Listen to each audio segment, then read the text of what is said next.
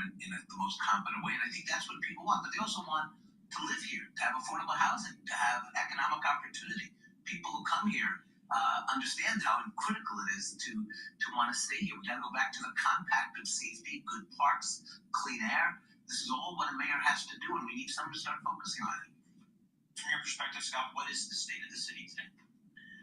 I think we're at a crossroads. I don't think people understand just how corrupt the last 4 years have been. And the first thing the next mayor has to do is literally reform the government, bring in the best and the brightest, bring in people who are competent, who want to see a better city. Look, we've got to hire 3,000 more cops. We have to align policing and a mental health initiative. We got to make sure that a strong mayor can take on Trump when he's going against New York City. We need somebody who has that experience, not just pie-in-the-sky promises. And I think I position myself in that way. Metropolitan Transit Association, congestion tax, what's your view there? Look, I think it's working. I think people want to pay a little more to move the city. We have a city government that depends on goods and services, how they get in and out of New York. But look, let's make it clear we have work to do. Congestion pricing helps some, but we have to build out a 5-borough transportation plan, and we have not done that yet. When I was supporting congestion pricing back when Mike Bloomberg was mayor, we always said we would look at Queens and Staten Island and how we can close those transit deserts. So this is just the first step in a long transportation journey for New York City. Should mention that Mr. Bloomberg, of course, of Bloomberg LP, is the founder of this radio station and signs my paycheck, Exactly. once a year. Good morning, Mr.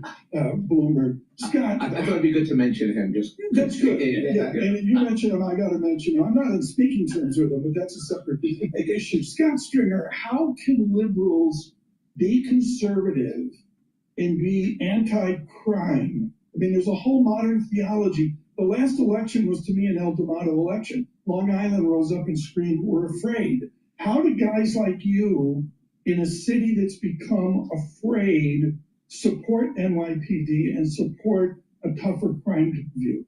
Why do you think that people who are on the liberal side of the equation, or even the conservative side, can't come together and recognize a problem when we see it? It's not me. That's what we've got in the zeitgeist right now. But I got to tell you something. It's very easy for me to look at the problem and say, hey, we are having a trouble retaining the police officers we have.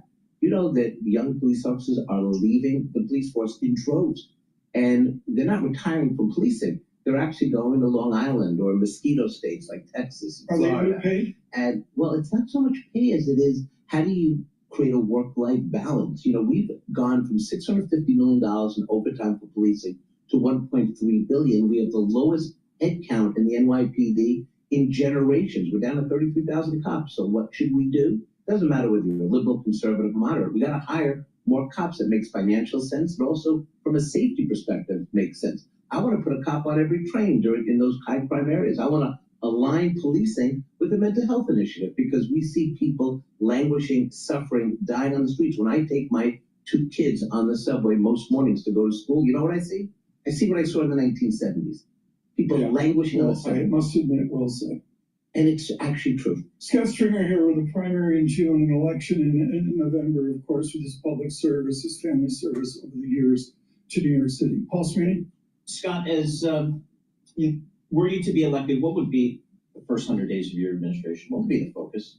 We bring in a whole new government. We reform these city agencies. We have a clarion call for people who want to serve the city to come into this government and do the people's business. That's the first step. Second, I want to build the same kind of housing that was built in a different generation called Mitchell-Lama housing, Mitchell-Lama 2.0. I want to take our 1,000 vacant lots in the city and let's put it to work for affordable housing so families can come here, go to our best universities and stay here in a way that's affordable. I want to put 3,000 cops back on the street. I want to make sure we align that program with the mental health initiative. I want to make sure that we have people taking the police test again. 8,000 people took the police test.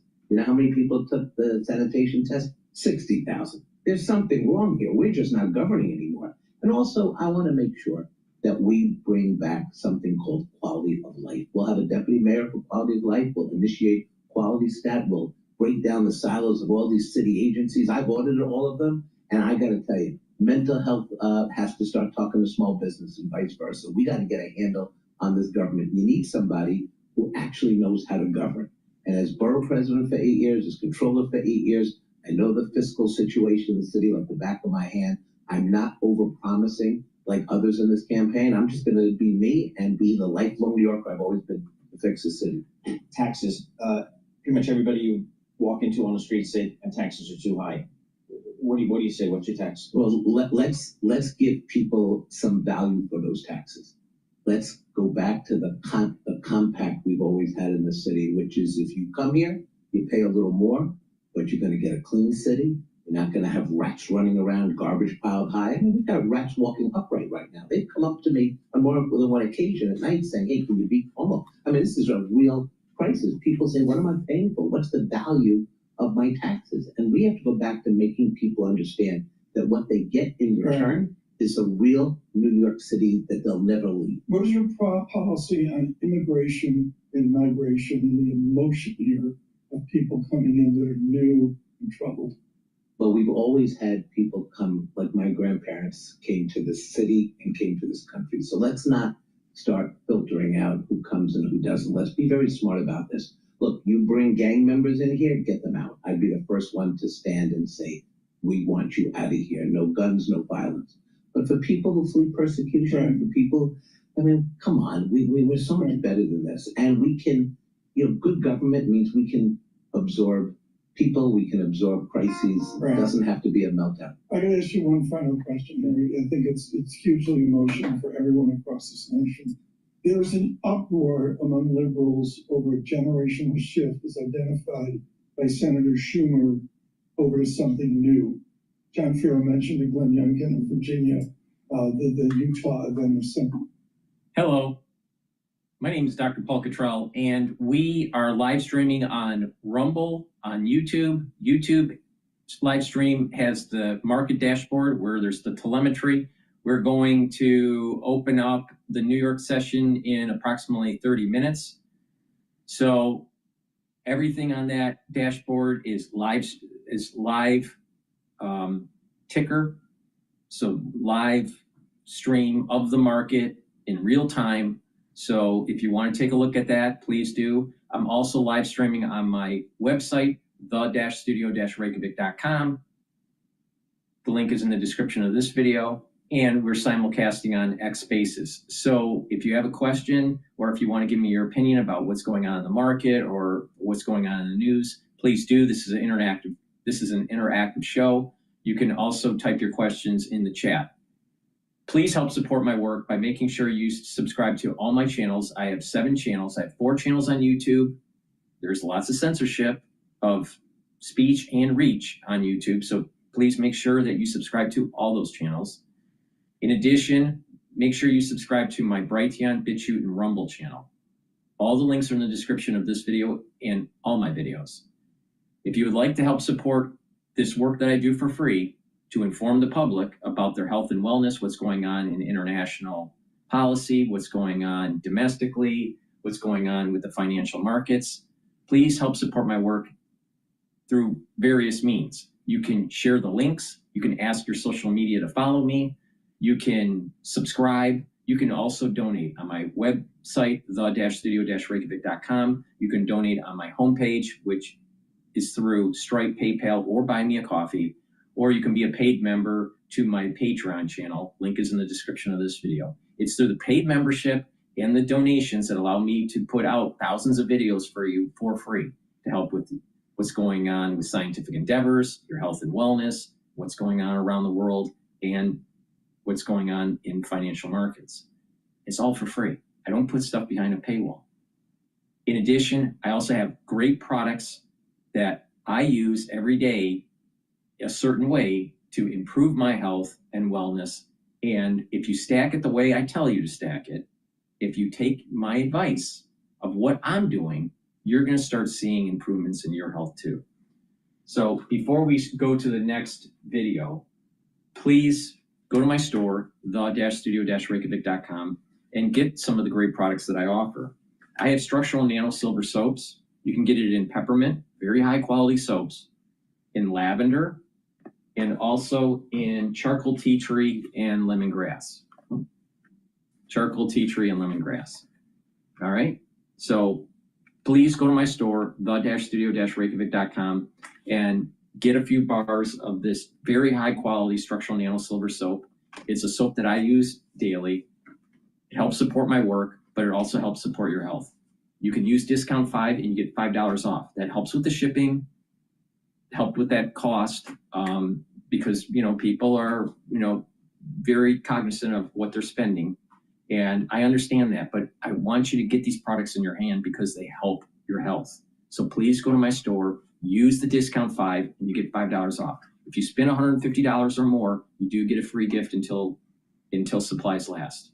So I'm doing everything I can to get these products in your hands, and I'm telling you how to use them to get the max benefit. So please go to my store, the-studio-reykjavik.com, use discount 5, and get $5 off. All right, let's go back to Bloomberg. Wait for 2 seconds and come back. It'll be green or red. I don't know which. Exactly right. But again, we're pretty quiescent here in the morning. Dollar stronger. I mean, there it is.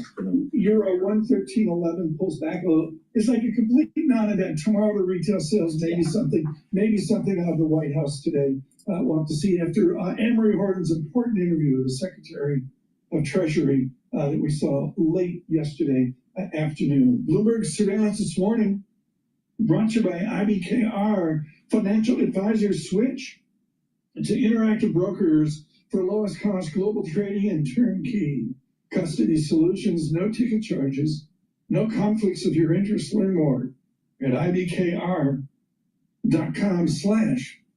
On the data front, I'm looking at the dollar. I got a churn of the dollar. Swiss franc still showing strength, and Bloomberg DXY at a 1230. It's not a number you normally look at, but BBDXY, Bloomberg Dollar Index, is actually really good math and shows a really weak dollar. Gold, Sweeney demands a quote, up $12. Yeah. I mean, it's there. All right, Sure, so let's talk about the dollar for a sec, okay?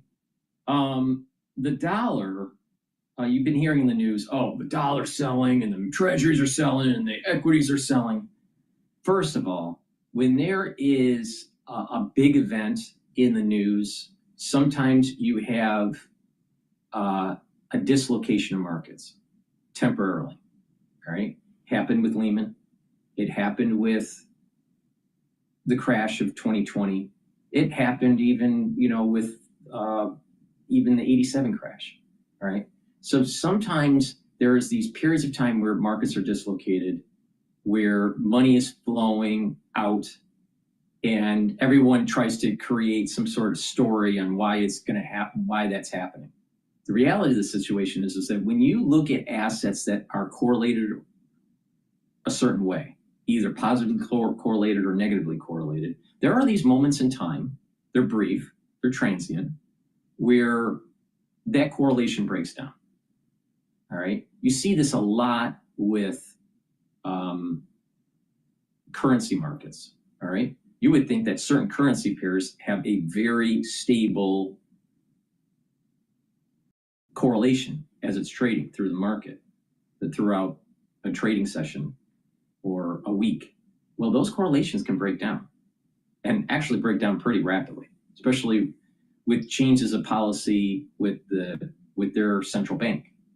All right. So when I start doing really complex portfolio management, I started noticing these correlations breaking down, especially during the Lehman situation, the aftershock of Lehman. And you had all of these different central banks having their policies, and it was affecting the currency markets. So you would have correlations breaking down pretty rapidly. So when you're building up a portfolio, you need to understand those correlations. But when news events happen, in this case, tariffs, those correlations break down. So what does this mean for the dollar, the treasury, and the equity? Well, the big sell-off on that dark Monday that we had, all right, where the S&P 500 was trading at 4,830 or 20, somewhere in there. that caused a dislocation in the markets. And for a brief period of time, you had a sell-off of treasuries, a sell-off of equities, and a sell-off of dollar. But it came back. And that's the point I'm making, is that don't worry about this kind of like dislocation point. The market resets, and then it goes back to its normal correlation. All right. So, like, for example, let me just give you an example. All right. The dollar. All right. The dollar. You know, people were saying, oh, the dollar index is trading down. Now, if you take a look at the 6-month time series, the dollar has been trading down since January. That's before the tariffs. But of course, Trump was telegraphing that maybe tariffs would be coming. But the dollar was trading at a high point of almost 110. 110, well, high, above 110. It was 110.18 for the dollar index. All right. And then it's been steadily going down, and now it's trading at 99.86. So let's look at a larger time series. Let's say 2-year time series. All right. If you look at a 2-year time series, your average is around 100. Now let's take a look at a 10-year time series. A 10-year time series, well, you know what? Your average for the last from, I don't know, around 2022 to now has been at around 100 or more, above 100. But if you look before 2021, and you look at, let's say, between 2015 to 2021, the average was more around below 100, closer to about 95. The point I'm making is that we're only looking at a very small time series. We're only looking at 6 months. And if you go out farther, a 10-year time series, actually the dollar has been too strong. And don't worry about its weakening. All right. So now let's take a look at what's going on with you've been hearing about the yields of the treasury, the 30-year yield and the 10-year yield. So let's take a look at the 30-year yield, or the 30-year yield. The past 10 years, all right? Well, let's do the last 6 months. The last 6 months. The last 6 months, yields have been somewhat high in January at about 5.15, and then came back down in late February to approximately 4.4, and then started to go back up, and then came back down, and then started to go back up. So there's been volatility since January, but it's been going up and down. It's been going from 5% yield to below 4.4, 6% yield. It's been undulating. Now let's take a look at a 10-year time series. The yields over since the crisis of 2020, yields have been going up. All right, going from as low as 1.2 to going all the way up to as high as 5.15. And that's between 2020, the March of 2020 to the current time period, contemporary pricing action. A big part of that was because the Federal Reserve was raising rates and then started lowering rates. So there was a combination of what the Federal Reserve was doing to fight inflation, and also what the fiscal overspending that was going on in Congress. All right, so that's a 10-year time series. Now, if you take a look at Treasury yields, it's not like a major sell-off. Even if you look at a 6-month time series, it's not a major. I mean, it went from 4.46 to, within a short period of time, between April 4th, from April 4th, it went from 4.3 to April 7th, 4.59, then April 8th, 4.715, and then on April 10th, 4.8. So there was a steady increase in yield, right? But again, it started to go back down again. And those correlations started to reset and go back to treasuries being negatively correlated to equities.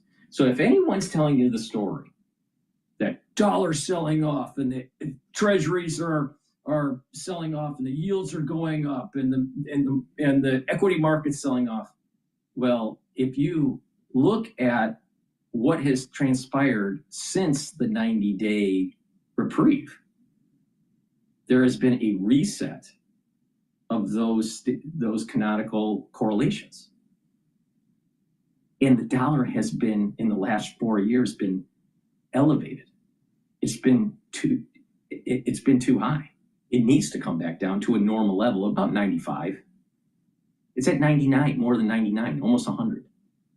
And it's been elevated above there for the last 4 years.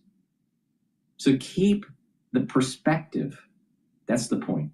So you got a lot of people that really don't know markets, and they have this, they're pontificating about things that they really don't fully understand because they never really managed a complex portfolio during illiquid markets and actually see how correlations break down. Because when you have a complex portfolio, you need to dynamically hedge. Well, how do you dynamically hedge if you don't know what the correlations are? And that's the reason why I know this information. That's the reason why I have this insight. All right? Correlations break down and then they come back. And it's a cyclical kind of thing that happens because it's a chaotic system that is somewhat, because of its feedback loops, it's controlled chaos. All right? I guess is a great way to describe the markets, the financial markets, until it gets out of hand and then it can melt down and then eventually heals again. But the point here is that that's the sell-off on treasuries and the sell-off of the dollar and the sell-off of equities was a temporary dislocated market that is what you normally see when there is a big action in the market because of a major change in policy. Usually you see this with unexpected moves because of banking stress or some sort of thing that's happening with the Federal Reserve. That's when you normally see this kind of thing happen. And it doesn't happen that often. But if you've been around for 30 years looking at this stuff, you'll see about 4 or 5 of these happen. All right? So what does this mean? It means that equities are going to go up, not down. Equities are, I would not be surprised by the end of the year that we have an all-time high on the S&P 500. That means that there's a high probability, very high probability, that we saw the bottoming out on that dark Monday. All right? Which was around 4,810, a little bit above that. All right? The probability of that was the bottom is going up. Now, trade news can come out, war with China, something, really negative could retest that 4,810 for the S&P 500. And maybe we'd have an additional dislocation in dollar and in treasuries, but not for long, not for long. All right. You're talking about maybe a day, maybe. And that's actually a time to buy. Now, when you look at treasuries, think of it this way. You have a price and you also have a yield. So if you're buying a treasury that has a high yield, depending on what your duration is, and what your inflationary expectations are, depends on if that yield is good for you or not. So if you want to lock in at a 4.4, if you think the Federal Reserve is going to lower rates, all right, let's say, for example, if you think the Federal Reserve is going to lower rates, doesn't it make sense to lock in a higher yield on a treasury before they lower the rates? So you have those kinds of treasury buyers. But then you also have the more short-term treasury buyers where they're looking at price movement. And if the yields are going up, then the prices are going down. Now, in that case, if you want a shorter duration trade and you don't care about coupon payment, then you purchase at a higher yield. And when the Federal Reserve starts to lower the rate, the actual treasuries start to go up because they're pushing down the curve. Now, how much they can push down the curve, it takes time to digest it. It takes time to move that curve. They have more ability to move the curve in the front end of the curve versus the back end of the curve. It depends on if you have a barbell strategy. It gets much more complicated. But the point I'm making is this: if you want to lock in a yield and you want that, and you're going to hold the duration, and you think the Federal Reserve is going to lower rates, you've actually benefited for yourself because you're locking in at a higher rate. But if you're looking at a shorter, if you're looking at just price action, all right, you want to buy low and sell high, right? Well, the higher the treasury yields are, the better off you are to buy it, so you can get that appreciation of price when the Federal Reserve starts to lower rates, and then the price of the treasury starts to go up. This is the reason why that when the correlations start to break down, they come back. When there's a dislocation, an illiquid period of time, which is very transient, it always comes back because you have both sides of the trade that's going on in treasuries. It's not you have two types of traders with bonds. You have asset appreciation and you have yield with duration. And that's very important to understand. And most people that are talking about, that, oh, it's the end of the world for the US economy, don't know what they're talking about. They just do not know what they're talking about. Just like how many people thought they understood the crisis in 2020. Most of them didn't. And most of them still don't. So with that, what you want to do is understand that treasuries the yields are going up. Part of that is inflationary pressure. Part of that was bad policy by the Federal Reserve by lowering rates too quickly and not really tampering inflation. Part of the reason with the yields higher is because of the fiscal spending issue that we have with the debt to GDP. And then the news of the tariffs, all right? Because they're concerned, where's the safe haven when there was this tumultuous news announcement that, there was going to be some sort of tariff Armageddon, which didn't really happen, all right? Okay, so treasuries yields, if you look at a longer time series, have been going up since the crisis of 2020.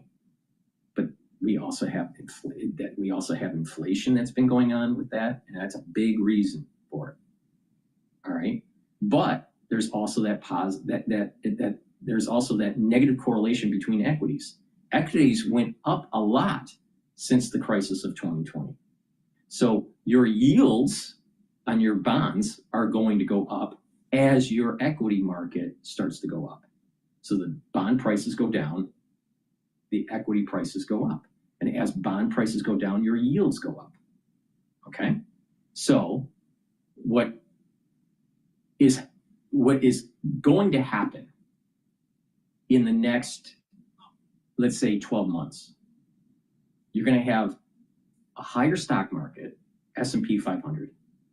You're going to probably see a dollar that's below 100 on the index. And I don't think it'll hit 95, but it will be below 99. So it's going to be somewhere in between there, at 98 to 90, 98 to 95. Probably settle in at about 97, maybe. All right. But this 110, that's done for a while. When the Federal Reserve, if the Federal Reserve sees inflation, they're going to hold steady.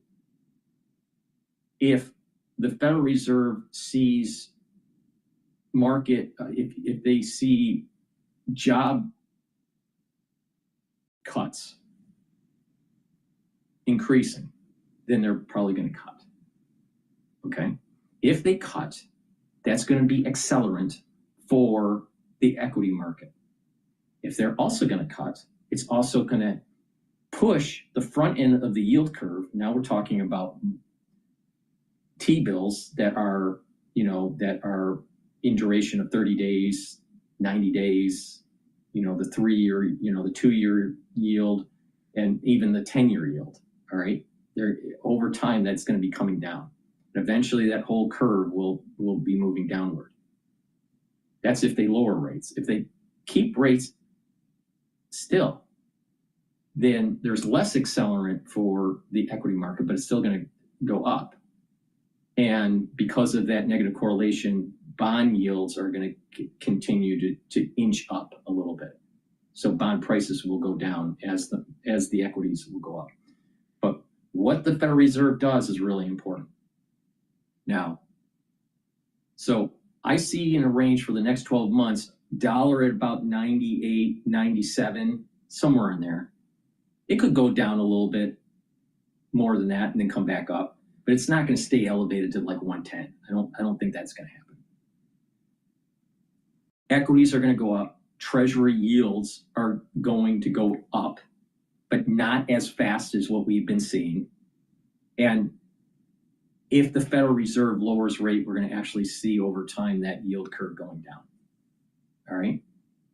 But you got to remember, people are comparing almost 5% yield on a 10-year to a 1.3 or whatever it was during the crisis of 2020. All right. And they're forgetting that there was an inflationary effect with the fiscal spending and what the Federal Reserve was doing. And they're misreading the inflation data when Janet Yellen was in the Treasury as a Treasury Secretary, when she famously said it was transient. And the Federal Reserve screwed up. They should have raised rates aggressively. They didn't do that. So that's the reason why we're in the problem that we're in. It's not tariffs. It's not tariffs. So how do you benefit from this? Buy in to the equity market. All right. Now, if you want to lock into a higher yield in treasuries, you can do that too. But I think that there's an extremely high probability that we saw a bottom happen on that Monday where there was the test of the 4,810 support level for the S&P 500. I would say that there's more than 60% chance that we saw the bottom. But again, there's a potential war in the Pacific between the United States and China. That's elevating. There can be an attack on Iran by the United States. That will perturb markets. And we, might hear negative news that comes out with trade negotiations. I suspect, though, because there's, it's like 75 nations that are trying to work out deals, that the far majority of them are going to work out a positive agreement that will be positive for the equity market. I have little hope that there's going to be progress between trade between the United States and China anytime soon. So that's my take on it. Now let's take a look at the equity market right now. or what's going on with the market in general. So we have the VIX trading at 30.19. The Euro USD is trading at 1.13. Now remember, the US dollar is slowly weakening, but it's been elevated for the last 4 years. So it needs to weaken. But this trading session, it's actually lower than the last video I did, because the last video I did, it was trading at 114, almost 115. So it's trading at 113. So the dollar is actually strengthening relative to the euro. And then the oil is trading at $61.34 a barrel. BITO is trading at 1851. That's the long ETF for Bitcoin. And Bitcoin is trading at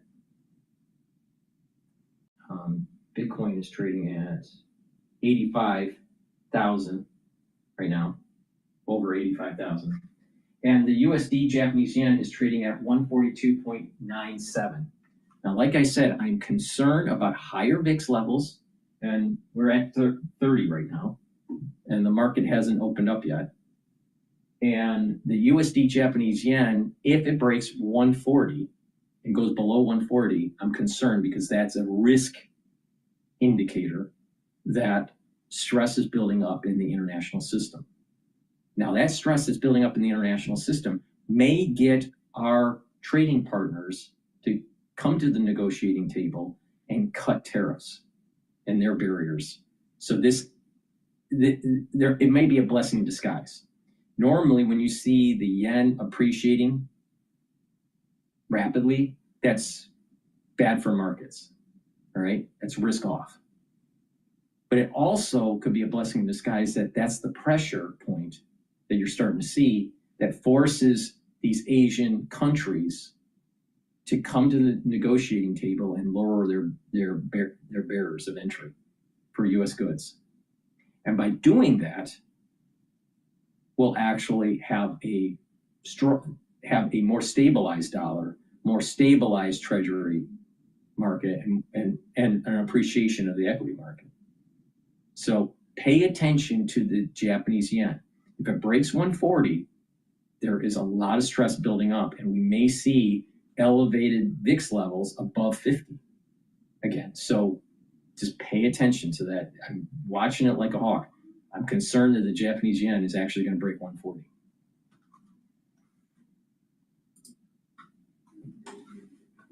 It's important. It's important for the economy and for employment here. So Ross, with kind of that uncertain background here, what are the conversations you're having with your clients these days? Yeah, I mean, it's the kind of conversation that I've only had really once other time in my career, which was COVID-19. Now, I wasn't in the business during 2008, but when you see the kind of moves you're seeing, the 2-day drop of 11%, the VIX up where it's been, that's the kind of thing that really penetrates our clients, even the really long-term oriented ones who know why they're invested. Right, and if you look at a VIX time series of the last 15, 20 years, you do not have many of these events where they're above 50. All right? Sorry, there's something wrong. Please try again. So I don't know why she responded, but you don't have that many times where it's above 50 or 60, or sometimes it was even 80, almost 80. So, but the thing is that they're when you look at a larger time series with VIX and you have these elevated 50 and above levels, it's very heteroscedastic. These are fat tail events, all right? And when you have these fat tail events, there's dislocation, but it's temporary, and it comes back down. You look at the VIX, and you look at that time series for the last 20 years. It spikes and comes back down, and what happens when it comes back down? Major market rally. Don't worry. Buy into the market. Do not be fearful. If you are fearful, you are going to miss out on a major market rally once tax cuts are passed. Benefits over the next decade. Ross Mayfield, this is Barrett. He will continue with us. We need to get the market open. Paul and I it's like the tape is sort of like 12 minutes before a Fed meeting. Right. It's that, Yeah, like less blinky. Exactly. It's very sophisticated analysis. Okay, all right. So the S&P 500 is now trading at 5,419, and it's up 13 points right now. So it's up just, just at like 0.15%. Civics 30.19. From New York City, the home of Wall Street, Lisa Mateo. And we've got it right now, the opening bell. And actually, we have Caterpillar ringing the opening bell right now. They just announced that CEO Joe Creed has been elected as the next CEO. So there they are at the open. Let's get right to it because we're off and running. We'll start with the S&P 500. Up about 0.1%, 9 points. The Dow up 0.1%, 66 0.23 points now. at 40,590. The NASDAQ, little change, up about 11 points at 16,843. So a little movement this morning. The 2-year yield, 3.85%. That's little change. The yield on the 10-year, 4.38%. And that is little changed as well. The Bloomberg Dollar Spot Index, same there, little change. We go to gold. COMEX gold up 0.3%, $3,238 an ounce. As far as oil, Brent crude down about 0.1%, $64 a barrel. WTI crude, $61 a barrel. And go to Bitcoin, up about 1%, just over 85,000 at the open. Also want to check in with Bank of America and Citigroup after their earnings. Bank of America up 4%. We have Citigroup up about 1.5%. That is your Bloomberg opening bell report. All on top. Lisa Mateo, thanks so much. Welcome all of you across the nation. As we mentioned, Louisville, Kentucky. Good morning. Sirius XM channel 129 on Android Auto and Apple CarPlay. A lot of good change. I met with the Google people. A lot of good changes coming up here at Google, I guess, to make it easier and easier in your car to listen to us. We appreciate that. Good morning, 99.1 FM Washington, 92.9 up in Boston, and Bloomberg 11.30 here in New York. Ross Mayfield with us. He's with Baird as an investment strategist dealing with clients. Ross, what's the value of cash right now? Is cash a legit asset? Yes, and it has been ever since the Fed started raising interest rates. Our clients are thrilled to be getting some sort of yield on their cash. Obviously, these rates have proven pretty sticky. The Fed has kind of. This is the point I'm making. People that are looking for fixed income, all right, through some sort of bond or money market, they're locking in at a higher rate. See the point I'm making? You have some people that are looking at the Treasury price move, and some people are looking for locking in yield. And so there's not one side of this market for the Treasuries. And this is the reason why when the dislocation happens, it doesn't last for very long, and it comes back to the normal, inversely correlated to the equity market. I'm telling you, I'm not wrong on this. I've been doing this for a long time, all right? So please help support my work by going to my store, the-studio-reykjavik.com. Get the Max 35 or the Max 14 or the Cleanse brand that I have. I have 3 versions.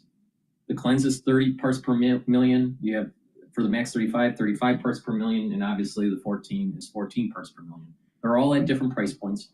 It's really important to take every day.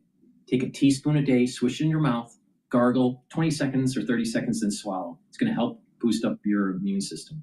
Take it every day. If you're not feeling well, take a tablespoon or 2 a day, and then go back to your maintenance dose after you start feeling better. But it's important to take a teaspoon a day every day. It's part of my core protocol. The first pillar out of a 4-pillar process is to take the liquids, all right? You take either the Max 35, the Max 14, or Cleanse, depending on your price point and how many parts per million you're willing to pay for. But you take it every day, and it's going to boost up your immune system. Take C60 teaspoon a day. That soaks up free radicals. That's the second pillar. To lower inflammation and boost up your immune system, take the turmeric, the ashwagandha, and lignans. And take Boomer Boost to boost up that energy level and rev up your metabolism. That 4-pillar core protocol will improve your different organ systems, improve your immune system, improve your endocrine system, improve your brain function, and slow down the aging process. So please go to my store, the-studio-reykjavik.com, get the Max 35, get the Max 14, or get the Cleanse. They're all at different price points. very high quality products, take it every day, and boost up that immune system. Use discount 5 and you get $5 off. If you spend $150 or more, you get a free gift until supplies last. Futures are the Dow up 59 points. Good morning.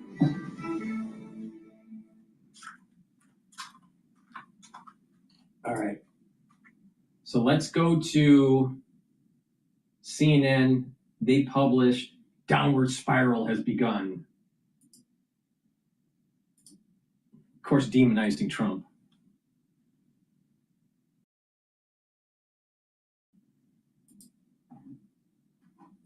Filing accurately a breeze. So new whiplash tonight over the fate of the global economy. The major U.S. stock indexes ended the day up a little less than 1%. They were up. Investigators appear to be encouraged by news over the weekend that President Trump would exempt some tech products, including smartphones, computers, and components like semiconductors, from his new tariffs. But would the market have had an even better day if the president himself hadn't subsequently poured cold water on the whole thing? Mr. Trump posted online yesterday that nobody is getting off the hook and that additional tariffs on what he calls the whole electronic supply chain are still a possibility. And late tonight, breaking news from Reuters and the New York Times that the administration is indeed taking formal steps to impose tariffs on the pharmaceutical and semiconductor sectors. Here to make sense of it or try, Richard Quest, editor-at-large at CNN Business and anchor of Quest Feeds Business and CNN International, and Anna Swanson, reporter on trade and international economics for the New York Times. And Anna, let me just start with you on this news, because it was a formal step taken by the Secretary of Commerce investigating the national security impact on pharmaceuticals and semiconductors. What exactly does this mean, and how quickly will tariffs follow? Yeah, so this starts a process where the Trump administration is going to investigate whether imports of both drugs and computer chips and products that have computer chips in them are a threat to U.S. national security. And then that could result in tariffs at some point down the line. We don't know exactly how long that investigation will take, whether that will take, just a matter of weeks or longer. But the president has signaled pretty clearly that these investigations are going to result in tariffs. So that is certainly something we expect to see. Yeah, to that end, Richard, let me play something the president said in the Oval Office today. We don't make our own drugs, our own pharmaceuticals. We don't make our own drugs anymore. The drug companies are in Ireland and they're in lots of other places, China. And all I have to do is impose a tariff. The more, the faster they move in. The higher the tariff, it's inversely proportional. The higher the tariff, the faster they come. Is that the way it works? Well, it's straightforward economics. If it's more expensive to make it there, you'll make it here. I mean, if the pain is greater there, you'll bring it back. What's interesting about this is, I think the president's got a valid point, that the amount of pharmaceuticals made outside of the United States is quite vast, but for valid reasons, because economically it was cheaper under the idea of, where do you manufacture that is the most economically efficient. So it was in India, it was other parts like Ireland and those sort of parts. But the US has woken up to the fact that they do need to onshore or friendshore more of the pharmaceuticals back. But I'm not sure this is the right way to do it. What does China think about all this? Specifically, the carve-out for phones and electronics over the weekend and saying, oh, it's not a carve-out. What are they supposed to take from this? Well, there has been a lot of changes to tariff policy, really, very substantial and kind of extreme moves unfolding over the past week. And I think, what China might take away from it is that the pain points in the United States and for the presidency are now quite obvious. It seems like the president has moved in response to turmoil in the bond market, the stocks and financial market. And also it seems like pressure from tech CEOs, concerns potentially about raising the cost of electronics for consumers. So, the president has been very resolute, very ambitious about his tariffs, but clearly he is willing to walk them back if he's under enough pressure. And that could be a lesson for China as well. That's an interesting point, that he may be showing them where the United States is telegraphing where they can apply some of this pressure. Richard, a new survey of more than 300 CEOs released today found that 62% are expecting a recession or an economic downturn in the next 6 months. You think it's already happening, basically? Oh, look, recession inevitability? I don't know. Serious downturn? Yes. Highly likely for a recession? Very probable. Because the ingredients of this are now in there. I mean, the big mixture has been put in there. Tariffs, slowdown, confusion, chaos, federal government layoffs, worries about jobs. Well, it's all now being mixed in. Really? This is actually... All right. The S&P 500 is almost 0.5% up right now. And the VIX went down, and it's below 30. It's trading at 28.96. Now, if everyone was thinking a recession is going to happen, why would they be putting money into the equity market? On the track to it. Richard Quest, Donna Swanson, thank you both so much for being with us. Senator Kennedy, always good to have you. Thank you, sir. Your state exported $10 billion worth of goods to China just last year, more than it shipped to any other country. In 2023, Louisiana's overall export of goods accounted for more than 30% of your GDP. This is all according to the Office of the U.S. Trade Representative. How worried are you about this trade war with China and its potential impact on the jobs of hardworking families in your state? Well, we don't.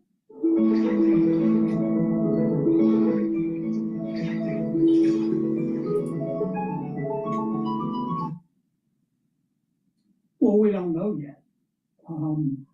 I listened to your prior guest, the gentleman you interviewed, predict that civilization is going to melt, and I don't see any indication of that. I heard you comment about Mr. Dalio saying that the world economic structure is going to break down. I don't see any indication of that. The dollar's a little bit weaker, and interest rates. The dollar's a little bit weaker, but for the last 4 years, it's been elevated and above the 10 or 15-year average. See, context is really important. Historical perspective is really important. I know that everyone has a goldfish memory, and they're just do a knee-jerk reaction to everything. But the dollar's going to be weaker because it's been elevated for so long. Now, part of that was because of the aftershock of the crisis that we went through in 2020. But the thing is that a slightly weaker dollar is actually a good thing. And historically, we've been elevated in the last 4 years. It's time to go down a little bit.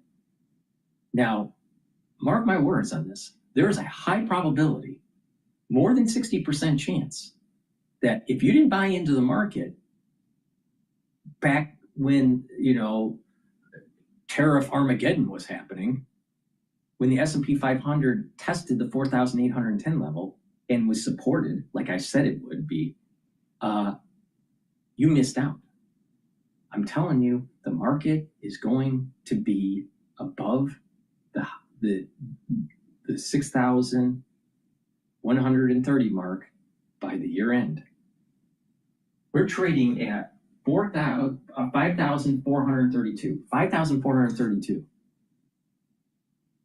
The high point was 6,130. Now think about that. That's not that far away. That's not that far away. And we're only in April. And we haven't heard about the tax cuts getting passed in Congress yet. Don't be stupid, buy in. Here's what I see. I see a lot of uncertainty. And I think to some extent, it's intentional. If you listen to the president's aides weekend before last and then listen to them this weekend, you don't have to be Einstein's cousin to figure out they were saying things that were inconsistent. Now, that raises one of two possibilities to me. Either it's intentional or these folks aren't competent to manage a food truck. Now, I know them. They're they're intelligent people, whether you agree with them or not. So I think the administration, for whatever reason, is obfuscating a little bit. Maybe it's part of the president's negotiating strategy. I just don't know. I do know this. Tariffs are important, but so are high prices. The trade balance is abstract. The price of eggs is concrete. And we need to be spending a lot of time on reconciliation, redesigning the tax code, deregulating the economy, reducing spending to get prices down. That's it, is at least as important as tariffs, in my opinion. Well, let's talk about the so-called big, beautiful bill President Trump is urging Congress to pass, which will lay out most of the president's agenda, including tax cuts that you just mentioned, additional border security, and more. The House of Representatives passed its framework last week. You're now calling for a 60-day deadline to hash everything out before calling in President Trump. Senator Lindsey Graham of South Carolina, he wants to get the bill to the president by Memorial Day. Are you confident that the House, the Senate, and the White House can make a deal on what should be included? Here's what I think will happen, for what it's worth. And before I leave the subject, just remember, Jake, there's no tariff fairy that you can go to get instructions on how to do this. This stuff's more art than science, and I think we're living that experience. Now, to answer your question, Mike Johnson did a great job getting the House on board. Here's what I predict will happen. Mike and John Thune in the Senate will give their bodies 30 to 60 days to try to come to a consensus on what's going to be in the bill. We won't. It'll be like herding butterflies. We'll end up having to go to the president, and this isn't necessarily a bad thing, and say, Mr. President, arbitrate this.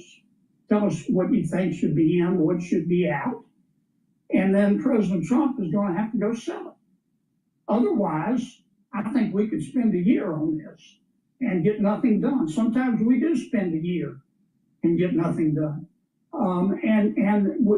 That's not a good thing. I mean, the economy needs a little boost right now in light of all the tariff uncertainty and the reconciliation bill, and designing a tax code to stimulate growth, and designing a tax code that looks like somebody designed it on purpose can fit that bill, in my opinion. So you just talked about the need for President Trump to explain whatever is agreed upon.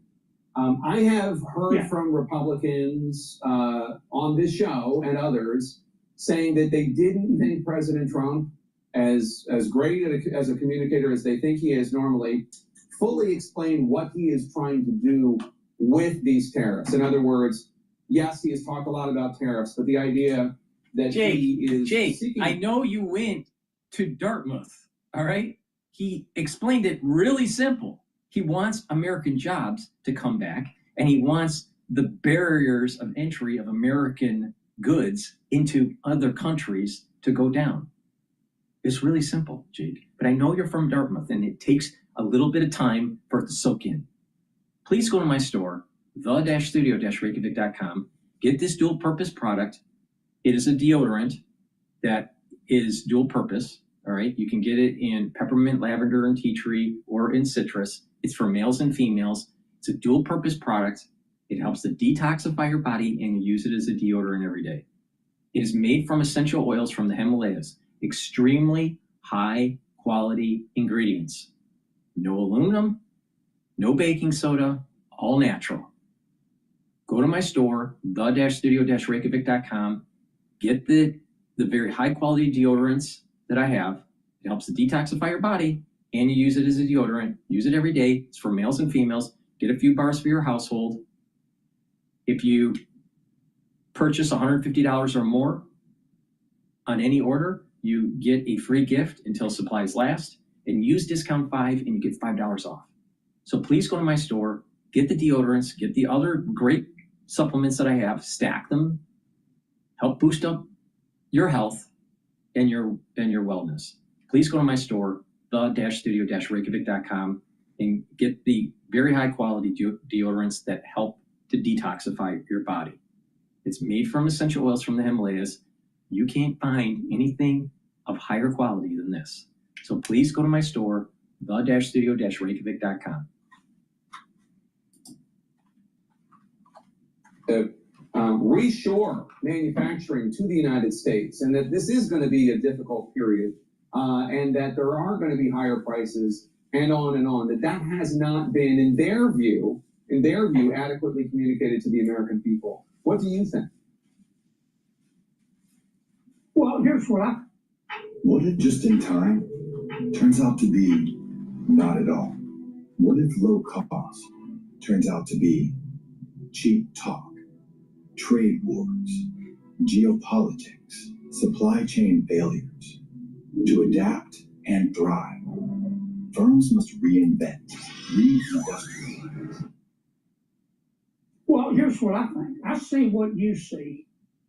I think I know what's in the president's heart, but I don't know what's in his head. The people you're talking about are right. The administration is not given one clear Kennedy's wrong. Kennedy's wrong. In some industries, you're going to see price increases. In other industries, you may actually see price decreases or no effect. Over time, 2 years or longer, depending on the type of industry, you're going to actually see more jobs coming to the United States. But what's more important is this concept of economic clustering. When you bring the manufacturing jobs, you're also bringing back the supply chain. And when you're bringing back the supply chain and the tier 1 suppliers, the tier 2, the tier 3, the peripheral industries, the peripheral mom and pop shops for the economic cluster, you have more GDP. You have a more vibrant economy. Now that will take 2, 3, 5 years down the road. But in the long run, you're going to be better off. Now, if you take a look at the status quo is basically this. People that are coming out of high school and people that are coming out of college, including elite universities, are having a hard time being able to find a good paying job to be able to support a family and to purchase their first home.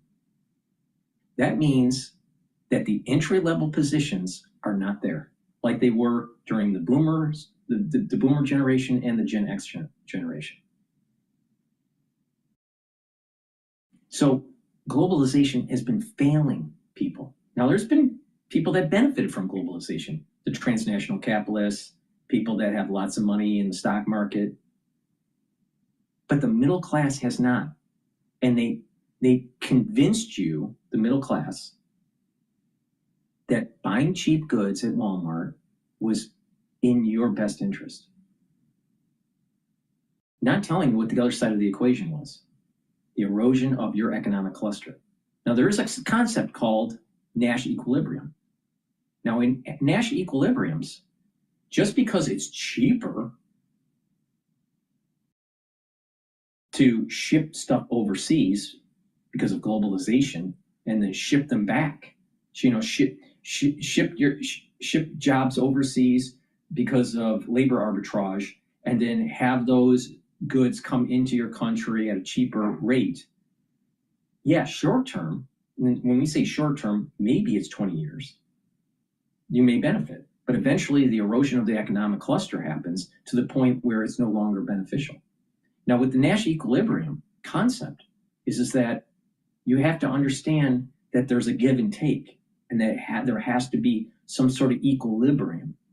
And it's not necessarily true that just because you can benefit from the globalization, let's say you're a company X that's, I don't know, making widgets, all right, and you're selling those widgets back to the United States, but you're making them in China, but you used to make them in the United States. So you shipped all of your manufacturing and supply chain to the Chinese.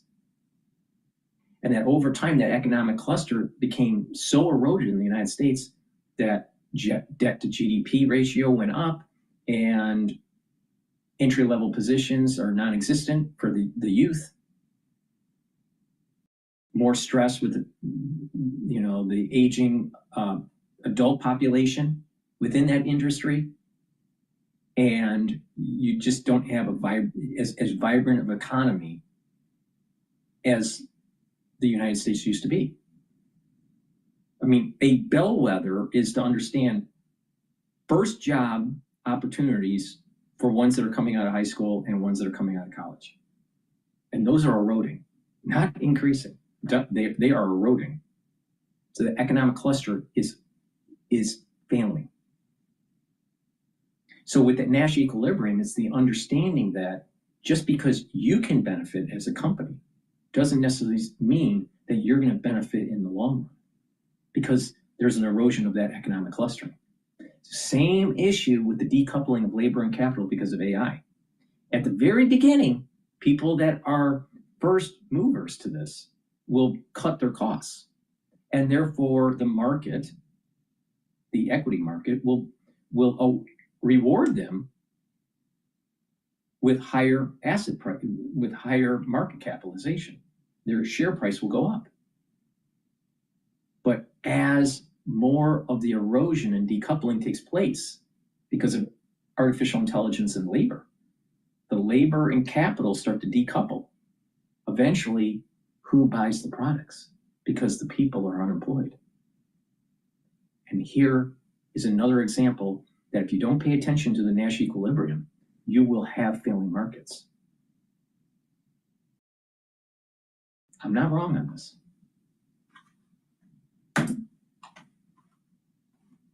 For its tariffs. I think that's intentional. That I don't know, but my guess is it's intentional, and that it is part of the president's negotiating strategy. But Jake, I don't want to feign understanding here. I don't know, but that's my best guess, knowing how the president operates. So you have a middle class that's been addicted to cheap goods and has been convinced with the bread and circus that their middle class lifestyle is okay, and that if you have Trump coming in and trying to undo globalization, that your lifestyle is going to radically change and be for the worse. And you're not realizing that you're in Plato's cave and that your life sucks. All right? And that your children's future is diminishing by the day. Now, they want to scare you. They want to scare you and if you have multinational corporations having shit fits, then maybe that's their Achilles heel, globalization. Maybe these multinational capitalists, maybe these global tycoons, their Achilles heel is taking away that labor arbitrage. Look at some of the TikTok videos that are taking place right now with China, right? And I'm not for China. I'm not for the CCP. I'm not for China, all right? But you listen to what they're saying. You have luxury brands where the materials and the labor are only a fraction of what the actual luxury brand is selling to the United States or to Europe.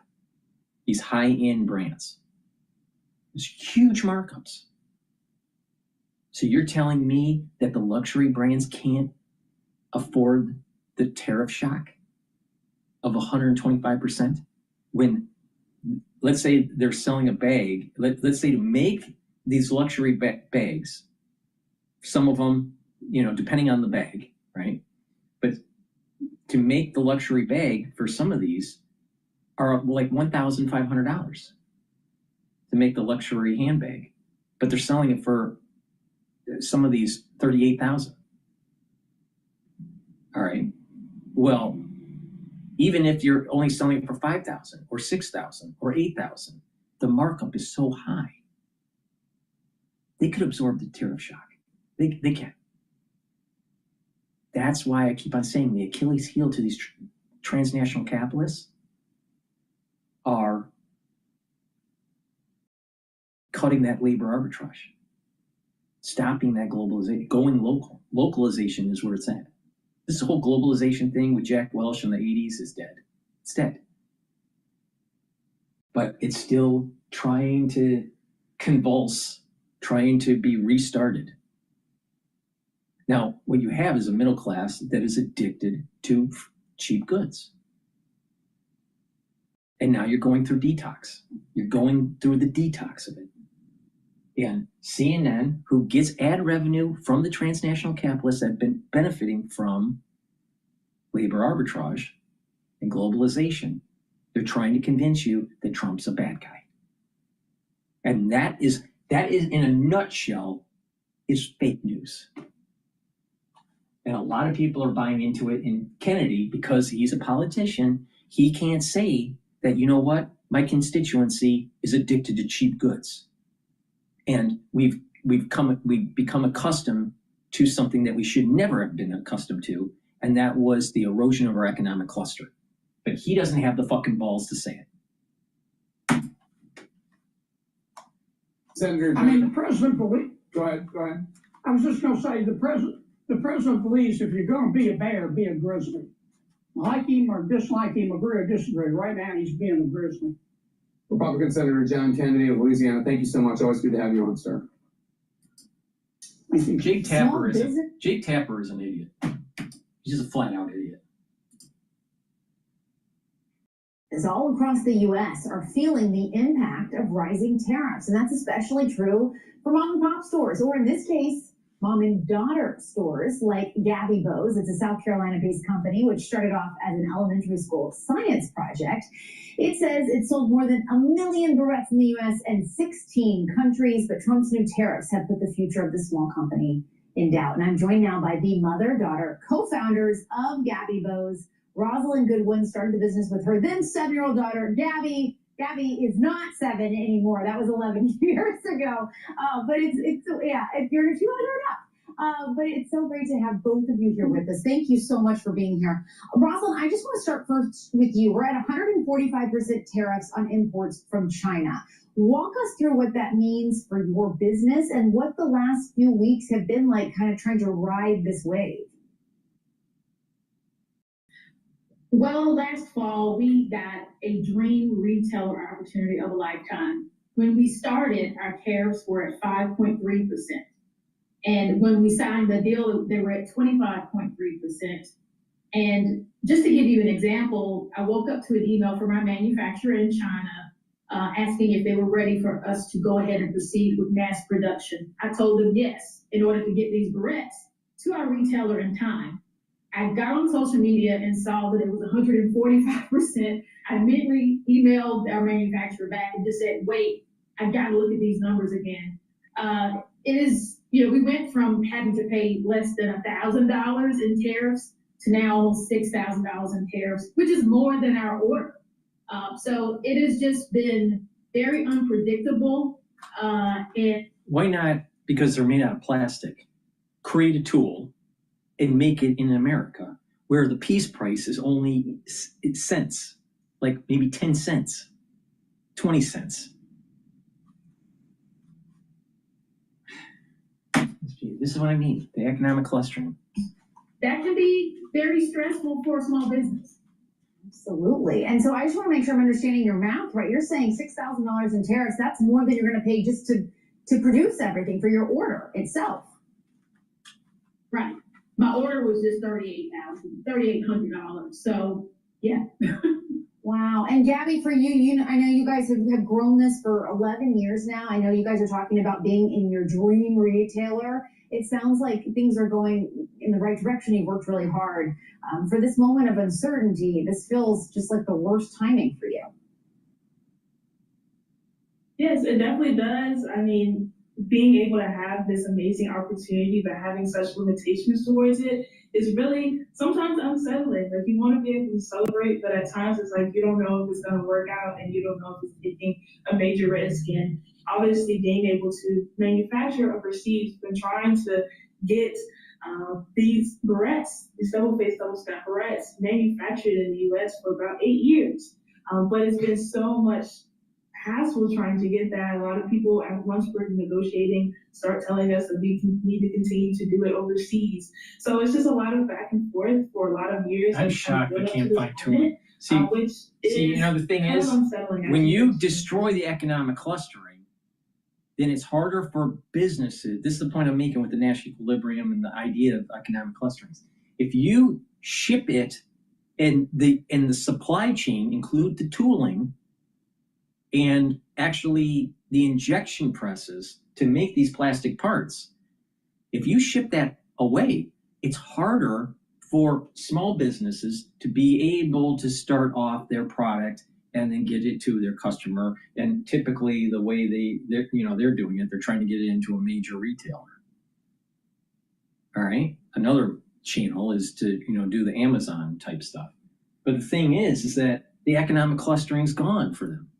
Now, I'm not sure if they really exhausted the manufacturing base in the United States to see what's going on. They probably what happened was that they didn't want to pay for the tooling. All right. Normally in the United States, what happens is you probably have to pay for the tooling, and then you're doing the run. All right, the piece price. All right. Probably in China, what they did was that they probably take the tooling and then add that into the piece price and figure out that the run is going to be 10,000 pieces or whatever. All right. And they're betting that there's going to be additional orders and then amortized over time the actual cost of the tool within the piece price. That's another method to do it. But they probably didn't have that many that they were ordering. So these injection houses in the United States are like going, well, we have orders that are much more expensive that have higher profit margin and they're not low volume orders, and it was just too costly for them to run. But if you have a more robust economic cluster, you're going to have downtime with these injection presses that are willing to do these smaller runs. So that's the problem is that we don't have the economic clustering anymore. We used to have this where the people would love to do, would gravitate to stuff like this. All right. But like I said, to make those pieces, it's not that much. It really isn't. It really isn't. We need our economic clustering back. We really do. Because here's a perfect example where it's a mother and daughter business that could be flourishing if they had a better economic cluster in the United States.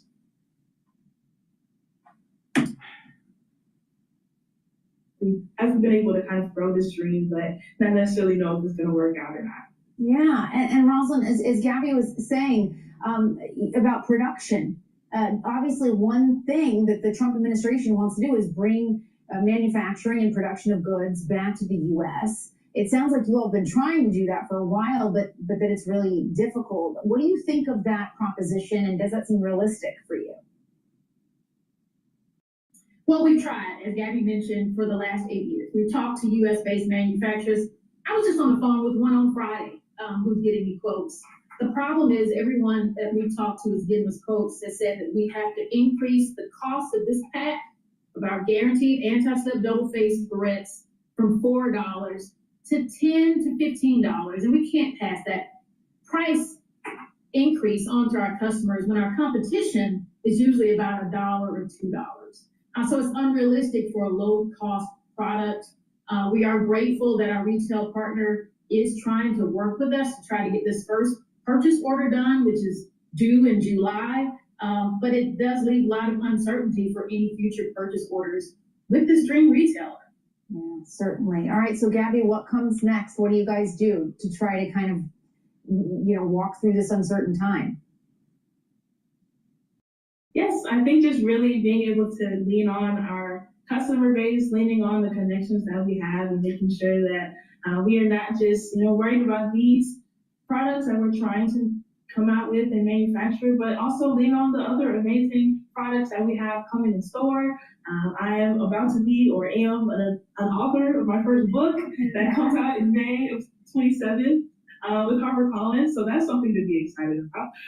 But just being able to continue to advocate for not just us as small businesses or small business owners, but so many small business owners here in the United States who are facing a lot of uncertainty because of these tariffs, and really making sure that we are being that voice and being that advocate for people who are just like us as well. Yeah, I think there are so many people out there, mothers, daughters, fathers, sons, companies that have been in families for a long time or brand new ones, small businesses that are facing exactly what you guys are right now. We wish you the best, Rosalind and Gabby. Thank you so much. Prepare to be fooled. That is the warning tonight from Morgan Stanley as Trump may hand out new exceptions to his tariffs. First electronics, now suggesting he might ease tariffs for some automakers. I'm looking at something to help some of I'm a dialect coach. I'm a dialect coach. Want a career as a dialect coach? We're not the school for you. Want a career-focused degree that's fast? I'm looking at something to help some of the car companies, but I'm a very flexible person. I don't change my mind, but I'm flexible. And you have to be. Sounds contradictory. Ever since Trump launched the trade war, he has in fact changed his mind, whether it's on reciprocal tariffs, a pause on smartphones and computers, and now possibly cars as well. That is why a strategist for Morgan Stanley writes, quote, investors should prepare to be fooled many more times. If a master plan exists, it's unlikely to work in the way the U.S. administration envisions. And Trump's plan is evolving as the markets swing. Here was Trump today. Stock market's up. The stock market's up today. We had the largest gain in the stock market in history on every single category last week. It went down a lot before that. The markets may have been up today, but they're still down more than 4,000 points since Trump threatened his trade war. Today, China's president sent Trump a message in a new editorial, writing, quote, trade war and tariff war will produce no winner, and protectionism will lead nowhere. Out front now, Dan Ives, veteran tech stocks analyst Peter Tuchman, longtime Wall Street trader, and Rana Foroohar, CNN economics analyst and Financial Times columnist. Good to have you all on. Peter, if I could begin with you. So the market went up today, but the dollar dropped again. Still those concerning signs in the bond markets. Is it correct to say, as Trump claims, that, well, the market's fine with this now? I don't believe so at all. I really want to be upbeat, right? You know, last week Dan and I were here with you, with Aaron, and you know, it was a dismal week. You know, I know Mr. Trump said the market did go up, and we did have one day in the midst of a down week, I would call it, where the market like I said, there's like a 60% chance that we saw the bottom on that major sell-off Monday that tested the 4,810. And guess what? The S&P 500 is trading at 5,440 right now. It's almost up 1%. It's up 0.8% right now. But if we go back to Monday, Tuesday, those days were down severely, and so I'd like to say a little more upbeat. Yes, today was down, but that was after we started the day with a nice rally. You know, the market was up overnight. We came in this morning, and the market had a reasonable rally. But by midday, we had broken, right. And it's a function of just, look, I think the market has lost some confidence over the last 6 weeks, the last 1 week, and the last couple of days in this fact that we are it's a bit of a bipolar, you know, passive-aggressive approach to these things. We don't really know. There's still no clarity around the whole tariff story. It's like a pull and a pull. It's like, I was joking with Dan, it's sort of like an old uncle who you used to drive around with when you were a kid, who used to drive with his foot on the gas and the brake, and you're constantly going like this. That's kind of where we are. And so the market is, you know, think about it. We've got traders in the market since COVID, 50 million new young traders, retail traders. They're hedge funds, they're institutions, you know, and so everybody's trying to position themselves on how to navigate this market still. And, you know, I don't know if there's much confidence in this. 60%, we saw the bottom at 4,810. Buy into the market, but just accumulate shares. Don't bet the farm, just accumulate shares. Don't sell, just keep on accumulating. And by the year end, it's going to be over 6,130. Don't worry about it. Unless we have a war with China. That's a totally different story. They're trading. You know, the market is trading. This morning we were up, 800-900 points, and we sold off, broke down midday, and then we rallied back into the close. Right. I think that's what we're in store for a while, until there's some defined clarity of policy. which we've still yet to see.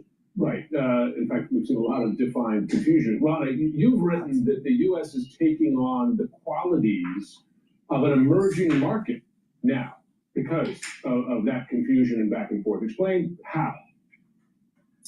Well, typically in historical terms, emerging markets have been seen as markets that have difficult politics, they're volatile, they're less stable, there's corruption. You don't know what's going to happen from one day to the next, and often they're run by a kind of cult of personality figure. And frankly, that's kind of what we're seeing in this administration. It's interesting, too, that quantitatively there's data to show now that the U.S. political risk levels, as measured by a variety of analysts, are correlating with asset prices and with the dollar in the way that emerging market values often run. Typically, the fact that this was the USA. She's so full of shit. She's looking at a very, very small data set of dislocation when the VIX hit 50. We had the same problem during Lehman. We had the same problem during the dot-com bubble. We had the same problem in '87 crash. We had the same problem in the crash of 2020. You take a look at a 30-year VIX data set, and you look at anything above 50, and you look at what was going on with price action, dollar, treasuries, equities, they all have this dislocation that is very short term, extremely short term. We're talking hours within just days. We don't have dislocation right now. We have a market that is trading at 5,429 right now. The VIX right now is 29. Now, do we want the VIX in the 12s and the 15s? Yeah. And, there's uncertainty. But to say that there's dislocation where we're an emerging market, really? You really believe that the risk-free rate went to a different country? Really? These people don't even know what the fuck they're talking about. Just look at the data. The reserve currency kind of gave us a get-out-of-jail-free clause. Even when politics were rough and more partisan as they have been in the last few years. But in Trump, too, that's starting to change. And you really are seeing investors start to say, wait a minute, this is not the America we've known for the last half century. This is a different country. Well, the half century, 50 years. Now, let's see. A big part of that 50 years was a globalization. Let's break that down. This is a different country the last half century. All right? The United States benefited hugely from World War II. Europe was decimated and had to be rebuilt. So we benefited from that. Then we benefited from the technology with the arms race with Russia. And then the computer age. Okay? Now let's step back for a second. 50 years is a half century. All right?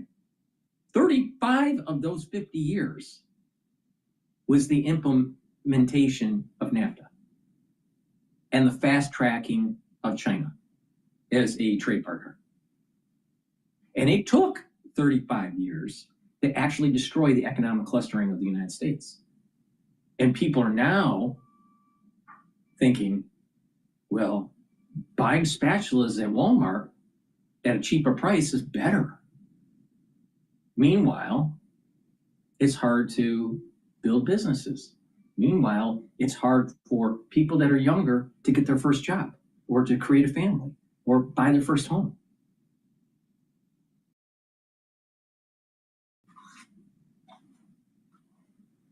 Maybe the last 50 years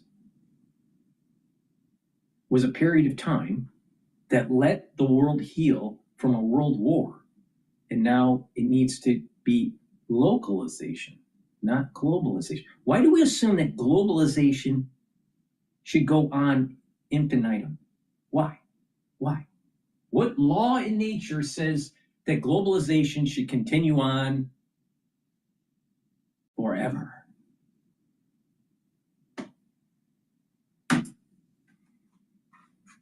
After trade exemptions for electronics like laptops, smartphones were announced, the Commerce Secretary then said there are only temporary, noting they're still subject to a 20% tariff. I wonder how many times do you absolutely need to update your phone, upgrade it, and buy a new one? Really? Or a laptop, or a desktop? Lots of research is saying that we spend too much time on screens. Our screen time is way too high, and it's actually dumbing us. It's creating a society that has a lower IQ. And there are negative health results because of it. Either psychologically or cognitively, your eyesight.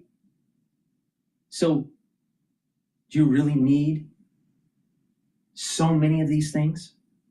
Really? Try to do an experiment. Shut down your computer systems, shut down your interfacing on social media for 4 days and see if you feel better or not. Most likely within those 4 days, you're going to notice that your health is improved and your mental well-being is improved.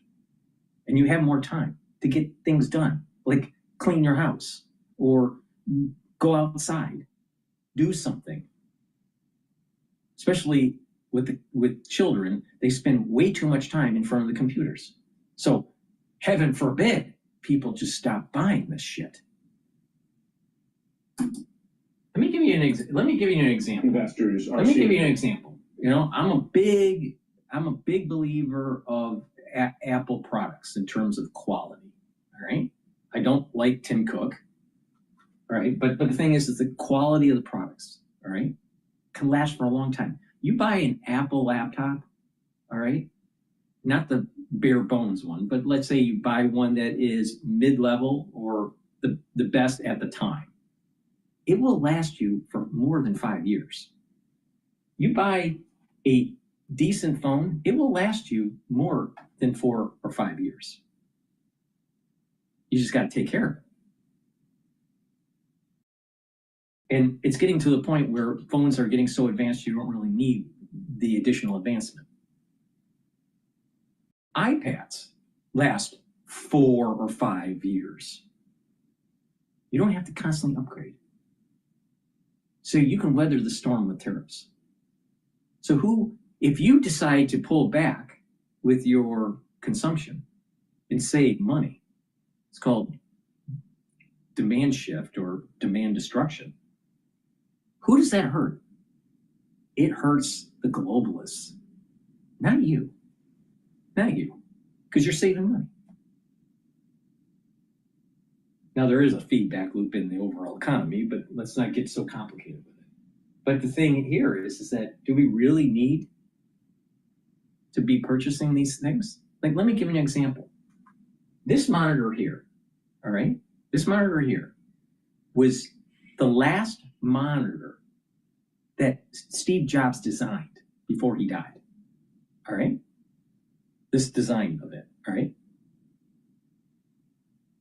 I purchased the monitor in 2004. 2004. All right? And it's 2025 now. And it's working just fine. Now do you see the point that I'm making?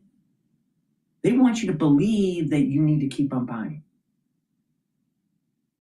Now, all I had to do was just keep on upgrading the desktop CPU, but not the monitor. Now, is it the highest resolution, most clarity? No. But do I need it? No. And look at all of that money that was saved over time. If more and more people think like this, buy something high quality that has durability and use it to its full life. Instead of buying into this idea that you have to keep on buying and buying and buying and buying and buying, that you have to be a consumer. And then watch what happens to Tim Cook. Tim Cook's position in terms of his stock options and his wealth will decline. Why is he a billionaire? He didn't set up Apple. Why is he a billionaire? Why? Because marketers convinced you to keep on upgrading these systems where you really don't need to upgrade.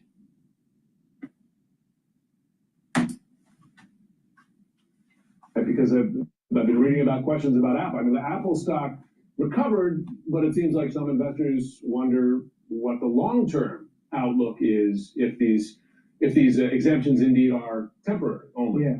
It was a dizzying weekend, right, in terms of news, because it started with exemptions, and then also, what Nick and others talked about in terms of the different brackets or buckets. Look, I think the reality is that the China reciprocal, the 145%, that would have been the gut punch the Armageddon for tech names. They needed to separate them out. They did in terms of this other bucket, and that's viewed as a net positive because it basically got them off the cliff. But now, in terms of the next month or two, in terms of what those tariffs are going to be, that's a question mark. But look, our view is you're going to have negotiations. And the reality is the 10-year, you talked about the 10-year and the weaker dollar and the markets are going to dictate ultimate policy, and they're going to have to get some sort of negotiation. The thing is, though, Peter, businesses need clarity, not just for the next 72 hours. Yeah, but what about the 10-year was going up since the inflating of our economy since 2020 crisis? All right? And it has been continually going up. So it's really not a tariff issue. And the dollar needs to go down because it was elevated above 110 for 4 years.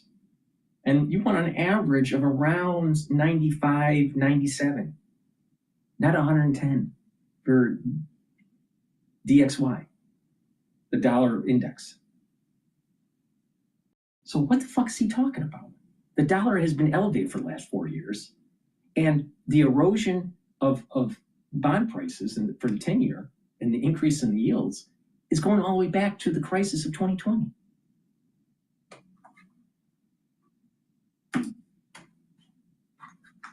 They need it for months and years so that they can figure out what it's going to cost me to make a car, right? Like where am I getting the pieces for this? And therefore I can figure out what to charge for it and what my profit margins are going to be, etc. I mean, how can investors settle with this? Kind of one day it's this, next day it's that. I may make 70 trade deals. Guess what? JP Morgan, Goldman Sachs, Citibank, Bank of America have record trading profits because of the volatility. Record trading profits.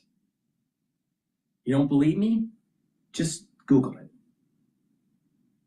JP Morgan and Goldman Sachs knocked it out of the park because of the trading volatility. When the VIX went up, they made money. Now, what you need to do is realize that when the VIX goes up, it doesn't stay up, it goes down. It's called heteroscedastic. And when that happens, you need to buy in. And when you do buy in, you benefit when the market starts to go up. Accumulate shares. Don't be fearful. Don't get into this concept that you need to bet against the United States, because betting against the United States since the founding of the United States has always been a losing trade. All right? Don't bet against the United States. You're going to lose. I guarantee you on that. Now, it gets a little bit more nuanced if you are getting near retirement. Now, if you're like 2 years from retirement, you shouldn't be in the stock market. But if you are 5, 10, 15, 20, 30 years away from retirement, buy in and keep on buying. Because guess what? You're going to look back and you're going to go, fuck, you didn't buy in when you should have. Let me give you a case in point. Take a look at what happened during Lehman. And take a look in 2007 or 2008, where the S&P 500 was. Now, if you bought in then and you held it to where you are now, you probably wouldn't need to be working for the rest of your life.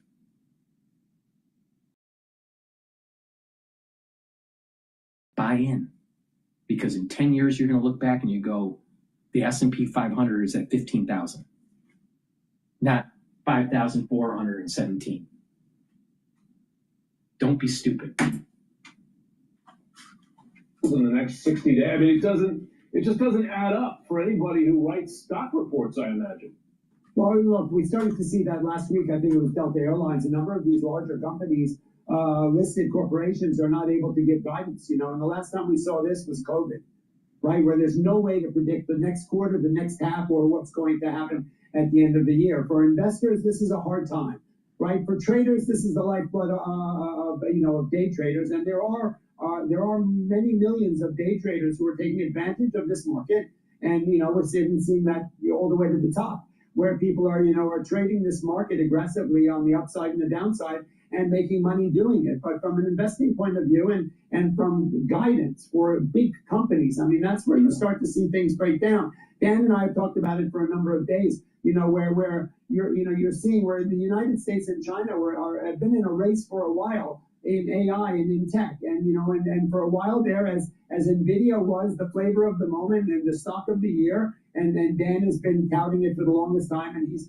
a master in the tech sector. There's nobody like him, and you've been talking about capex and how that sector has been the high flying master of the last couple of years. It's not been the only thing, but it's helped the market come through. 2023 and 2024 were up double digits. So one of the guests, the guy on the left, who invests in the market heavily in tech, is going to be heavily affected by the tariffs. So is he more worried about his investments, or is he really more worried about the national equilibrium of our economy and how our economy needs to be local, not global?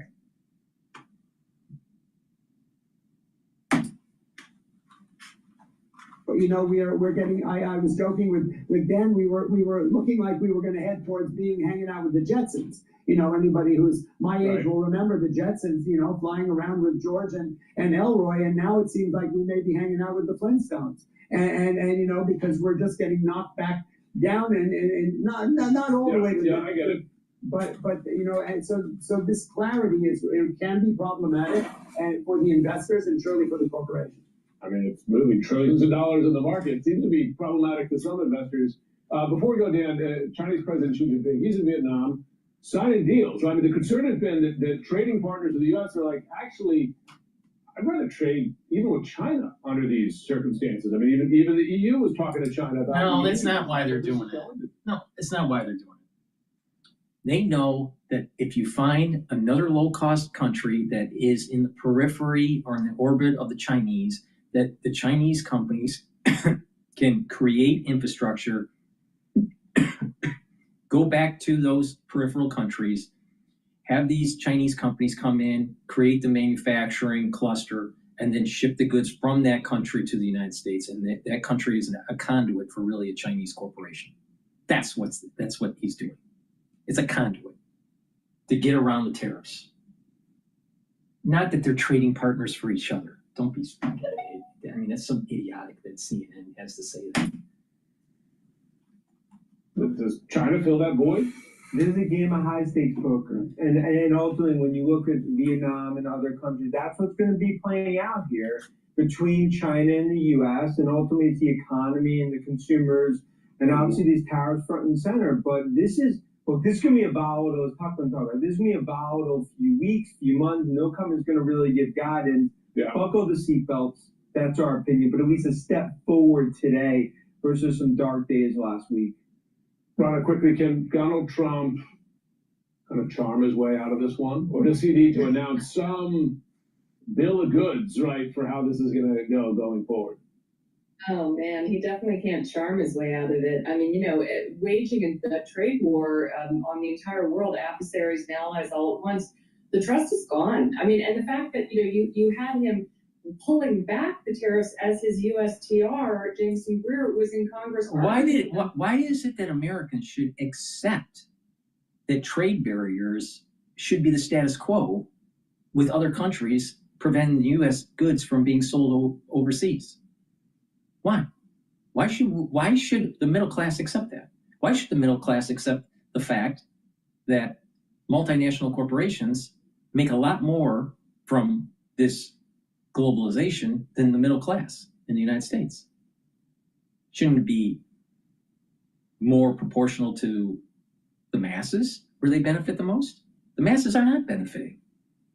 Buying cheap spatulas at Walmart is destroying your economic clustering. And when you're destroying the economic clustering, you don't innovate. You can't innovate. If you don't build stuff, you can't innovate, period.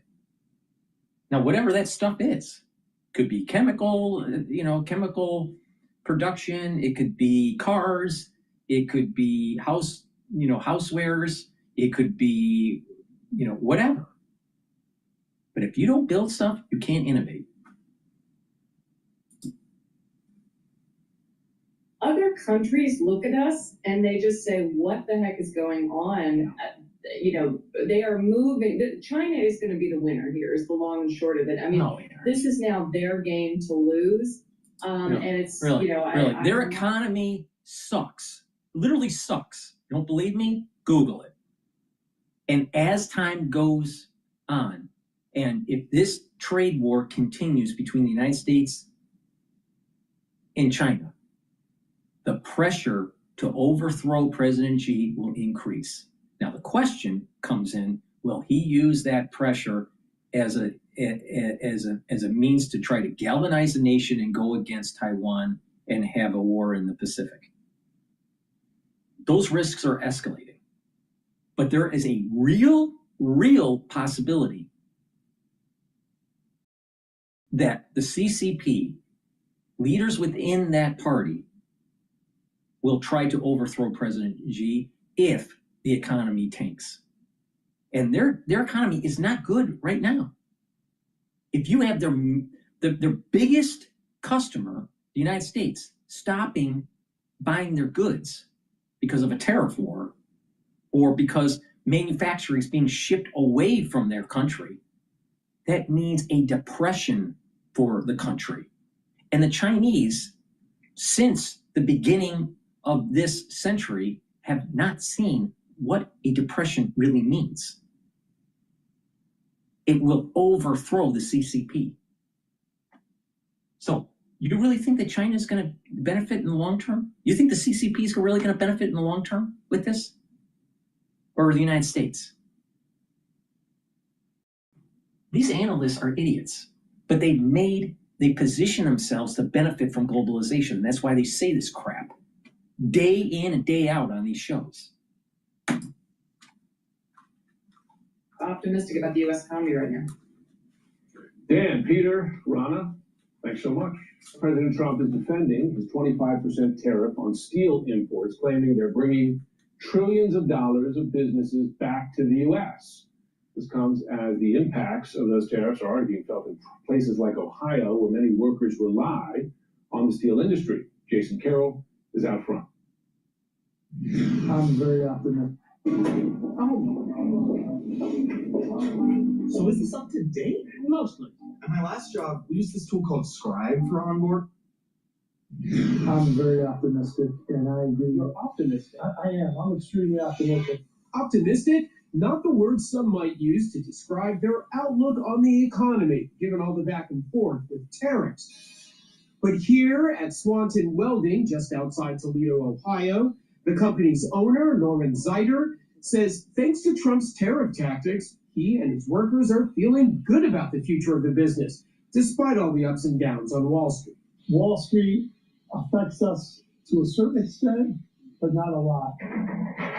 Welders like Ethan Sanderson also feeling bullish, hoping all that is happening with tariffs will eventually mean more work and income for people like him, which cannot come soon enough, given he's about to be a new father. Once everything gets sorted out, then it'll help us out in the long run. Swanton Welding has been a part of this community since Zeiter's grandfather, a World War II veteran, started it back in 1956 with just $100 in his pocket. Maintaining it has been tough. The U.S. Steel and wide swaths of the manufacturing industry have been on the decline for decades due to factors such as declining demand and the inability to compete in global markets. Toledo once buzzed during the steel manufacturing heyday in the 1950s. Now, the unemployment rate is 6.6%, compared to the national average of 4.1%. We're one of the last standing ones in this area. Still standing and getting a boost from Trump's tactics. Zyger says 5 international companies have already reached out to do business. We had Italy, we had France, we had Great Britain, we had a Canadian company reach out to us. You had a Canadian. Yeah. He says it's the first time in 70 years a Canadian company has called wanting to work with them. Across town at Wurzel's bike shop, owner Jill Wurzel also has heard from an overseas distributor. I just got that a few minutes ago before you came in, and I was reading it and I about had a heart attack. Wurzel received an email from a Taiwanese company informing her if tariffs do go into effect, she may have to pay an increase of up to 79%. That's a huge impact on a small business. She buys from China, Taiwan, and Cambodia, and worries how tariffs would impact cost to customers and her ability to maintain her staff.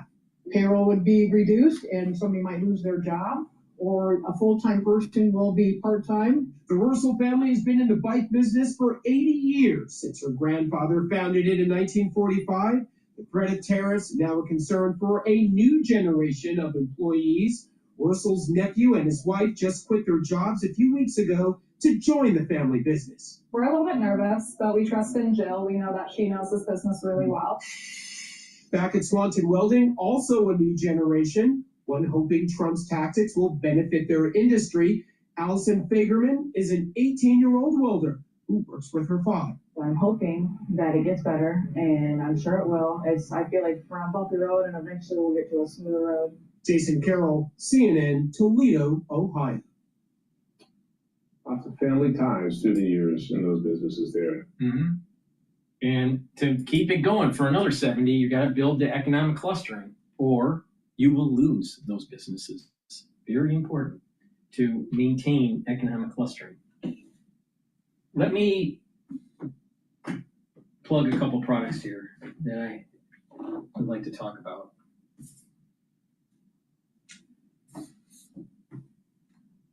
I have a very high quality probiotic. I have 2 types, either in veggie cap or in powdered form. And the probiotic you should be taking every day. I have the powdered one, you mix it with soft foods or with filtered water, take it every day. This one is the veggie cap, but either one is very high quality and will help to improve your gut biome, bring down inflammation. When you're bringing down inflammation, you're improving your immune system in your gut, very important. You're improving your communication between your gut and your liver. You're able to absorb your nutrients better, and you are improving the communication between your gut and your brain. You'll be able to sleep better. You'll be able to have better mental acuity. You'll be less irritable. And research has shown that having a good gut biome will improve your overall brain function and reduce the chances of early onset of dementia. Now, it's really important to take the probiotics that I have. You get it in the veggie cap version or the powdered version. Please go to my store, the-studio-reykjavik.com, use discount 5, and you get $5 off any order. If you spend $150 or more on any order, you do get a free gift until supplies last. Now, another great item that you could take with the probiotic as a great stack is the multivitamin.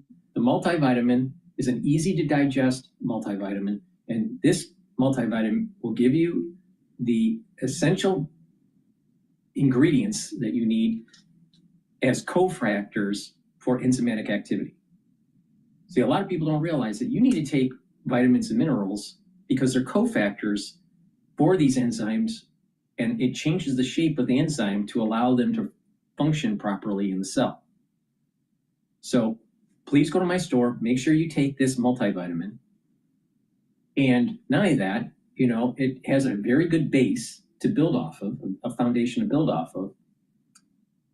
So please go to my store, make sure you take this multivitamin every day, stack it with the probiotic, and stack it with some of the other supplements that I talk about to help slow down that aging process, boost up your immune system, improve your different tissues and your different organ systems. And when you do this on a regular basis, what you're going to notice is that your body is healing, right? It's a holistic approach. It's not just about taking supplementation. It's about proper diet, exercise, proper sleep, mindfulness or spirituality, learning new things, and the 4 modalities of exercise: cardio, resistance training, balancing exercises, and stretching exercises. All 4 modalities are really important for proper health. So please go to my store, the-studio-reykjavik.com, and get the supplements, help support my work, use discount 5, and you get $5 off. And again, you get a free gift if you spend $150 or more on an order. All right, with that said, let's go to Bloomberg. They're talking about BOA. Regulation under the new administration, and we saw evidence of that this quarter in terms of buybacks. Buybacks were bigger than expected for everybody except for Morgan Stanley, huge announcement by Goldman Sachs.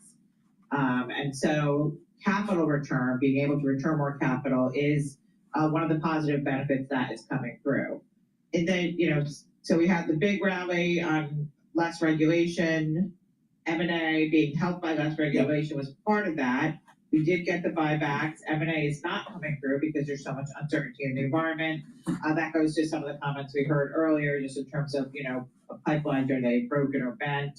So I do think it does depend. Like if we can get things, changing course, if we get some level of certainty, that can improve. But if there is more volatility, perhaps not. And it really comes down to the economy. So if there is a weaker economy, if there is a recession, not good for financials. So Citigroup in particular, Jane Fraser, she's about a little over halfway through this 5-year plan for a turnaround for the bank. How's that going? Are people liking what she's doing? I think people are. She's making progress. So we saw some of that this quarter. It's certainly a very long-term story, and a lot of that has to do with, to some extent, when you're fixing things that the regulators want you to fix, that can take some time and is not fully within your control. I mean, it's within your control to deliver on things, but it's a negotiation, and you have to, sort of meet those standards. As we've seen at Wells Fargo, that can take a seriously long time. But I do think for Citigroup, it's the best thing that could have happened to them, because really, the Citigroup is the house that Sandy built and has all these different businesses. And I think finally taking the steps to rationalize and integrate things and improve the risk management systems are a good thing in the long term, even though there's some pain near term. Brian Moynihan of BofA on the conference call this morning, did he acknowledge the uncertainty and the decline in consumer sentiment just in the last several weeks, and corporate sentiment as well? We've seen polling on that. You look at the University of Michigan data, people concerned about things. Did he acknowledge that and just maybe think about how that might impact their business? He did talk about sort of the pivot since quarter end. He talked about that, especially with regard to the reserve build. So again, I think that's one of the things that we're seeing a little bit different at banks. JP Morgan taking big reserve. Of course, they had a gain that helped to fund that. Wells doing very little, but they were already pretty well conserved. And Bank of America saying, look, we do our reserve at the end of March, but then there are different factors. We can use judgmental factors and different factors to sort of shore up that reserve a little bit. And so even though the headline numbers don't look like, they're taking big reserves, their credit is good. The charge-offs are good. And so the fact that, even just kind of keeping those reserves stable, when your credit is improving, shows a level of conservatism. So big bank earnings kicked off on Friday. We're sitting here Tuesday. You've gotten so many names that you're kind of parsing through right now. But of course, to your point, this is a really uncertain period. So what is the general expectation? Do we expect that investors are going to punish companies harshly if they were to miss? Or does it seem like people are kind of just going along with the flow and seeing what's going to happen given the tumultuous time period? I think it's, for investors, like so many other stocks out there, right, there's a level of uncertainty. And I do think that, as you said, that so the stocks have come way down. They're factoring in a level of risk, but investors have to feel more comfortable that they have a handle on those risks or clarity. So that could stop people from getting involved. But in terms of, it depends on what happens from here. Do things get worse or the risk of recession rise?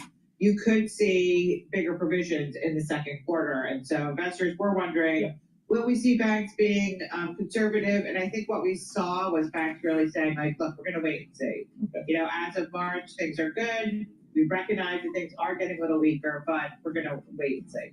Allison, thank you so much. As always, appreciate it. Allison Williams, senior analyst, covering all the global banks for Bloomberg Intelligence. Citi, Bank of America today. Both stocks up 2-3-4%. So some positive results. And these investors, these pontificators on Bloomberg, the weakening of the dollar, the weakening of the dollar. The dollar is trading at 99.91, just below 100. Now, again, we've had too strong of a dollar for the last 4 years. We need a little bit of a weakening of the dollar, but now let's take a look at the 30-year treasury, the 30-year yield, treasury yield, 4.8 right now. And let's take a look at the 10-year treasury, 4.351. So we're not seeing much movement there.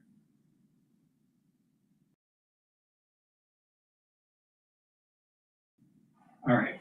With that said, let me plug another product, and then we're going to go to probably Times Radio talking about Trump has failed in Ukraine and Gaza.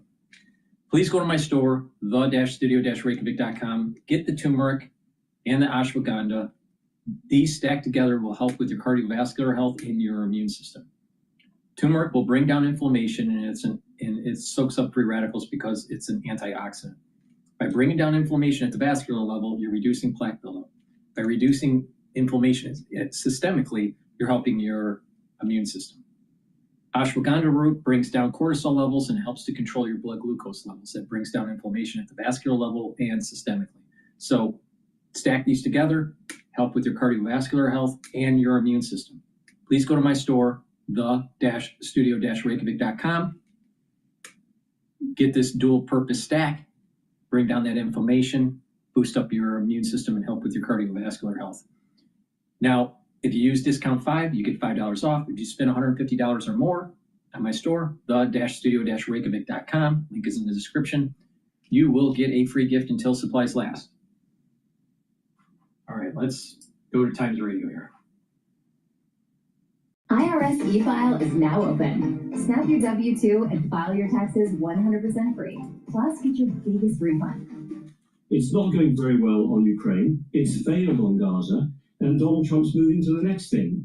He has no, sorry, I'm going to be a little direct here, no discipline. And when things don't work, he moves on to the next thing. It's been another huge week for international affairs. Today's attack in Ukraine that we discussed at the top of the show, condemned by Keir Starmer, President Macron, and the US envoy Keith Kellogg, has raised more questions about the effectiveness of this new era of American-led diplomacy efforts, coming just 2 days after another American envoy, Steve Witkoff, had face-to-face talks with President Putin in Russia. I mean, many of us are asking the question, what's the point of having these talks with Russia and then they go and do these terrible attacks? Meanwhile, in America, the sort of trade war with China has ratcheted up this week. These tit-for-tat tariffs, Beijing responded by matching Trump's 125% on Chinese goods coming in to the States, although it has interesting that he's capitulated on basically iPhones, which is interesting.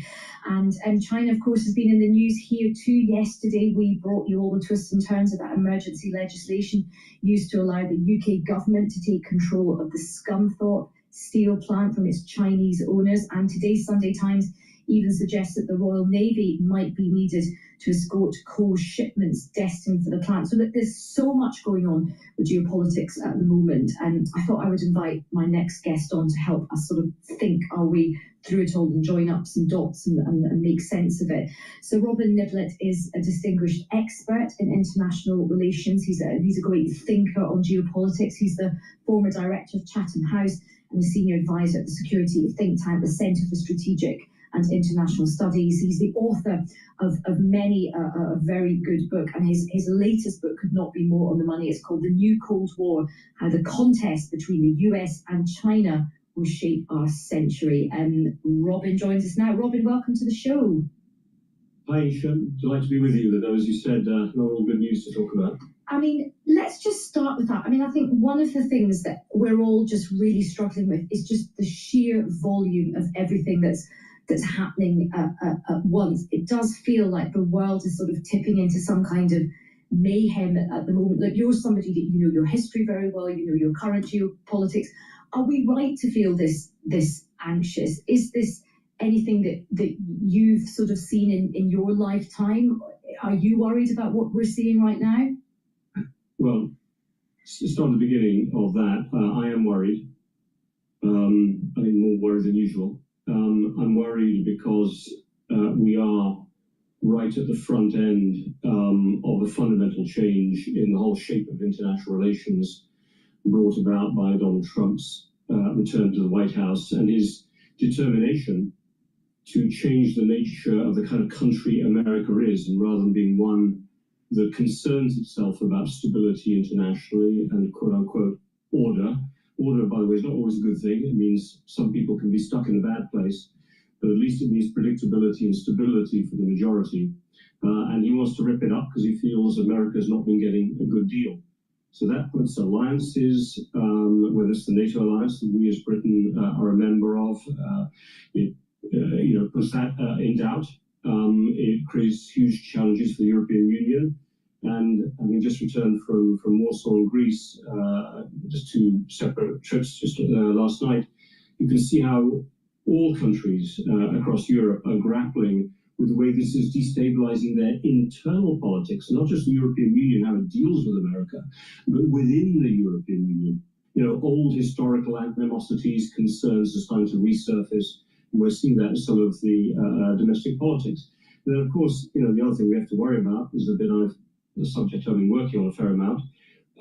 As Donald Trump tries to rewrite the rules, basically what he's saying to China is, America's one big peer competitor, saying to it that we don't like the deal you've been getting out of this, and we're going to rewrite your terms of trade and access not just to our market, but to global markets. And that's going to have implications for economies all over the world, again, including the United Kingdom, and you alluded to some of the things in your lead-in to the program. So, this is certainly a moment to be worried. The only time I can compare it to finish up on your opening question would be 1971, when the United States pulled out of the gold standard in a shock move for most European governments. President Nixon feeling, again, the US was getting a bad deal by offering to exchange everyone else's hard currency into gold, that America couldn't afford it anymore. And that was a real moment of upheaval. You had the Vietnam War going on at the same time. So I have to say, however, I think this is more serious. There was a really interesting, a couple of essays written by Gordon Brown in the Observer, and he likens it.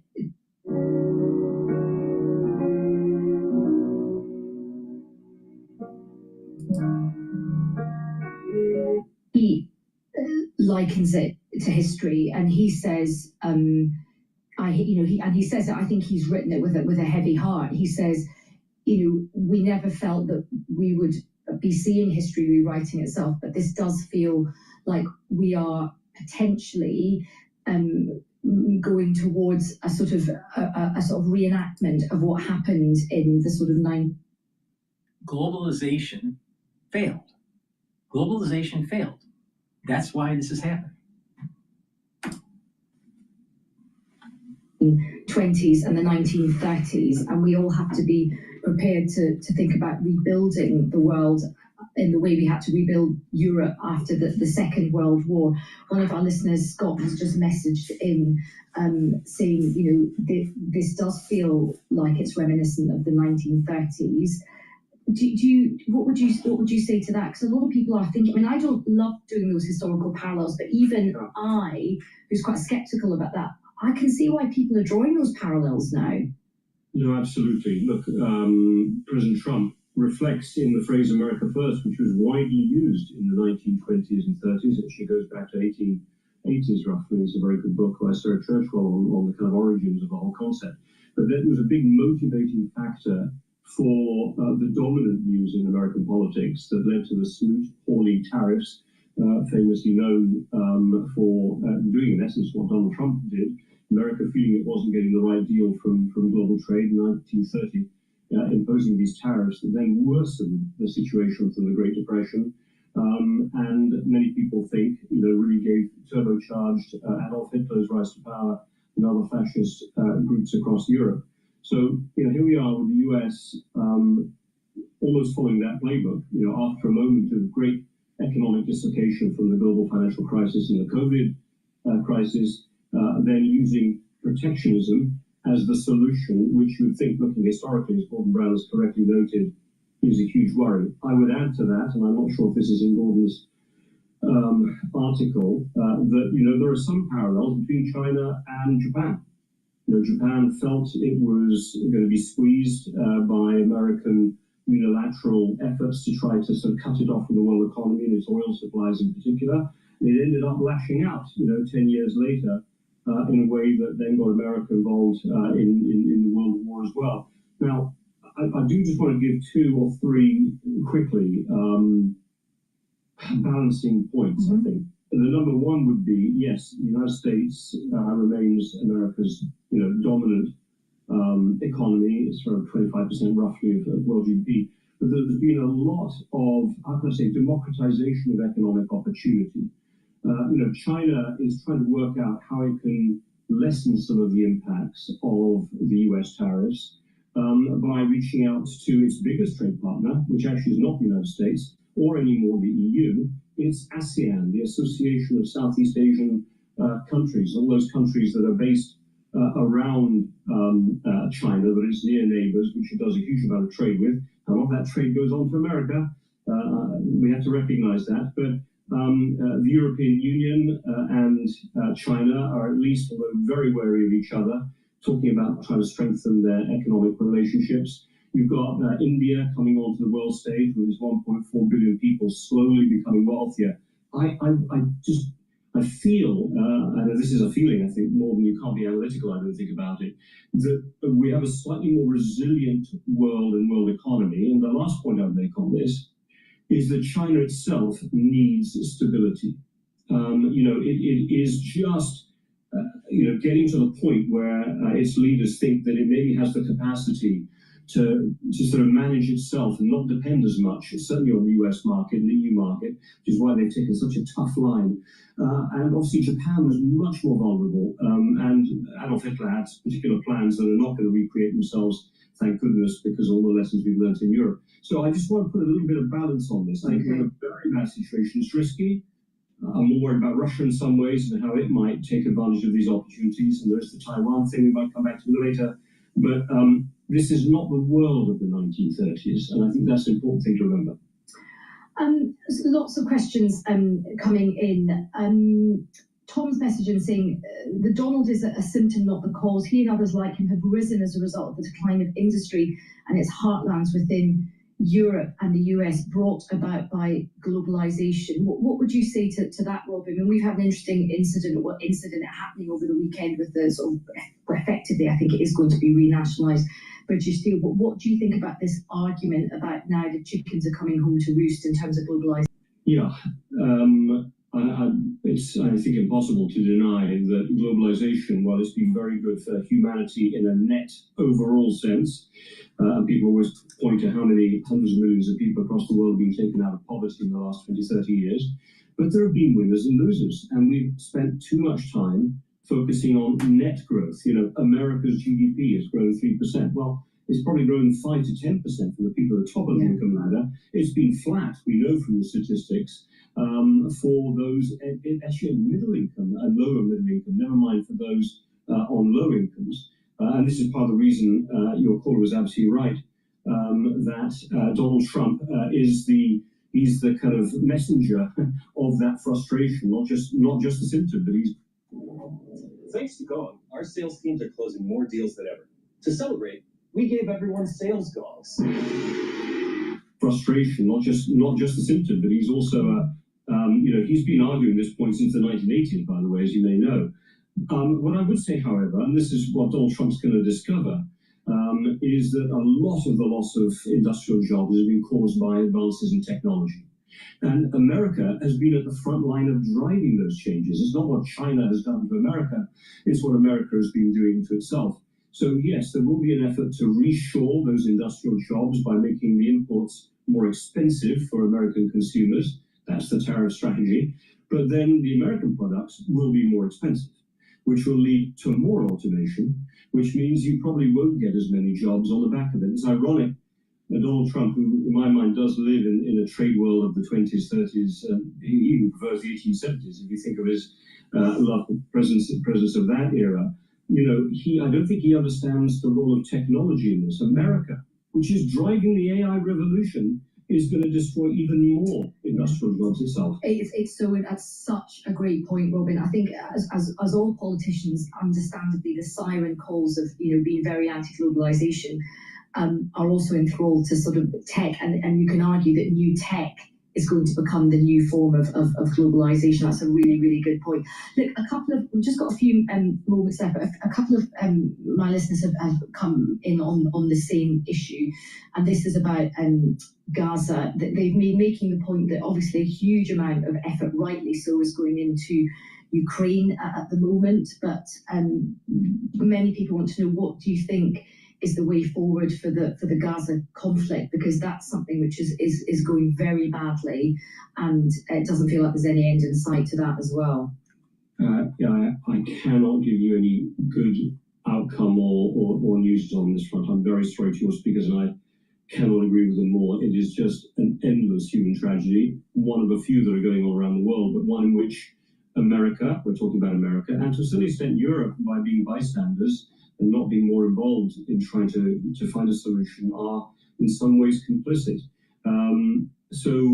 What worries me the most, I think the one thing I would say about it, the only way the Gaza conflict, the war that's being now undertaken against Hamas, that's killing so many civilians, is going to be resolved is if Bibi Netanyahu believes it's in his political interest to do it. Right now, it's in his political interest to keep the war, even the wars in plural, going. And unfortunately, Donald Trump, he's like a serial start negotiations and never finish them kind of guy. I remember first time round, he had great plans for North Korea. Look how that ended up, with a failed negotiation, and North Korea with even more nuclear capacity at the end. And everyone's talking today how, we've now got negotiations between the US and Iran. Well, it's not going very well on Ukraine. It's failed on Gaza. And Donald Trump's moving to the next thing. He has I'm going to be a little direct here, no discipline. And when things don't work, he moves on to the next thing. And some would say that was a bit like his business career. In any case, I don't want to get too specific about it.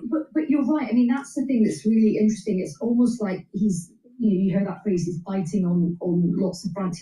There's sort of kind of this frenzy of diplomacy going on all fronts, and none of it seems to be bearing much fruit. And then on top of that, you have the overlay of this kind of tariff war. So you've seen the kind of rules, the post-war consensus on military and defence being ripped up. Now you're seeing this kind of consensus on trade and economics being ripped up.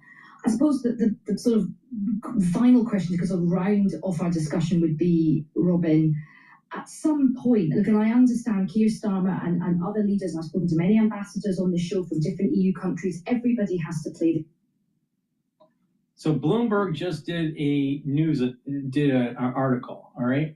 Americans are increasingly looking for jobs in Britain amid Trump's funding cuts and a darkening economic outlook. It's another example where there have always been a small percentage of people in the United States that were turncoats, that supported the king, right? And once Washington's army was starting to win on the battlefield, and they switched over. And many of them were from New York, these turncoats, all right? You get turncoats even today. You had turncoats in the 1700s, and you have turncoats in 2025. Don't bet against America. I'm telling you, she's going to surprise you. At the moment, everyone has to be nice about Donald Trump publicly. They have to bend the knee. Everyone is trying to get a better set of tariffs at the end of this 90 days. I get that. This is horrible kind of grown-up politics. But is there a danger that a point comes where the whole thing is just is a disaster for different countries, including us here in the UK, and we have to stand up to him and we have to say something? Yeah. Look, I think, just trying to be quick, wrangling your own taxes, that's the old way. Meet Coin Tracker. We sync. Be quick. I don't think those leaders like Keir Starmer, and he's not the only one that brings this approach, it's not so much a case of bending the knee and sort of, gosh, you're correct, Donald Trump, which is the approach of his cabinet. What it is, or most of his cabinet at least, it is not to exacerbate the situation and buy yourself time to recognize what a profound change this is, which it is, but then make sure our publics understand this. You know, someone like Keir Starmer or Macron or Friedrich Merz in Germany, if we're going to talk about Europe, their publics are waking up into a nightmare. Now, you know, people who've worked in this business and politics or analysis, you, myself, and others, kind of see this has been coming for a while. But there's been very little conversation between elected leaders and their publics about what's going on.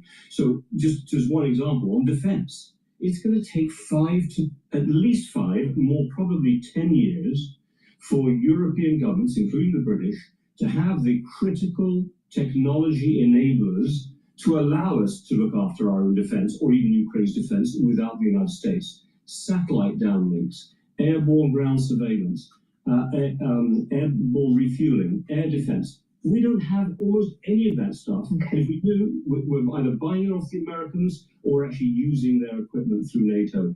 So in that intervening time, I think all leaders understand this is serious, and actually there's no going back to the previous world. But they've got to buy time. So rather than bending the knee, buy time. Fine. Okay. I will moderate my language, not bending the knee, but playing for time, buying time.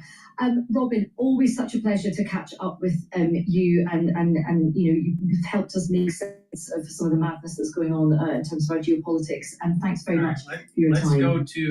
Let's go to Bloomberg. I think they're talking about Harvard and Trump. Over the weekend on this at a place of higher education, about the finances there, and for top research universities. And this is a private-public relationship that really started after World War II, which is when the America said, we need to be the leader in key industries, technology, healthcare, so on and so forth. We think the best way to do that is the U.S. government after World War II is a public-private kind of relationship. And right now, the relationship is about 2/3 federal funded, 1/3 private funding, including the universities themselves.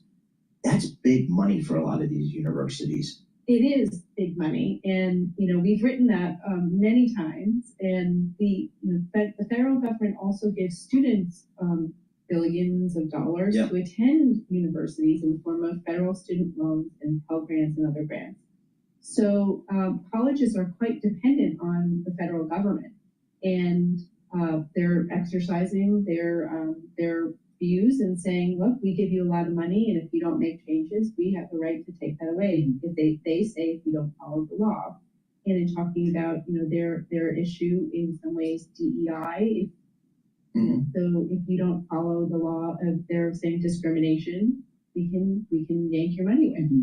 So with the sources that you're speaking to, Janet, is the expectation that Harvard will remain resolute in this, you know, where they are right now, or do people think that they're gonna essentially cave? I mean, I saw you wrote a story earlier last month about the Columbia president stepping down, and I remember that they had initially been kind of trying to stand their ground as well. So what are you hearing from sources about what people are thinking Harvard might do? I don't think it really matters what people think. It matters how they're going to get through this, because they are dependent on the government for a lot of money. Now, if you look at Columbia is poor compared to Harvard. They only have $15 billion. So it's, you know, it's uncertain what happens next. I mean, the ball is in Harvard's court. Are they going to litigate? That could take quite a long time. What happens if labs are closing, or they're you know, from past experience, we're going to get stop work orders. You know, we've sort of seen this already with a couple of schools getting stop work orders and getting, you know, money frozen. I mean, what are some of the alumni? Is there a consistent reaction from the alumni, either in support of Harvard or maybe not supporting them? Well, you know, I think some alumni have posted on various social medias. People are happy that somebody has stood up to Trump, but you have to remember the federal government has a lot of power. Yes. And perhaps $53 billion seems like a lot of money, but I mean, how much money does the federal government go through in one day? So what are next steps here? I mean, I see that the Harvard has officially rejected the administration's demands here. So we're in uncharted territory. If you ask me to predict any of this, it's hard to know. I see in your story you say that former Harvard President Larry Summers says that the statement drew support from him. He said that he hoped other universities would adopt a similar stance to defend academic freedom. Is he alone in that, or are you hearing other people on the same side? I think there is an interest in having entities. No, there's nothing wrong with academic freedom. There's nothing wrong with that. But the thing is don't assume that the American taxpayers will be paying for the university, especially if it's private. That's where the problem comes in. Harvard is going to have to capitulate. Now, in terms of the alumni, you have a big part of the alumni that are ultra-lib. So they want to go against Trump. But you also have a small percentage of the alumni that are conservative, like myself. And we think that the university is out of control with these liberal faculty members. The president of Harvard doesn't have control of the faculty. That's the problem. There had also received cuts in Department of Energy and Department of Defense. So remember, you know, NIH is one federal agency. It's the biggest, but there's a lot of them out there. I believe Cornell had frozen funding from agriculture. Interesting. I mean, and again, these are grants from the U.S. government in most cases to fund research and development. Correct. Right. They're not. These aren't. We're giving you money just to give you money. They're investing in research. They're buying research. That is correct. Right. Earlier in the conversation, and why can't that money go to another university that does just as quality research? To say that Harvard only does quality research is bullshit. To say that only the Ivy League does quality research is bullshit. There are lots of state universities, lots of universities across the United States that are not Ivy League and not Ivy League Plus that are doing excellent research. So quit the bull crap.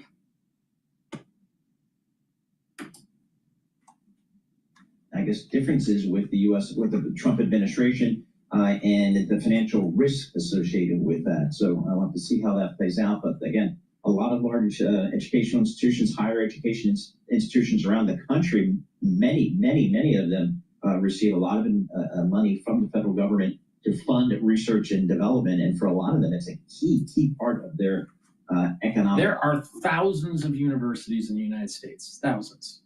All right. Many of them are research institutions. All right.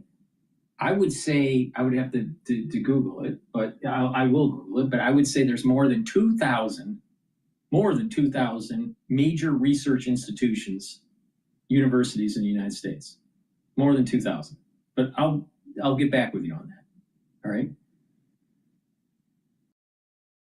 Most of that research is coming from public funds, the United States government.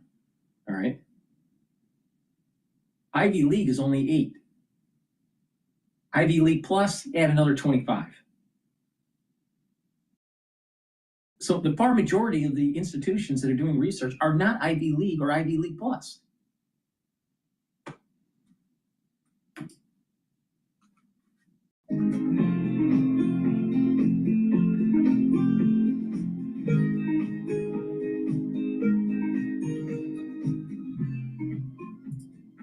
let's play. Let me look in. Let me.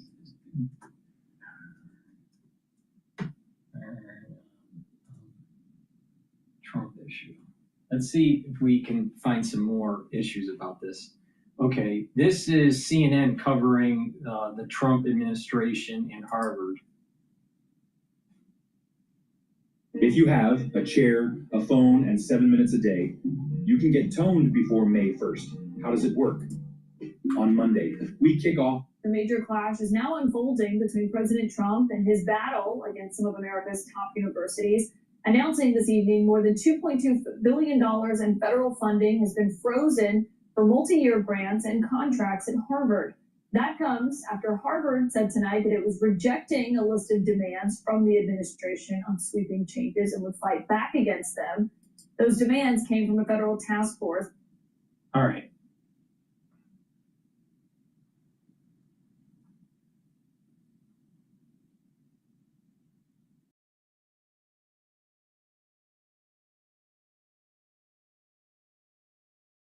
Okay, so I'm researching the whole total universities in the U.S.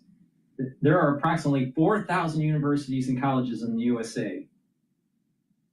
All right, and based on the Carnegie classification, with very high or high levels of research, R1 and R2, there are 334 research universities based on the Carnegie classification, all right? But there are more than just the Carnegie classification. The administration says is combating anti-Semitism on college campuses following protests against the war in Gaza.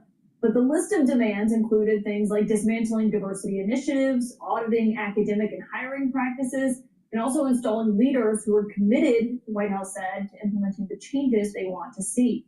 We saw a response from Harvard tonight and the legal team responding to that saying, quote, the university will not surrender its independence or relinquish its constitutional rights. Neither Harvard nor any other private university can allow itself to be taken over by the federal government. Now, Harvard's $9 billion that's at stake here is just a fraction of the billions that the Trump administration has been targeting at schools across the country. Harvard's decision, though, appears to be the first time that we have seen a school directly refusing to comply. This comes as the Harvard faculty chapter of the American Association of University Professors and its national counterparts sued the Trump administration. My source tonight is the Harvard law professor and general counsel of the organization. At the heart of this lawsuit, Andrew Manuel Crespo, is here in his first TV interview since that suit was filed. And so thank you so much, sir, for being here. Given all of these developments happening tonight, can I first just get your response to the administration saying tonight that it's going to have this $2.2 billion freeze? What kind of impact does that have? Well, thanks so much for having me. And while this cut is obviously deeply disappointing and a real blow, not just to Harvard, but to higher education across the United States, it's not exactly unexpected. The Trump administration has been threatening to withhold and then withholding millions and then billions of dollars from some of the leading institutions of higher education in the country. The impacts of those cuts will be severe, not just to cutting-edge research, cures for cancer, cures for diseases, studies that try to understand. You get more bang for your buck. You get a better outcome with scanning a patient early on for screening of cancer than giving them some sort of treatment after they contract it. And it's in stage 2 or stage 3 or stage 4. Now, we even have the problem now with turbo cancer, but put that aside. Early detection is the best outcome.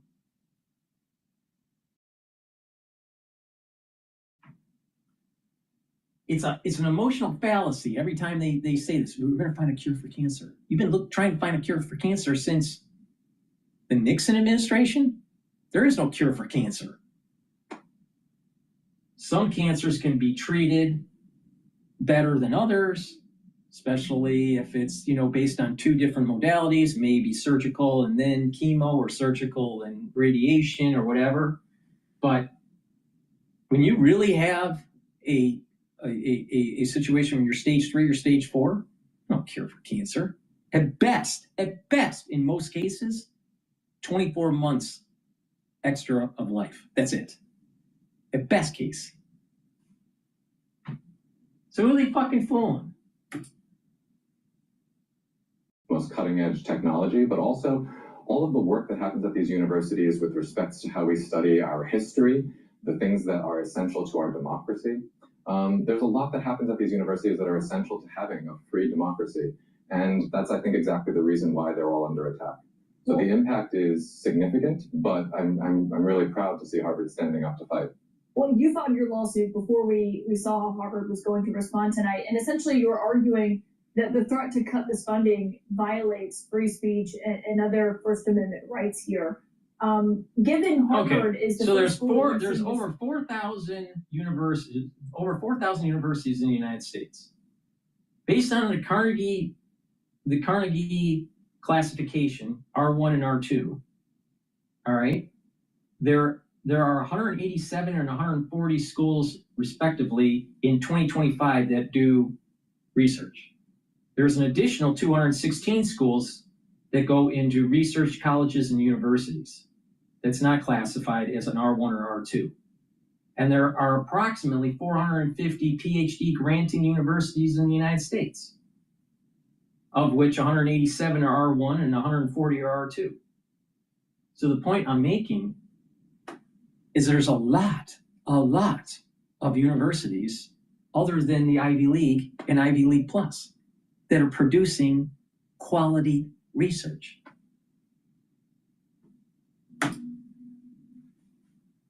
on this way. How does that impact your lawsuit, and what does that mean for this going forward? Well, I think Snap your W-2 and file your taxes 100% free. Plus, get your biggest refund. File free now. Roughly 37%. Well, I think the Trump administration's decision to cut $2.2 billion from Harvard tonight makes clear just how essential this lawsuit is and how critical this fight is, and why it's so important for Harvard and really every university in the country to take a stand at this critical moment, because this is a clear, unquestionable violation of First Amendment rights. You mentioned some of the demands that the administration has made of Harvard. It includes things like trying to appoint a federally named oversight official to do an audit of every course, every department at Harvard to see if we have ideological balance to meet the Trump administration's test for what we teach and what we say at these universities. It's a transparent effort to change what is taught, what we say in our classrooms, what we teach our students, to make sure that the only things that are actually said on university campuses are things that the Trump administration wants to hear. There is nothing wrong with free dialogue in the classroom where there's no interruption. Students are allowed respectfully to voice their opinion about the subject matter that is for the class and not some extraneous thing, and to allow for vigorous debate between the faculty and the student body, but it stays in the classroom. It shouldn't be going into the mall area. It shouldn't be disrupting the university for weeks on end. And it shouldn't get to a point where individual groups, no matter who they are, feel that they're in danger on campus. And the problem is what was happening in 2023 and 2024 was exactly that. Now, during the commencements and the alumni day at Harvard in 2024, both times there were groups of students that disrupted proceedings. That is not what they should be doing. See, there's nothing wrong with having vigorous debate about something. But the university should not be, these activities that are taking place outside of the classroom that are university derived should not be overtaken by these protest groups. But what happens is these protest groups, they want to take over the university. One, because it's a private environment they're in a safe haven. They're protected by their faculty many times, and it prevents law enforcement from coming in because it's a private situation. If you really believe in what you're saying, then you're going to do it on Main Street, not in, not in an ivory tower.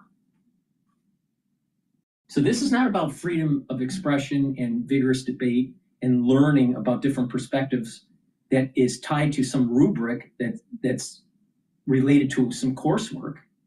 No, what you are now seeing is that you have activists taking over the student body that's disrupting the actual school.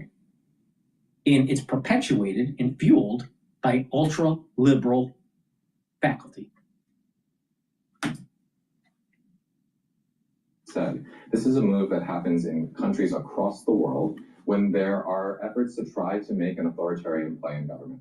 Institutions that are essential to civil society, like the press, like the courts, like the legal profession, and universities are the first to come under attack. And that's what we've been seeing over the first few weeks of this administration, with that attack on universities coming full and hard now. And this is the moment when it's so essential for those universities to take a stand. And if there's any university in the world that has the resources to do that and the moral leadership to do that, it's Harvard, and I'm proud to call myself a member of this faculty today. And so when the administration is arguing that this is actually about combating anti-Semitism and how we saw a lot of these schools handle this last year as the war in Gaza was playing out, and the attorneys acknowledged tonight in their letter denying that they're going to comply with the demands. They say, quote, Harvard is a very different place than it was a year ago.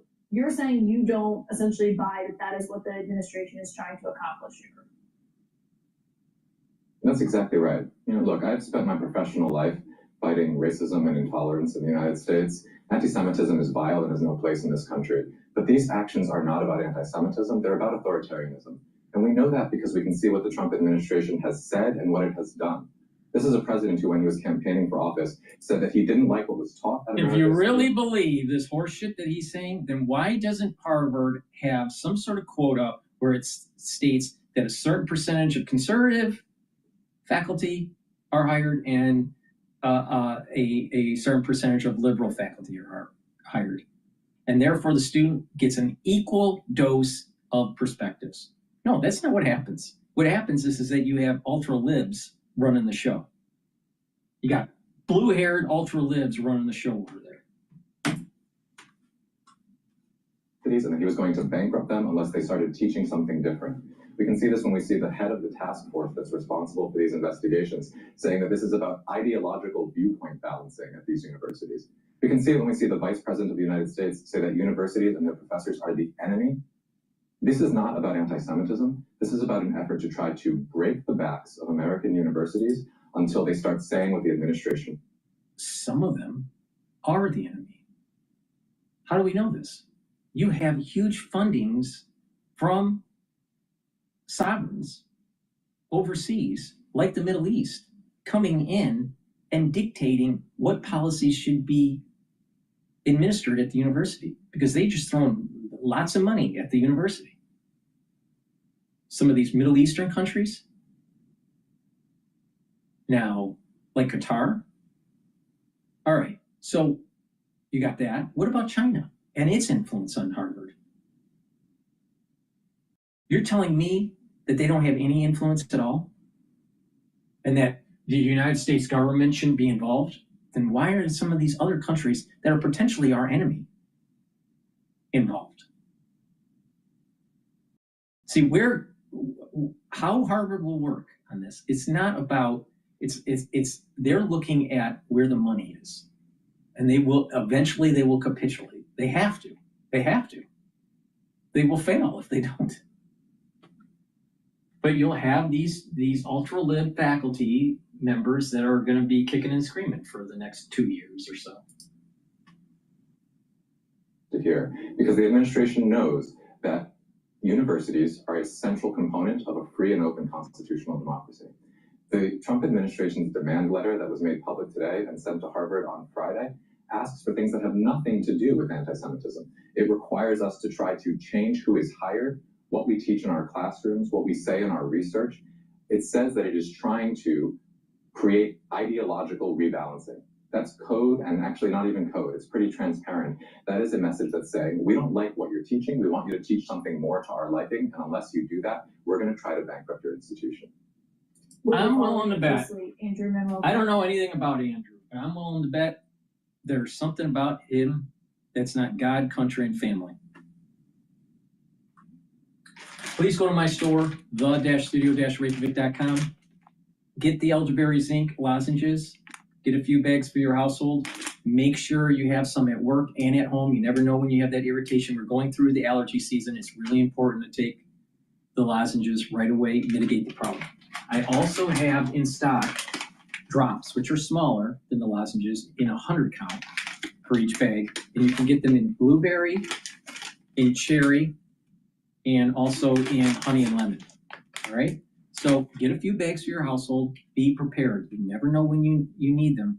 It's really important to mitigate the problem right away. If you mitigate the problem right away, it won't fester and you'll heal your body quicker. If you are chronic with this kind of stuff 2-3 times a year, guess what? Your body needs to remodel. So if you don't mitigate the problem right away, you're literally spending just under 25% of your year either not feeling well or remodeling tissue that needs to be remodeled because something festered because of this. So please pay attention to what I'm saying. If you take a look at someone that is chronically not feeling well, they chronically get sick, they age faster, they have less energy, and their body takes more time to heal. If you mitigate it right away, you're cutting it off at the pass. And that means that your body doesn't have to spend as much energy to remodel. That means you will age slower. Please go to my store, the-studio-reykjavik.com. Get the structural nanosilver drops and lozenges. Make sure you have a few of these bags at work or at home. You never know when you need it. We're in the allergy season now. Be prepared. Well, thank you for joining us tonight for an interview. Schools that persist in explicit unlawful discrimination under the guise of equity will not only have their endowments taxed, but through budget reconciliation, I will advance a measure to have them fined up to the entire amount of their endowment. I think if any of us want to do the things that we want to do for our country and for the people who live in it, we have to honestly and aggressively attack the universities in this country. Joining the group chat today, Phil. Check it out. At Planet Fitness, you can get free fitness training. We're mixing it up. We're not slowing down. I'm checking my form. 55 isn't 70. Joining the group chat today, Phil Mattingly, CNN anchor and chief domestic correspondent, Gabby Birnbaum, Washington correspondent for the Nevada Independent, and Kevin Fry, Washington correspondent for Spectrum News, New York 1. Everybody, I want to just start with what the president is trying to do, because in that old clip we played, he talked about taxing endowments, which is not what he's doing, right? He's specifically saying, here's a list of demands, comply, or I'm going after your federal funding. So sort of who in the administration is pushing this? What can you tell us about the thinking? Yeah, I mean, why slog through a legislative process that you don't know how it's going to end when you could just do it yourself? And I think this is so people cannot view what's happening here in isolation, right? We've been talking about this for the last several months, where the agility and kind of relentless nature with which the Trump administration and top senior advisors who have been planning for this for several years have really, to your point, initially been institutions that never saw this coming, even though Trump talked about it on the campaign trail. So their will has been something that people are just starting to kind of get their head around, and Harvard being the first school to say no is a fascinating moment to see whether this is the start of a tipping point. If there's any school that can do it, it's Harvard. It has a massive endowment, but meanwhile, Columbia faced a similar predicament, quickly caved. Kevin, talk about the dynamics there that are different. Right. I mean, look, they have, obviously, they were the center point of the anti-Semitism accusations early on. Congresswoman Elise Stefanik and other top lawmakers in Washington have been very loudly condemning what happened there because they really became the face of the protest movement. And that made it vulnerable to public backlash and vulnerable to political backlash. Correct, and you also saw those dramatic images that played out when you saw the police go onto campus and they took over the building, and I mean, this kind of built and built and built. And so they were already out of control staff, and out of control student body. I would want what the administration is looking for, including sort of this mask ban and other sort of curriculum oversight, including on their Middle East studies program. And then on top of that, there's now conversations about whether or not there should be some sort of judicial oversight of whether or not they are in compliance. Right. I don't want to just skip by some of the things you said. Oversight into actual curriculum. So we want to tell you, or at least be able to look at what you're teaching, which is ironic since they're kind of dismantling the ed department. But they want to do this in higher ed. Democrats and their allies coming to universities' defense. Here's a sense of what they've been saying. Is putting pressure on universities as well. Good news is Harvard University today said, go to hell. That may break the fever. I really hope it does. I do know this. If Harvard had capitulated, I really fear for what next year would be. There are things that matter more than simply the size of one's endowment. You know, the reality of the situation is Harvard has always positioned themselves against the country originally, especially with the early founding of our country. They positioned themselves with the king, not with the founding fathers and the revolution. So, none of that. Fast forward to, let's say, civil rights. They were against civil rights. They were for the elite, the elite class originally. So the point I'm making here is that throughout the Harvard history, they've always been on the wrong side until they're forced to be on the right side. And they're on the wrong side on this. They're creating departments. They have curriculum that is pushing an agenda that is anti-God, anti-family, and anti-country. Meanwhile, they want the taxpayer dollars, the government funding, to fund their regional studies and to fund their consulting groups that are tied to defense. We need the presidents to be banding together and standing up for free expression. Gabby, I probably could have. There's nothing wrong with free expression in the context of a rubric for a class, and that the student body and faculty are not disrupting normal operations for the university. There's nothing wrong with that. The problem is that you had people in mathematics classes being disrupted by a pro-Palestinian protest walking into the door. How's that relate to calculus? Or you're in the library studying for your exams and there's disruption of a Palestinian protest, pro-Palestinian protest in the library. How is that not disrupting normal operations? So it's not about freedom of speech and freedom of expression within the rubric of class. I mean, there are many classes about debating and rhetoric and history, that these things can be fleshed out and different students can be exposed to different points of view in a cordial, respectful manner. The problem is that these students are being funded by organizations to rage havoc in these universities. So it's not just a freedom of expression, but they're being infiltrated by people that are funding this crap. They're outside of the university. There are people that have gotten into the yard at Harvard causing havoc. There were people that were getting into the gates of Columbia and causing havoc that didn't even go to the university. There's a big problem here. It's not about freedom of expression. It's about an out of control student body and faculty that hates God, hates country, hates family. Raise out the stakes, but what are you hearing in congressional delegations? What are you hearing in your reporting about people seeing this as like a pivotal moment? I think Democrats in general have been waiting for somebody, some institution, some group to stand up and say, you know, we're not going to abide by this. And I think Harvard, right, the big dog of academia doing it, I think we'll see, but I would imagine gives permission for some small universities, those with endowments that aren't as large, that don't have that, you know, multiple hundreds of years history to say you can outlast any one political moment or administration, to sort of band with them. I think we'll see some former Biden legal officials have talked about law firms need to do the same, that if they stand together, it'll be easier to stand against some of this rhetoric and action coming from the Trump administration. And so I'll see what moves forward.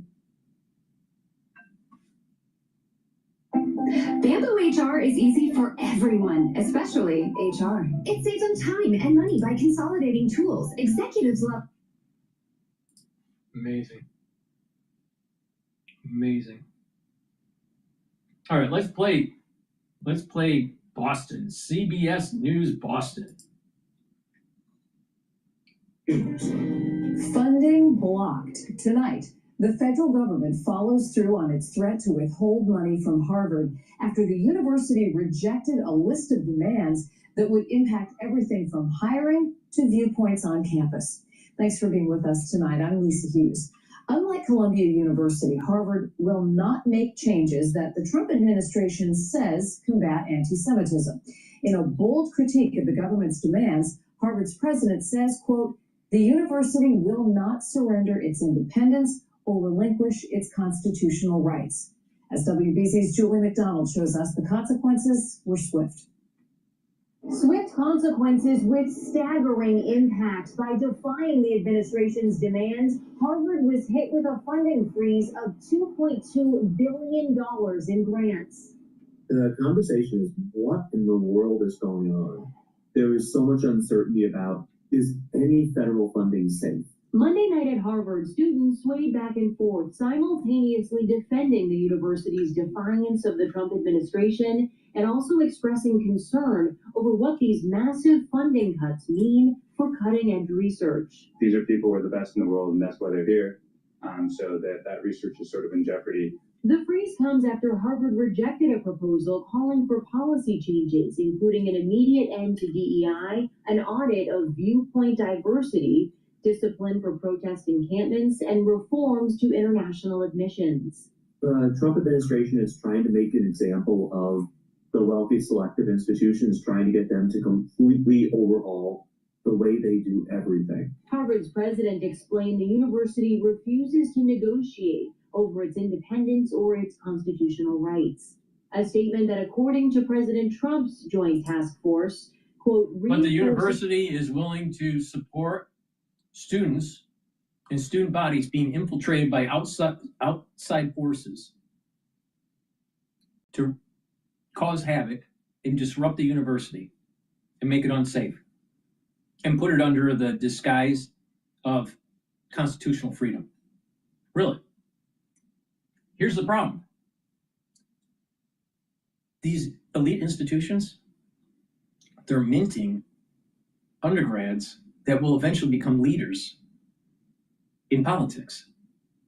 Now, if you have leaders in politics that are ultra-liberal, you're going to have a changing zeitgeist in our political landscape.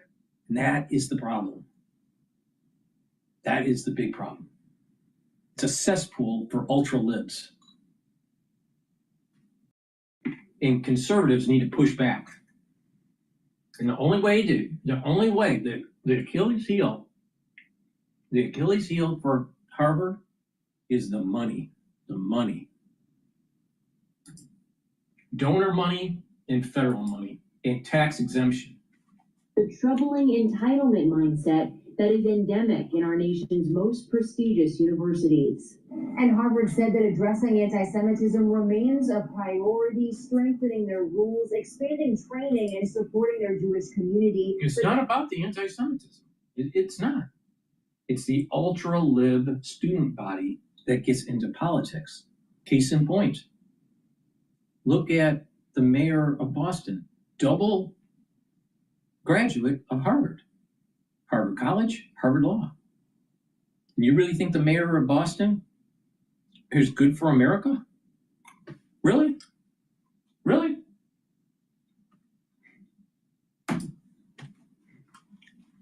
Curtailing research funding would not help with this important work. In Cambridge, I'm Julie McDonald, WBZ News.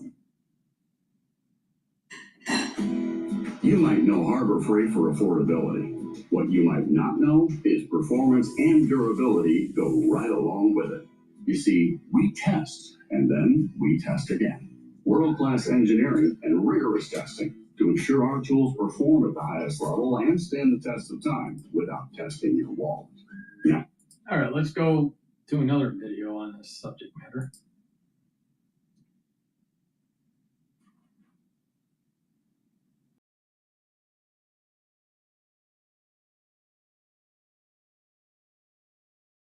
Amazing.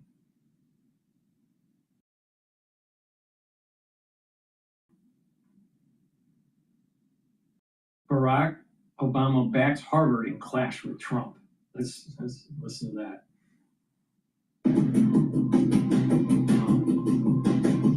I don't like videos that are just sound. I don't like that. All right.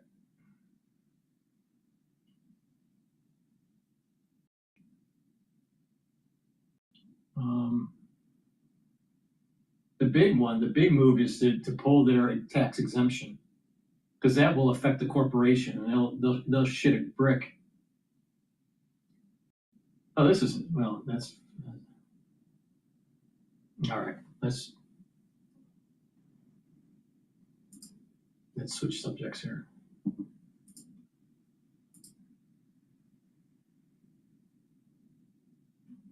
All right, let's go to, no.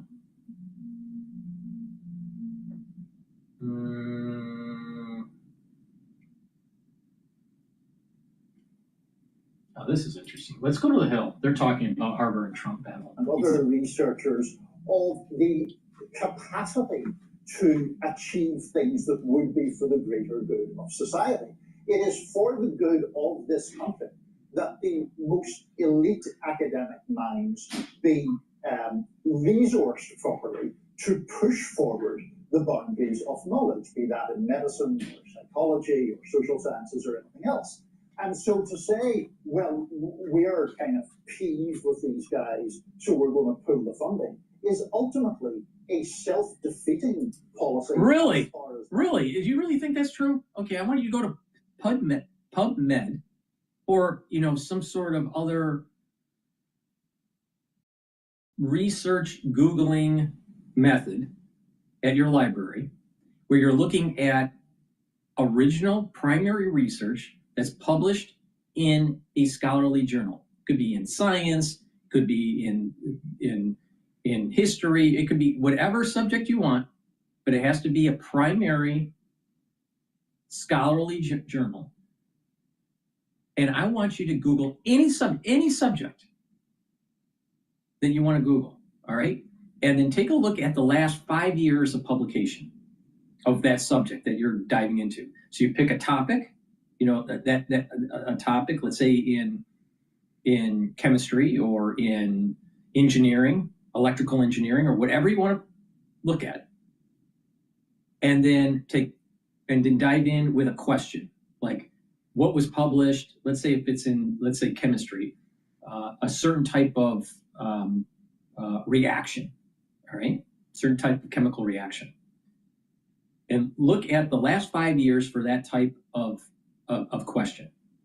And I want you to take a look at that 5 years and look at the top 50 items that pop up on the the search. I'm willing to bet that you don't find too many of them that are Harvard. What about finance or in business?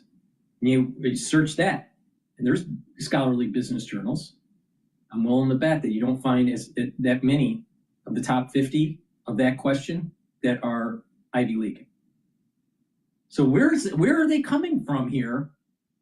Where they saying that these top universities are the ones that are producing all of the research, when all you got to do is actually do the Google search with these with these libraries, and you'd actually see that you have many researchers publishing from these institutions that are not Ivy League or Ivy League plus. Remember, there are, approximately 400 or, 300 something, 300 universities, 300 plus, that are R1 or R2 Carnegie Research Institutes. Well, that's a lot more than just the Ivy League. So where do they're just saying shit that they've never, have they ever done a lit review? I mean, if you do a thesis, if you do a dissertation, you have to do a lit review. Anyone that's done a lit review would know what I'm talking about. Most of the content of the primary research that you come up with whatever subject, those top 50, most of them are not Ivy League, coming from Ivy League. So what the hell are they talking about? Because most of the research is coming from other universities. Just the volume, because there's so many more of those universities that are getting grant funding compared to the Ivy League. It's just a numbers game. But they want you to have the perception that if you cut the funding, that your research is your scientific research is going to be stopped. Well, most of the research in the United States is coming from a non-Ivy League university. A lot of research is coming out of University of Michigan. So if the funding stops at Harvard, does that mean that research stops at University of Michigan? Well, obviously not.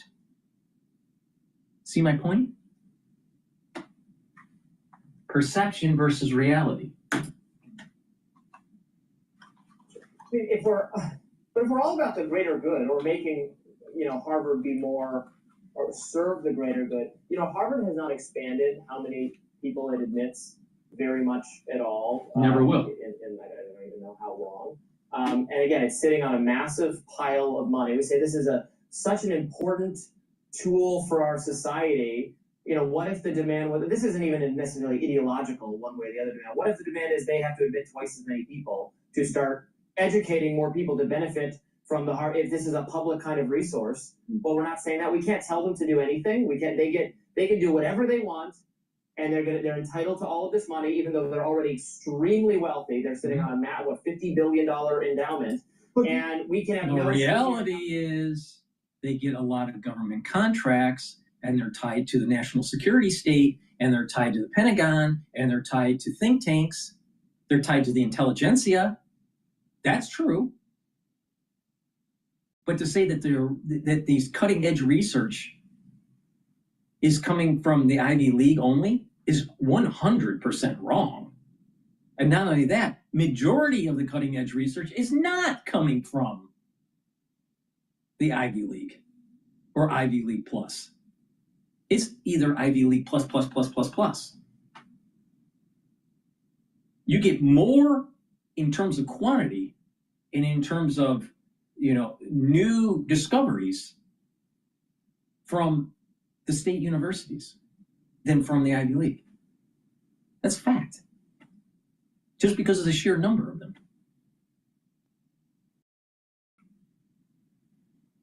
Harvard doesn't have enough labs to be able to compete with all of the state universities that are doing R1 and R2 research. They don't have enough money.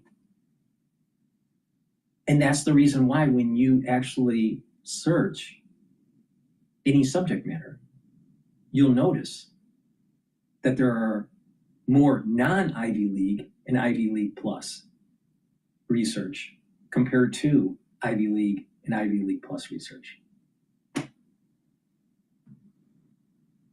The United States will be fine when Harvard gets defunded. And also they're entitled to funding. That starts to get a little, well, they can do whatever they want, and we can't, and I would say that's fine, they can do whatever they want, but then I don't know why we have to pay for it necessarily. It should come with no scrutiny. But do you not think that there is a public interest in experts or people of real academic prowess being funded to push forward their research? Do you not think there's any public gain? I certainly think there is some public gain. Why are we pushing research that is of a political nature or a socialistic, or sociology nature? Why shouldn't we be funding research that is more hard science, not soft science, where you can make stuff up. You can just kind of like have a theory and then you can set up an experiment and just try to prove it. Some political economy kind of stuff. You create a certain experiment, you create a certain research, and you can almost prove anything in psychology or in sociology. So should we be funding people that end up becoming political leaders when they're being spoon-fed socialistic communist propaganda? Should we be paying for that?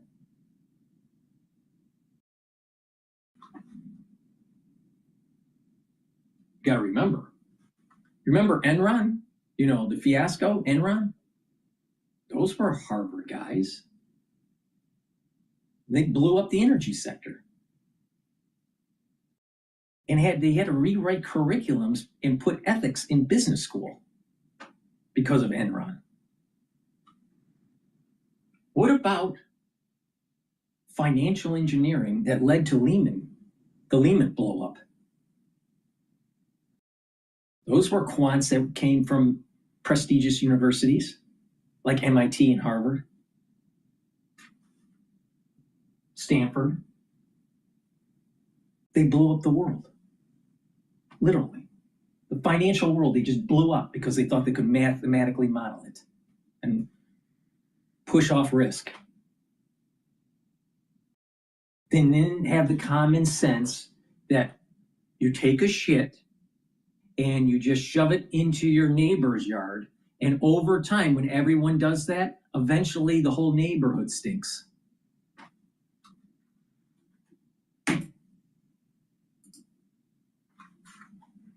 It can be overemphasized. I think the increased credentialing of our society that, people, you have an elite fancy degree. I'm not sure it's all that valuable. Scientific research being done, yes, true. And people should, be able, I think they should have been more students. There's so many students who are qualified to get into Harvard, and then they were picking the ones that were like the least Asian looking, which was pretty contemptible in my view. I don't know. It's kind of a mess. I don't think the Trump administration should be waging this specific fight. I think if they were still doing the admission scheme, that would have been a fight worth having. I don't think what they're teaching in the Arab Studies Department is really the business of the federal government, but I've been overruled on that. I'm not in charge of the Trump administration. Please go to my store, the-studio-reykjavik.com, and get the vitamin C and magnesium. Taking my magnesium will help with your brain health. Vitamin C will help with your immune system and your skin. Olive leaf extract helps with your cardiovascular health and your immune system. It brings down inflammation and helps with your lipid profile. Stack these together to help with your immune system and your brain health and your cardiovascular system. It's a great stack. Please go to my store, the-studio-reykjavik.com.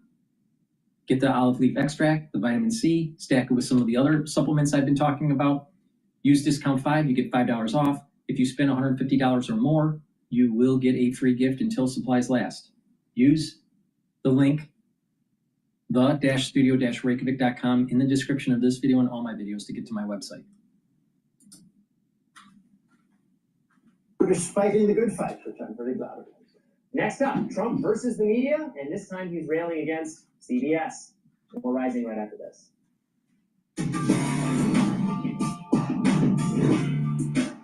What it is you got a bunch of people that think that other universities aren't doing research, and they're doing quality research, and a lot of them are state schools. All right. Let's just take a look at Fox or France 24. See what This spring, let Frontgate help you entertain effortlessly under the sun. From the highest quality patio furniture in The 15th of April 2023, black smoke rises over Khartoum. After weeks of tension, the Paramilitary Rapid Support Forces, or RSF, led by Mohammed Daglo, launched a series of attacks against General I'm going to go to Al Abdel Fattah. Jazeera here. They're talking about Hamas.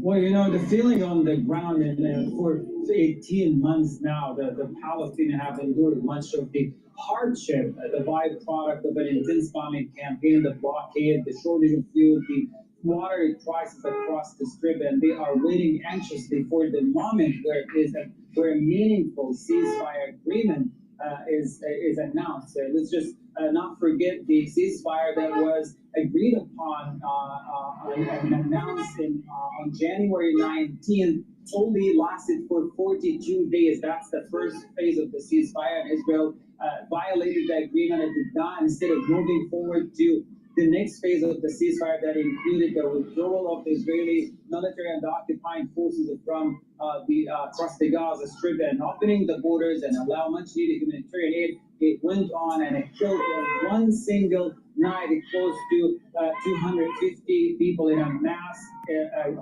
bombing campaign across the Gaza Strip. So as of this moment, given the ongoing blockade, very suffocating right now, no food, there's actual food shortage going on. Areas in the strip that have no water, people have to travel from one district to another for hours, a queue for half a day just to get water. They look everywhere for the stalls in the market to find food to feed their families and loved ones. They're moving into temporary shelter. So they're given all of this, they're waiting anxiously for a ceasefire agreement that will, at least for the moment, stop the ongoing killing. As we speak, the total death toll for the day, 11 people, some of them displaced Palestinians inside tents, others were inside homes. And in Rafah City, for example, in the northern part of Rafah, where a whole family was targeted inside of. So they just want to get to the point where this is all over. Hani, thank you so much for the update. Hani Mahmoud, live there in Gaza City.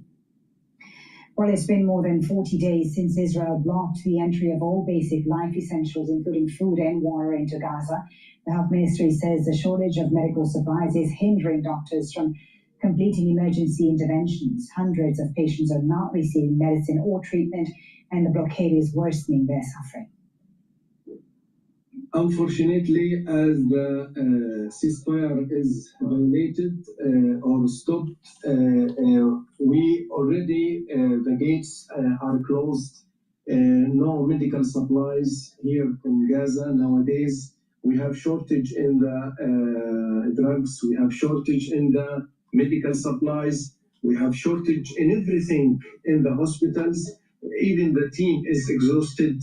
They are working 24 hours over 24 hours. Efforts to repair the Indonesian hospital in northern Gaza are underway. An Israeli offensive there earlier this year left the medical facility out of service. Al Jazeera's The acquisition of drug developer Intracellular Therapies. Johnson & Johnson shares now about 0.5% lower, and Citigroup stock is more than 3% higher after it posted first quarter earnings of $1.96 per share, better than Wall Street estimates, inching closer to a key profitability target in the first quarter. Chief Executive Officer Jane Fraser reorganized that bank, hiring leaders from outside the firm and cutting thousands of roles. For on-demand news 24 hours a day, subscribe to Bloomberg News now wherever you get your podcasts. I'm Amy Morris. That's a Bloomberg Business Flash. Let's go back to Balance of Power now. Joe Matthew. Amy, thank you so much. With us from Washington. Good to see you on Bloomberg Radio, on the satellite radio, channel 121, and on YouTube. Search Bloomberg Business News Live, and we'll meet you here in the studio on what is the Tuesday edition, the early edition. Kaylee Lyons will join us about an hour's time as we welcome our global television audience to the conversation. And yes, I am back from the dead here. Good to see you. I missed you. Same news. I was actually doing my best to avoid the news flow over the weekend, and I couldn't. If you walk by a TV screen, you see Donald Trump or someone talking about tariffs. Maybe it's the Doge. It's a pretty interesting news cycle that we're in here, and the whole idea of Doge cuts takes on new meaning on this tax day, which is where we start our conversation with Laura Davison, Bloomberg Politics editor, with us here at the table. It's great to see you. We were told during the Biden administration by Jen Psaki that this was an agency so woefully underfunded that it couldn't get the job done. That was a couple of years ago. What's happening behind the scenes today after 7,000 workers were cut? 7,000 workers were cut. So what really, well, let's go back just a couple years. They passed all this new money. They really beefed up their enforcement efforts. They realized that they were, there was a lot of tax cheating that was happening. And so they said, look, we're going to put up all these defenses. They did that under Joe Biden. Now we have 7,000 workers, probationary workers cut from the agency. We have about 5,000 workers who took the first buyout. And just now, just across the terminal, another 20,000 workers who are taking the second round of buyouts.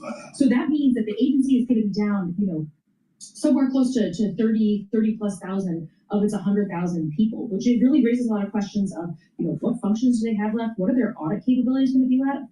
If you need to call the agency because you have a tax problem, you know, today your filings are due really soon. Are you able to reach anybody? This is really causing a lot of concern that the U.S. revenue arm just suddenly doesn't have the ability to do its job. Were these all enforcement workers? What were they doing with the 20,000 on top of the 7,000? So these are from all across the agency. Okay. So these are people, the probationary, that 7,000 were people who were just in their first year or two in any specific job. 20,000 people from all across the board. But the IRS has a bunch of people for people who, you know, are answering the phones and call servers to people who actually carry guns, who are walking around going after you know, drug dealers and other people who are committing very complex financial tax crimes. So what about? Why isn't the ATF doing that, or ICE, you know, instead of the IRS? Please go to my store, the-studio-reykjavik.com. Get the structural nano silver toothpaste. This will whiten your teeth, freshen your breath, help with your gum health, reduce that inflammation, and with good oral hygiene, you're going to help with your vascular system and your valvular health. So please go to my store, the-studio-reykjavik.com. Get the structural nano silver toothpaste. This has no fluoride in it. This is a very high quality toothpaste. Actually, this is going to be the best toothpaste that you can purchase. You can't try to find something better than this. You can't find it. So please go to my store, the-studio-reykjavik.com. Get a few tubes of this toothpaste from my store, the-studio-reykjavik.com. Use discount 5. You get $5 off any order. And if you purchase $150 or more, you do get a free gift until supplies last. So it behooves you to get a few tubes of this toothpaste. So please go to my store, the-studio-reykjavik.com. Like I said, you can't buy a better toothpaste. I sell the best toothpaste that you can buy. All right, let's go back to Bloomberg. And by the way, the S&P 500 is at 5,425 and is up just under 20 points. Government agencies and programs. But if this brings the X date up, this is a Republican-created problem that then Donald Trump has to manage with lawmakers.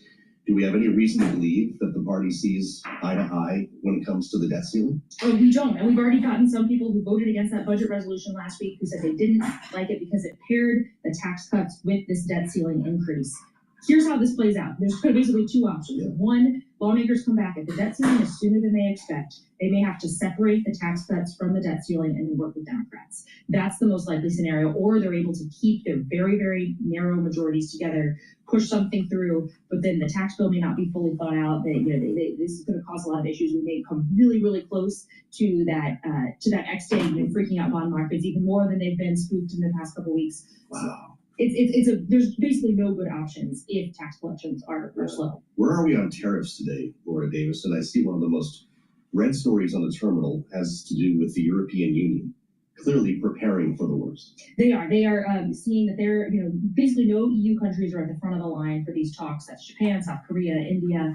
They're seeing that they may be in for a long haul on tariffs and that they're going to have to figure that out. We hear Trump talking about some of these exemptions potentially on auto parts. But in the same breath, yesterday he also said, okay, that these investigations on pharmaceuticals and semiconductors, basically a wide range of technology products are coming, meaning that tariff rate broadly is going up, not down. When do we find out about Chips Pharma and the rest? They have to do these investigations. Yeah. So this could be, they could do these in a matter of weeks, could take months. But essentially, the administration has signaled they have made up their mind that they're going to go forward with these. They just basically need to go through the legal process to get those done. That was an interesting sort of back and forth over the last couple of days on exemptions. We're going to have some, we're not going to have any. We're putting this up to study. They're all coming eventually. Will this all be wrapped up or in place by the end of the first 100 days? I saw this morning that that's coming up pretty quickly here. It's the end of this month. That's basically 2 weeks from now. I think that it is. It's unlikely that we'll see sort of the end of this. There's also some other tariffs too that Trump has talked about that haven't come into place. Things like lumber, he's talked about copper. There's a whole range of things here, and just the sheer volume of what they have to do is going to be very difficult. Can you believe that 100 days? It seems like 100 years, according to some people, and your team probably can relate with that, much like you. Well, what's the second act? I mean, we've really spent the first 100 days talking about tariffs, tax cuts, even though they haven't come to fruition on Capitol Hill, and I guess mass deportations, right? We spent a lot of time talking about immigration. Will this be the same conversation as we work through the first year, or is there more on the agenda for this president? Republicans are really eager to shift away from this tariff talk, and what they want to talk about is tax cuts. I think as we head into that next 100 days, that's going to be the key focus as they try to move this through the Hill. There's going to be a lot of Republican infighting. Just the taste that we got as they tried to move this budget resolution is going to be what it's, what the dynamics will be kind of May, June, July. That's when they hope to pass that tax bill. We also have seen, the president really dig in on things like this fight with Harvard, on the Maryland man deported to El Salvador, some of these legal fights. These sort of public relations fights, I can really see Trump digging in on these, where he sees a popular advantage on deportations as well as picking fights with Ivy League universities. That's a whole other one that we haven't even touched on, the Harvard story today. When you back off from all of that, though, this idea of getting through reconciliation is a very challenging one for the House and for the Senate. What are the odds that this doesn't work?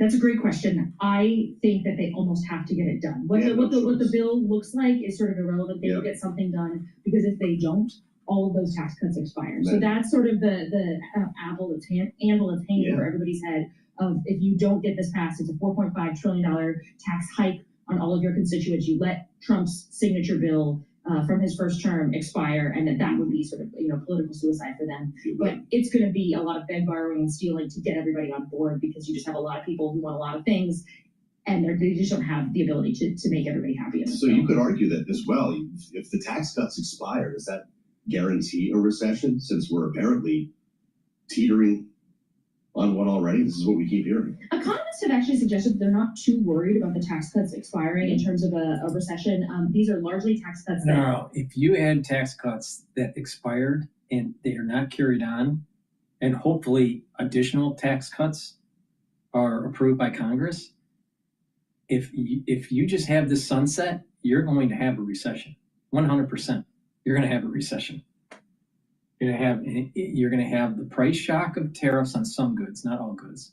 You're going to have less money because you're being taxed more, and you have the higher cost of funding for buying a home, right? And with that whole amalgamation, it's probably going to be enough to teeter the economy into a recession. I think that letting it expire is a bad idea, a really bad idea. There's no way that's not going to. Joe Biden back on the national stage. He's going to be talking about another target of the Doge we haven't mentioned yet, and that's Social Security. That's going to coincide with the late edition of Balance of Power, the former president of the United States speaking a bit later on today. I'm Joe Matthew in Washington. I missed you. We're back. I'm sort of back to life. And we'll have much more straight ahead as we get back to the tariffs and the idea of China pushing back on the U.S., which could mean bad news for Boeing. We'll have a lot more on that with George Ferguson coming up from Bloomberg Intelligence on the fastest show in politics. This is Bloomberg. No, if tax cuts don't get passed, the United States has a problem. Please go to my store, the-studio-reykjavik.com. Get the structural nano silver gel. This is a dual purpose product. You can have it on your skin, use it as a daily skincare. You can put it on a wound. It'll help to heal the wound. If you're not feeling well or someone around you is not feeling well at work or at home, put it on your hands, around your eyes, around your nose, or around your mouth, around your ears. Lightly coat your nostrils. It stays active for 5.5 hours. You can also use it as a aftershave. So this is a dual purpose product. Make sure that you have some at work and at home.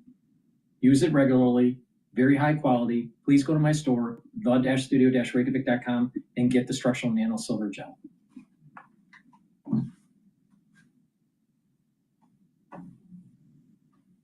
Another great stack that I want to talk about will help with your cardiovascular health and your bone health, all right?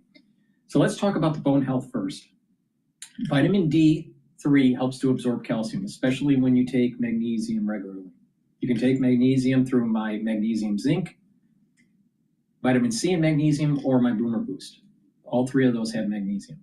But D3 will help to absorb calcium, and it works well with K2. That also helps to absorb the calcium. Take calcium supplements or drink milk. That's what I do. And you want to do resistance training. So that's going to help stimulate your bones to deposit more bone matrix. Another trick to increase your bone density that you should couple with the actual resistance training, the weightlifting, is some of your exercises should be adding vibration to your bones, all right? And you can do that by doing calf lifts, right? So you lift up and then you go down, all right? You do that about 50 times or so. And you want to make sure your shoes are off so you're not cushioning the actual calf lift. And what will happen is you're putting stress and vibration up through your leg into the femur and into the neck of the femur and into your hip and through your spine. And that vibration is really important to stimulate osteoblasts to deposit bone.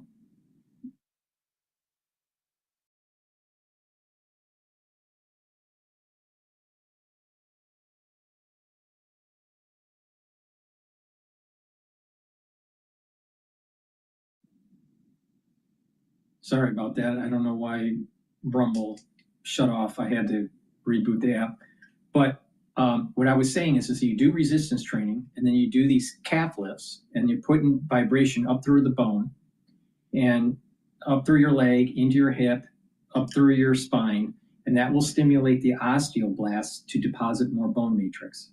So you're doing resistance training, you're doing that vibration exercise, you're taking the D3, the K2, the calcium supplement, or through drinking milk, and you have magnesium in your diet or in your supplements. Like I said, you can take the vitamin C, magnesium, the magnesium and zinc, or the Boomer Boost, right?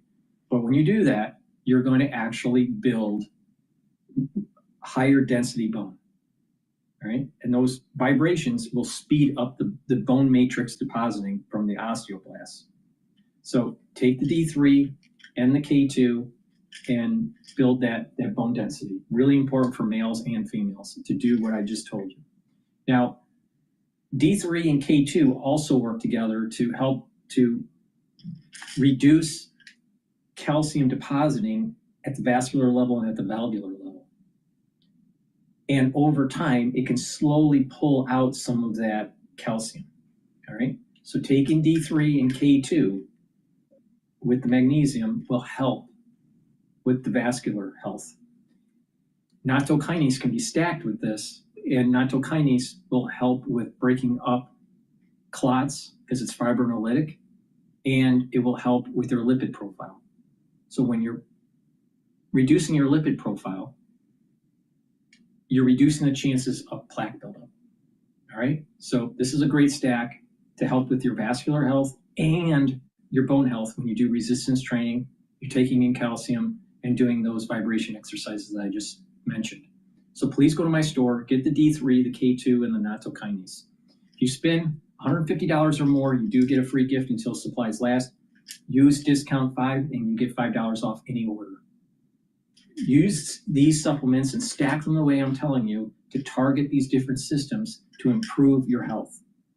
Cardiovascular disease and osteoporosis are major issues in the United States, especially in your geriatric years. If you do these protocols that I tell you to do, you're going to mitigate those issues and have more vitality in your later years. So please go to my store, the-studio-reykjavik.com. The link is in the description of this video and all my videos.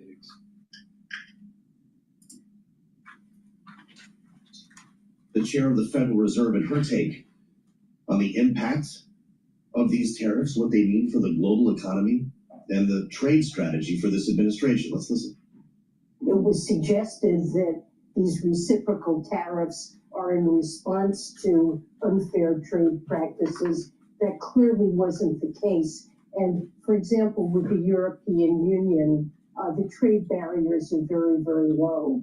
So I must say I'm confused about what the hell is she talking about? You can't sell an American car in Germany.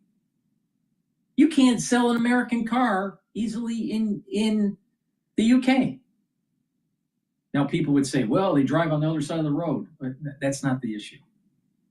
They can make cars on the assembly line on either side of the driving wheel. All right, the steering wheel. You can't.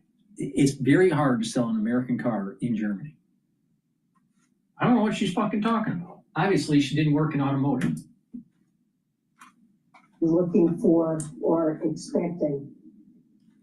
Well, and of course, China's Xi Jinping himself was discussing trade with Vietnam today. On the subject of Xi and of the Chinese government, which of course you had many conversations with over your tenure as Treasury Secretary, you made tracks to Beijing yourself. Given your interactions, and I'm not being, I'm not, trying to look down on Janet Yellen.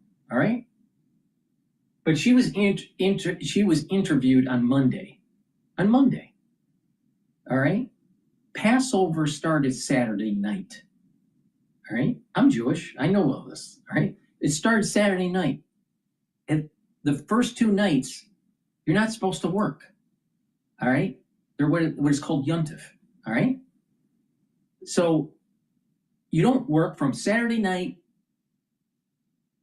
to Sunday night, and then there's another day after that. So there's it's 2 nights. All right, there's 2 seders. All right, the holiday is for 8 days, but the first 2 nights are really important. All right, and you're not supposed to work. So from Saturday to Sunday night, and from Sunday night to Monday night, she's being interviewed on Monday on Bloomberg in the afternoon. Guess what? She shouldn't have been working. She should have been eating matzah. And she still can't get the economy fucking right. Usually low emphasis on consumer spending as a source of demand and really relies on flooding the world with Chinese goods. I think this is legitimately damaging to the U.S. economy and something that we were discussing, and I think there should be dialogue and an attempt by the Trump administration to pursue this issue. Working together with our allies, I think, would have been a desirable approach. It's one that we were committed to, but now the Trump administration is really engaged in some very antagonistic initiatives relative to our closest allies, and that looks like a less promising approach than I would have hoped. Her take on the trade war is currently underway. Janet Yellen speaking exclusively here on Bloomberg TV and radio with Kaylee Lyons last evening. That was part of the late edition of Balance of Power. As we wake up to the story today, let's just stay right on this beat.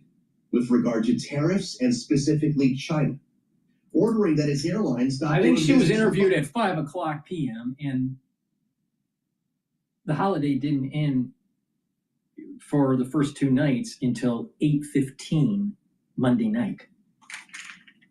Janet Yellen. Please go to my store, the-studio-reykjavik.com. Get the ubiquinol. This is the most bioavailable form of CoQ10 that you can buy. You need ubiquinol to boost up those energy levels, soak up those free radicals, help to improve your mitochondrial health. You'll improve your ATP levels. You're reducing stress in the cell and in your tissues. And this helps to protect neurons. Extremely important to take this supplement if you're 40 years of age or older. Take it. If you are 40 years of age or older, you need to go to my store like right now and get the ubiquinol. You know why? Because protecting your neurons are really important, and you need multiple years of that compound effect to get the positive benefits from protecting your neurons. NAD Plus is a supplement that will boost up your NAD Plus levels, that will boost up your energy, that will help to repair your DNA damage and protect your neurons. Stacking them together is really beneficial. Take the ubiquinol and the NAD Plus together to get the max benefits. Please go to my store, the-studio-reykjavik.com. Use discount 5 on any order. You get $5 off. If you spend $150 or more, you get a free gift until supplies last.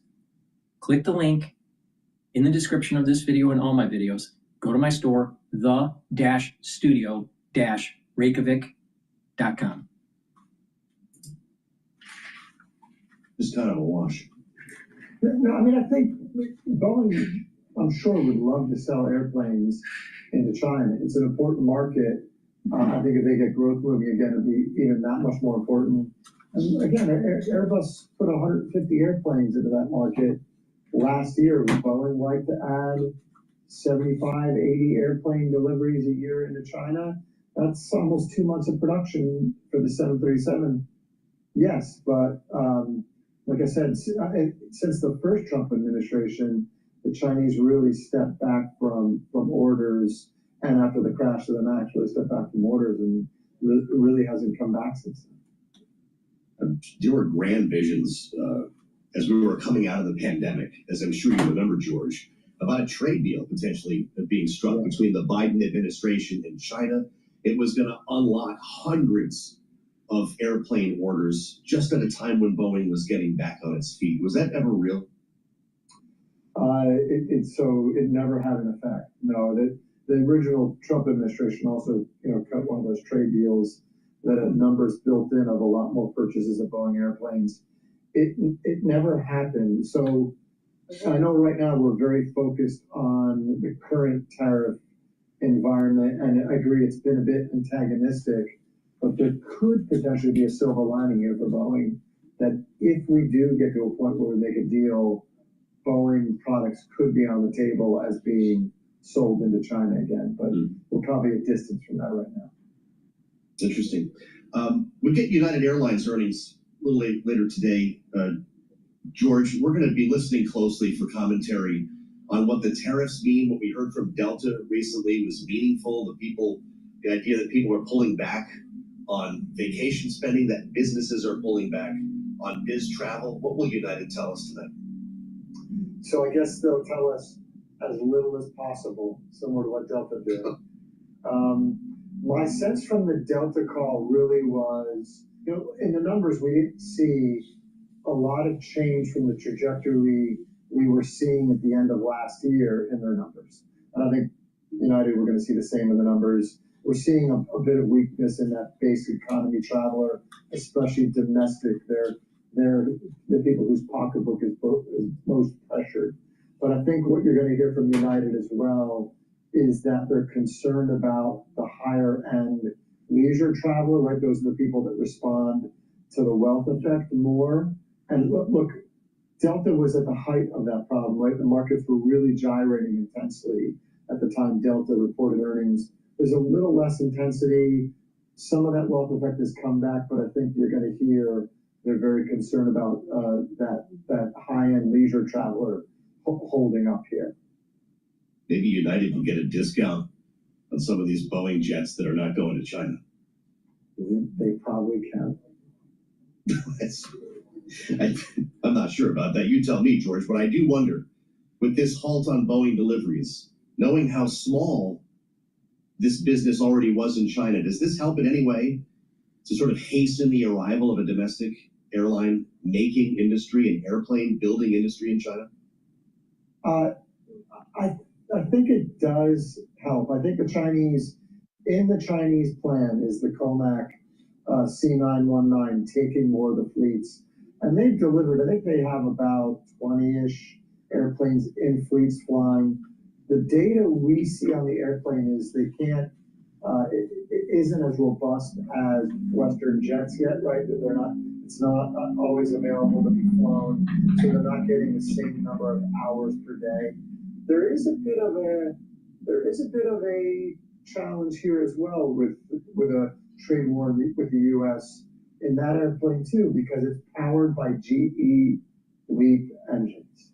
And so as we get into this discussion of tariffs and technology, the Chinese aren't ready to make their own jet engine, and so they need to be cognizant of the fact that they're importing that from the U.S. Fascinating insights, as always. Sorry. Yeah. There's still a distance of building in size. They're still at a distance before they build in size, like Boeing and Airbus do.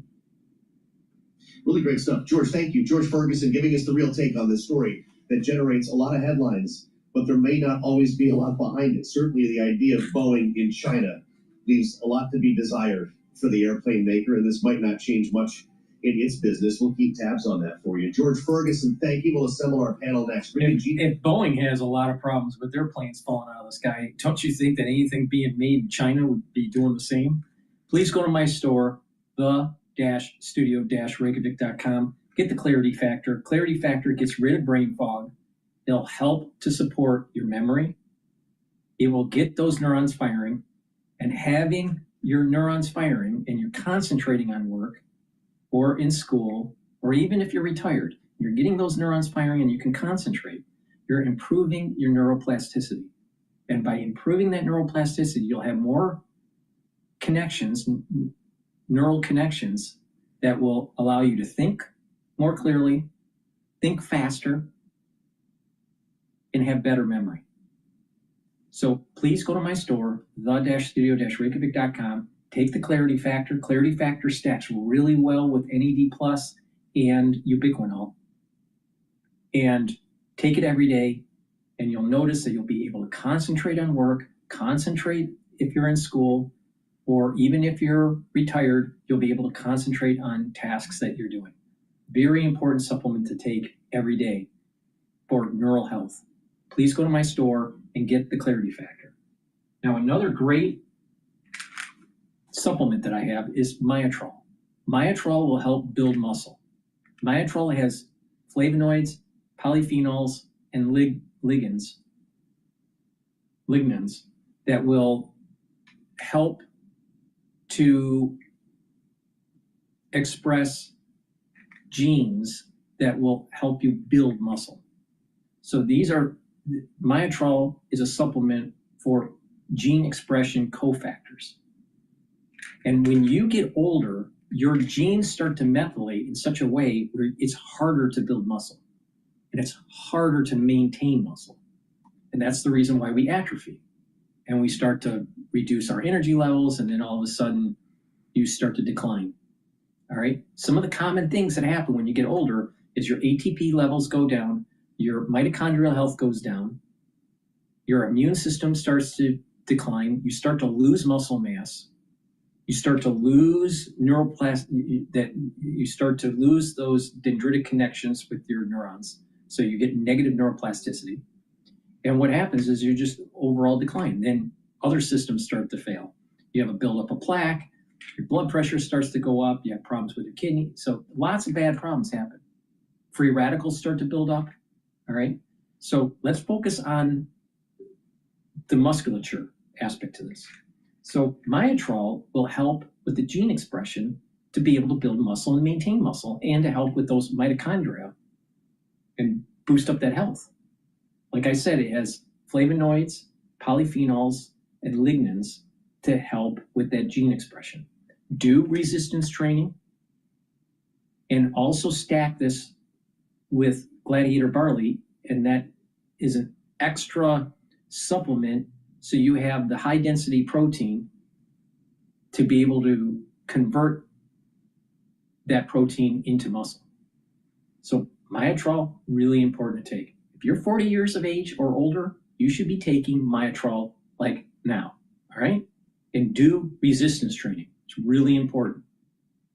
Now, if you pay attention to my stack, I'm also targeting other things, all right? Like if you stack the Myotrol with the gladiator barley, it's helping you build muscle. You're stacking it with the clarity factor, it's helping with the neuroplasticity. And so it's helping with your memory. If you apply the core protocol, max 35, max 14, boosts up your immune system. Take the C60, soaks up those free radicals, reduces stress in the cell and the tissues, helps to boost up that mitochondrial health, bring down inflammation by taking the turmeric, the ashwagandha, and the lignans, and help boost up your immune system. And then taking the Boomer Boost, which boosts up your energy levels and your metabolism. And guess what? You are slowing down that whole aging process that I just explained to you. So it's really important to stack this the way I tell you to, and you get the max benefit. So, and this is what I do. It's not something like, oh, this is what you should do and go buy it. This is what I do. I'm telling you exactly how I use this stuff. So clarity factor helps with your memory and get rid of that brain fog, all right? And helps with supporting your positive neuroplasticity. Myotrol helps to build muscle. It helps with the gene expression that you need.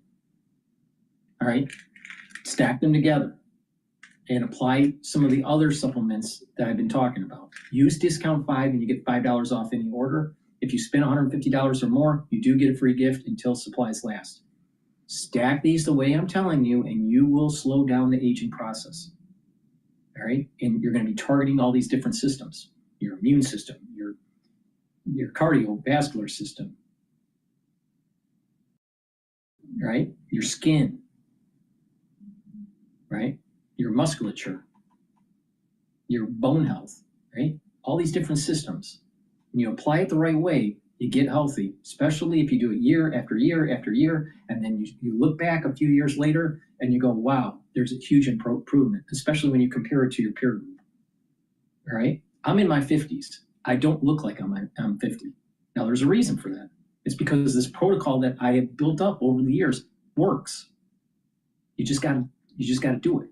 All right? So please go to my store, the-studio-reykjavik.com.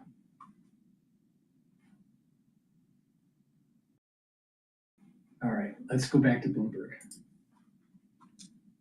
$1 billion in Hewlett-Packard Enterprise planning to engage with the company to boost value. HPE's stock has fallen roughly 33% this year. Today, it has jumped more than 5%. For on-demand news 24 hours a day, subscribe to Bloomberg News Now wherever you get your podcasts.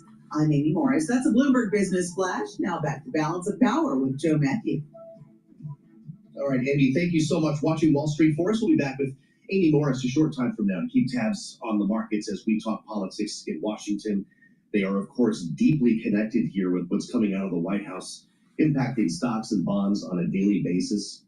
Wonder what Joe Biden will bring to the markets.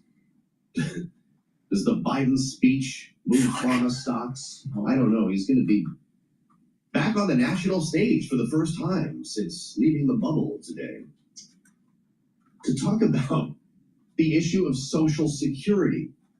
I don't know if this is going to bring the kids in at last, but as he speaks to the National Conference of Advocates, Counselors, and Representatives for the Disabled in Chicago, Joe Biden will make a warning about the impact that this administration is having on Social Security, his concerns that President Trump's agenda is threatening the retirements of millions of people. Of course, Donald Trump blames Joe Biden for the very problem that he thinks he's trying to fix here. We've seen a couple of appearances, but nothing like this. This is a policy address, and you better believe they're going to be watching at the White House and responding likely on Truth Social. It's where we start our conversation with our political panel. Rick Davis and Jeannie Shanzano are with us. I missed them both. Bloomberg Politics contributors. Rick is partner at Stonecourt Capital, and Jeannie is political science professor at Iona University. Great to see you both. This is your moment, Jeannie. Which Joe Biden shows up tonight? I don't know which, but I know neither should Joe Matthew. This Really? is, absolutely not. The reality is James Carville has been out telling Democrats to play possum. And then in his latest piece in the New York Times, he says, don't become the story. And then he pleads, please don't become the story and get in the way. And, even if Joe Biden is right on the message, the messenger is all wrong. He is going to give fodder to the Republicans, to Donald Trump, who was talking about him in the White House yesterday. He should work behind the scenes. These reports from NBC and others that he wants to get out front and help the Democrats. He can't help them now unless he does it behind the scenes. So message may be right. Messenger is totally wrong. He should stay home and talk quietly. Give advice quietly, Joe Biden. Not that he'll listen to me, but that's my advice. It's not a good idea. I just told you the speech. Stay home and speak quietly. Rick, is this a gift to Donald Trump? Jeannie, if Joe Biden had been listening to you all these last few years, he'd still be president of the United States. I'm sure of that. Look, Democrats have an identity crisis, right? I mean, they've got Bernie Sanders and AOC running around the country doing these, events, getting thousands, tens of thousands of people to come and show up, spewing out the liberal diatribe that got them into the minority in all these congresses and in the White House. And at least Joe Biden showing up has some centrist appeal, assuming these days he's still a centrist. And so it's just all part of this, mashup called the Democratic Party that doesn't seem to have leadership. So not surprising, he's been baited into getting out there and doing his thing. I applaud his integrity around trying to preserve and protect Social Security. I assume that's the topic of the speech, considering the forum. And it probably could use some protecting right now. I mean, it looks like DOGE is all about trying to trim the sails of Social Security Administration, and frankly, maybe this is an alert to Republicans and to the White House to maybe rethink their strategy around going after the third rail of American politics. Yeah, I'm true. I haven't heard that line in a minute. Jeannie, there's another speech happening right around 5 p.m., same time Joe Biden's talking. It will be a Social Security Day of Action speech by the Democratic leader in the House, Hakeem Jeffries. He'll be speaking in Brooklyn. Is that the speech that should be national? Yeah, I mean, Hakeem Jeffries, he should be making these speeches. He doesn't come with all the negatives that Joe Biden does right now and on the heels of a great loss for the Democrats. And, again, Joe Biden is right. We need to save Social Security. He's been saying it for a long time. To Rick's point, we need moderate messages out there. Hakeem Jeffries and others can deliver it. But this is a problem with the messenger. And what happens is when they have a messenger, nobody hears the message. They're so caught up on the messenger. And the message is right. You have an administration who's being led around by the wealthiest man in the world who keeps describing Social Security as a Ponzi scheme and describes it also as an entitlement. It's not an entitlement. It's something that we work hard for. And it's something that we pay into and then get back in our later years. Democrats could do so much with it, but they can't do it via Joe Biden. So Jeffries is better at making this message, and Joe Biden can help behind the scenes. But Democrats are going to have to come up with people who can do. She's missing the point. How it works is that when you are taxed for Social Security, you're paying the ones that are on Social Security right now. All right. So you're not putting money aside for your Social Security. You're paying for the current population that's on Social Security. Now, when you retire, let's say you're working, and now when you retire, the working generation would be paying Social Security to pay for your Social Security. That's how it works. The problem is that the government used the money because they didn't put it in a lockbox like Al Gore wanted to do, and now everything is an IOU. So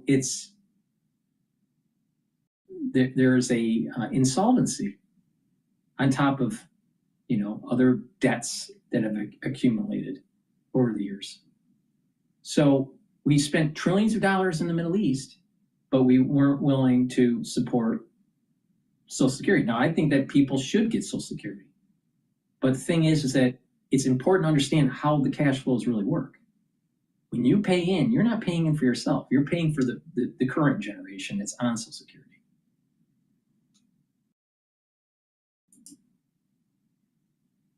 And so, yeah, I mean, Hakeem Jeffries, loyal opposition, he's got to get out there and beat the drum and do what he can. It's a toothless claim, right? I mean, there's nothing he actually can do to disrupt the functions of the DOJ, the White House, the Republican Congress. But he can at least make the public policy argument, and it sounds like that's what he's going to do today. Well, while we're talking about Social Security, Jeannie, it's just one of many agencies that's been targeted here by the DOJ. Another one is kind of in the crosshairs today because it's tax day, the IRS. Pretty important story here that hit the terminal since we took air right around noontime. About 20,000 IRS workers, 20%, are taking the Trump administration's second deferred resignation offer. They're basically taking buyouts. At the IRS, we were told, was already woefully underfunded, understaffed. You can cheat on your taxes all day long, they'll never find you. What does another 20,000 do to the IRS, Jeannie? Yeah, it adds to a tax season nightmare that everybody has been talking about. And it makes literally no sense from a policy perspective. There is an absolutely right way to cut the size and scope of the government like any other organization. And then there's a really bad way to do it. And the sense by which they have made these cuts is very hard for anybody to untangle. After all, we're talking about one of our only agencies who actually makes money. And imagine if the IRS collects less money than expected this year, and we are up against this, this ceiling and the debt ceiling in Congress, and it comes earlier than expected, and it blows a hole in the Republican and Donald Trump's abilities to get this bill through. It makes no sense, just like with the tariffs. The layout of all these things is frustrating. The execution is deplorable. So even if you agree we need to cut, which I do, the way they're doing it is maddening because you can't make any sense of it beyond just a wild cut of people and no thought as to what the repercussions and long-term impacts of that is. It is hard to ignore the irony, Rick, of these DOJ cuts at the IRS and kind of the decades-long attacks on the IRS by many Republicans may in fact hasten the X date to bump into the debt ceiling. Is that what we're going to be talking about in the middle of this summer?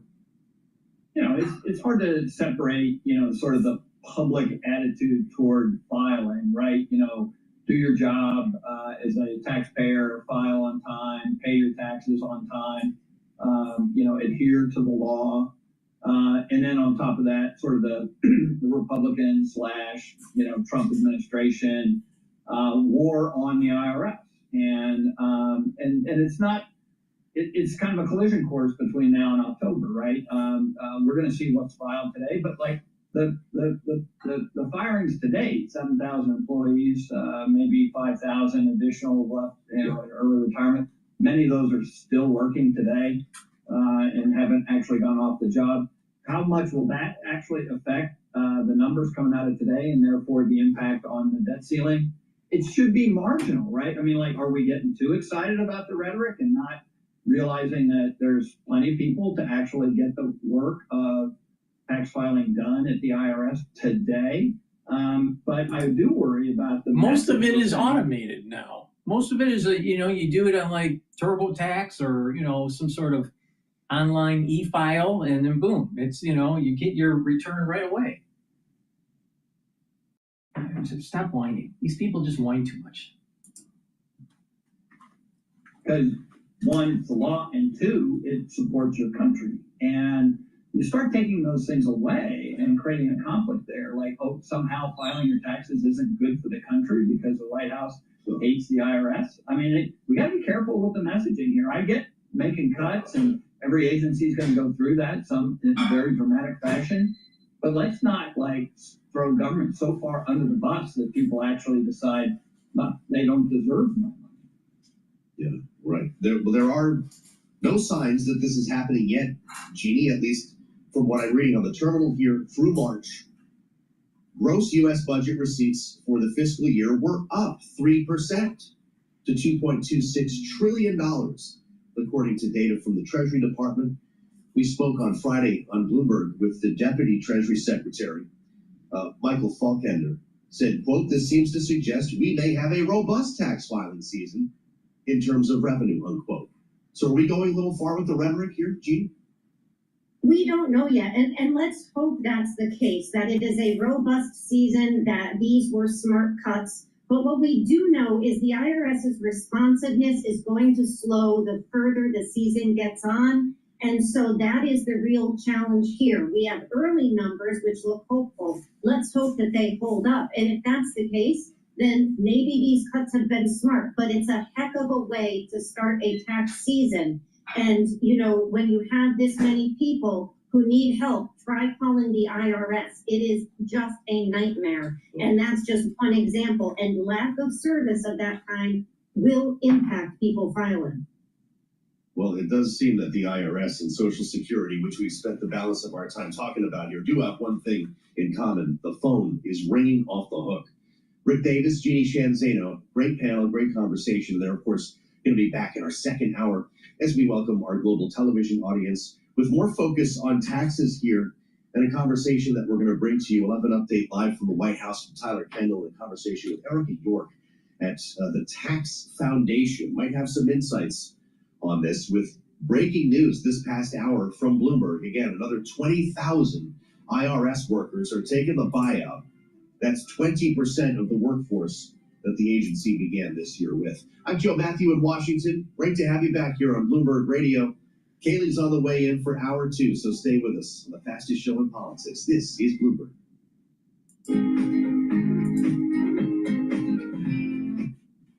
All right, we'll go to Fox Business here about China.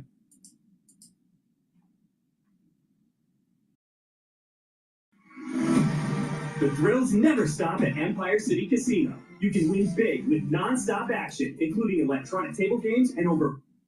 Welcome back. Well, today is tax day, April 15th. Get your tax returns in. New polling from the Cato Institute finds that more than half of Americans say taxes are just too high, with most worried that they can't afford even higher taxes potentially next year. But Congress's budget reconciliation plan is popular. 75% say they want lawmakers to make the 2017 Tax Cuts and Jobs Act permanent, while 64% want to cut spending and balance the budget. Joining me now with where lawmakers are is Wisconsin Congressman Tom Tiffany. Congressman, good to see you. Thanks so much for being here.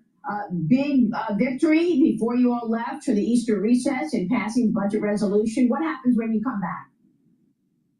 Yeah, that was a good week last week, including passing that budget resolution. So we have our staffs working busily as we speak to create this budget reconciliation bill. But now the heavy lifting starts. Now we start negotiating between the House and the Senate what we're going to put in there. And we absolutely have to make the tax cuts permanent. But I think we also, the big debate last week, if you remember, Maria, was about how much we were going to reduce in spending. The Senate sent our resolution back to us saying only $4 billion.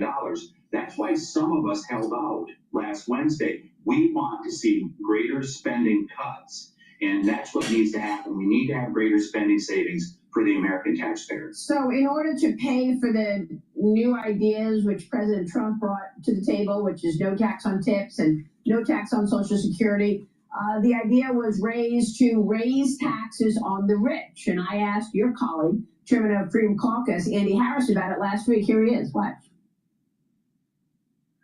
But if we can't get enough spending reductions, we're going to have to pay for our tax cuts, again, to make sure that we don't go down the road of fiscal deterioration on this. That's one possibility. Tell me about this 40% tax bracket. Yeah, before the Tax Cuts and Jobs Act, the highest bracket was 39.6, yes, and it was less than $1 million. Ideally, what we could do, again, if we can't find spending reductions, is say, okay, let's restore that higher bracket. Let's set it at maybe $2 million income and above, to help pay for the rest of the president's agenda, which is, of course, no tax on tips and potentially other tax cuts. Where are you on that, Congressman? I'm not a big fan of tax increases on anybody, but I think, the Department of Government Efficiency has identified plenty of savings. There is plenty of room to find the savings out there, as has been identified over the last couple months. And that's part of the reason in the polling that you're showing there, Maria, it shows, almost 2/3 of Americans are saying we can reduce spending. They've seen the news stories about Doge and what they are doing. There's plenty of room to get those savings. All right, and we also asked Mike Johnson, Speaker of the House, about it, and he was with me on Sunday. Here's his answer to that. The idea that you can have a new tax bracket of 40% for the highest earners, are you seriously considering that? Well, I'm not a big fan of doing that. I mean, we're the Republican Party and we're for tax reduction for everyone. So, I mean, that's a general principle that we always try to abide by. There's lots of discussion, lots of ideas on the Hill. People have different thoughts and theories on how we can solve this perfect equation and get all of this done. But I wouldn't put any money on any of that yet. All right, so you are in alignment. Sounds like the White House, it sounds like the leadership in the House does not want that. But I want to get your take on where the offsets are then, because you're going to need full agreement here within the Republicans. You can't afford too many nays. So where do the cuts come from to pay for the tax cuts on the lowest earners? I think it's in a variety of programs, but it starts with waste, fraud, and abuse, and you take some of the stuff that Doge has identified. I mean, for example, the Wall Street Journal just reported a couple weeks ago that there was $200 billion that was given out in duplicate payments in the Medicaid program. Americans don't want that type of waste going on. That's just one small example of ways in which we can do it. I also believe there should be work requirements, and work requirements will get us some savings in some of the welfare programs. Okay. Meanwhile, the White House is asking Congress to claw back more than $9 billion in previously approved funding. Some of this funding is incredible to me, Congressman. Some of the rescinding requests include more than $1 billion for NPR and PBS. $1 billion that government taxpayers give PBS and NPR. $6 million for net zero cities in Mexico. $3 million for Iraqi Sesame Street. $1 million for voter ID in Haiti. $750,000 spent on reducing xenophobia in Venezuela, and $8,000 for promoting vegan food in Zambia. I'd love to know how all of this got passed in the first place. How about $5,600 for watering 8 plants in the Department of Defense facility?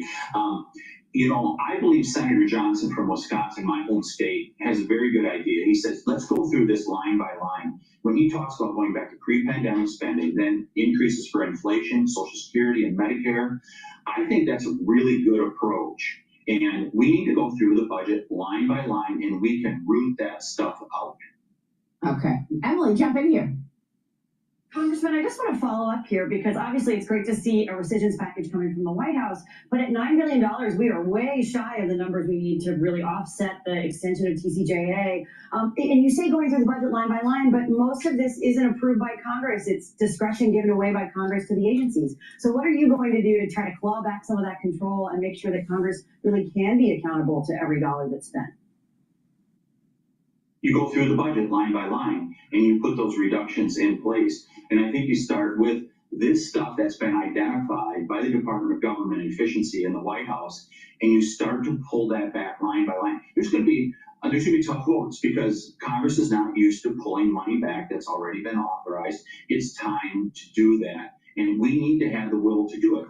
2/3 of the American public agrees with us that we need to reduce spending. And by the way, we are going to have to do it alone as Republicans because Democrats have shown they don't care about fiscal responsibility. They've given us inflation over the last 4 years. We are in this on our own, but we need to live up to the mandate that was given to us on November 5th.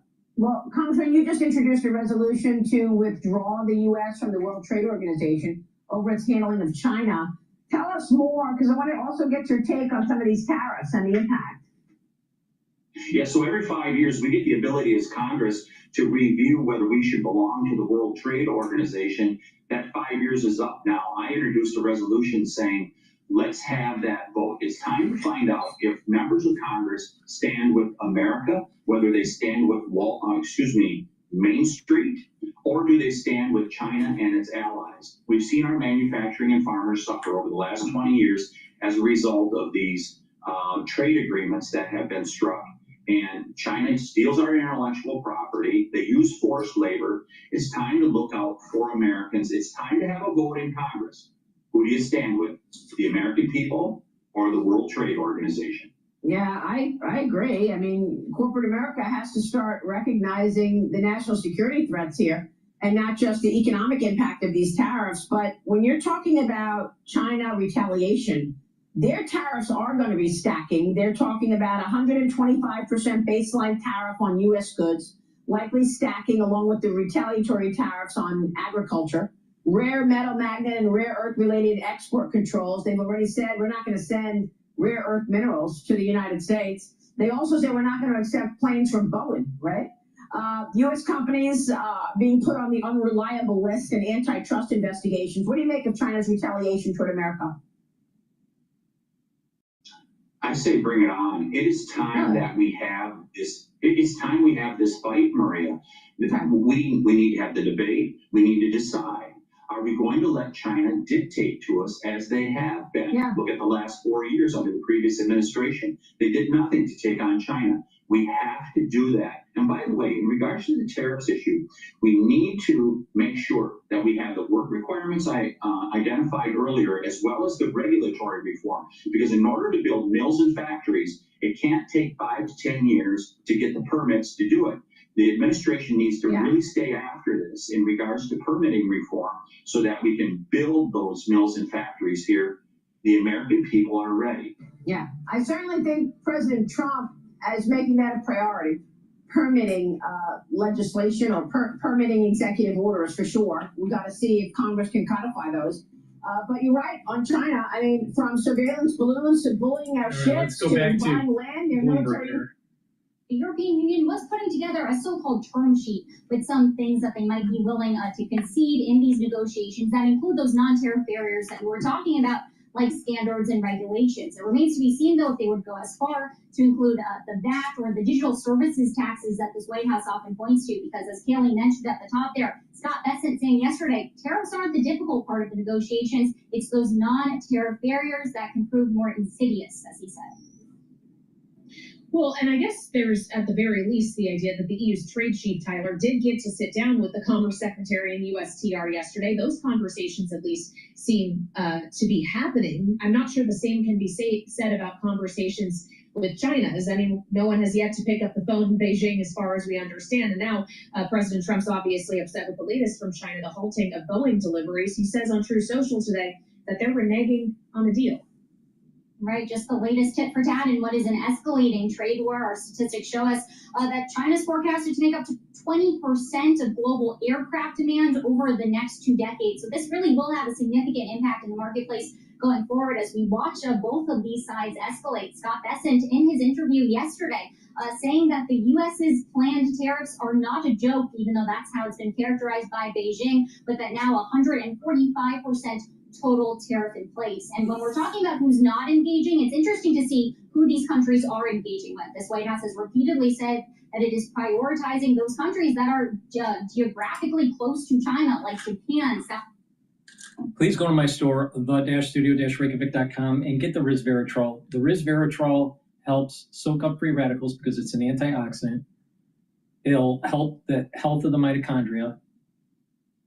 That will help to boost up your energy levels. And resveratrol helps with youthful gene expression. It'll get rid of cells that are in senescence, and that over time your tissues will improve if you have adult stem cells. So please go to my store, the-studio-reykjavik.com. Take the resveratrol. Resveratrol stacks really well with NAD+ supplement, ubiquinol, and C60. Now, let's talk about C60 for a second here. Now, C60 is a very potent antioxidant that I take every day. I take a teaspoon of it a day.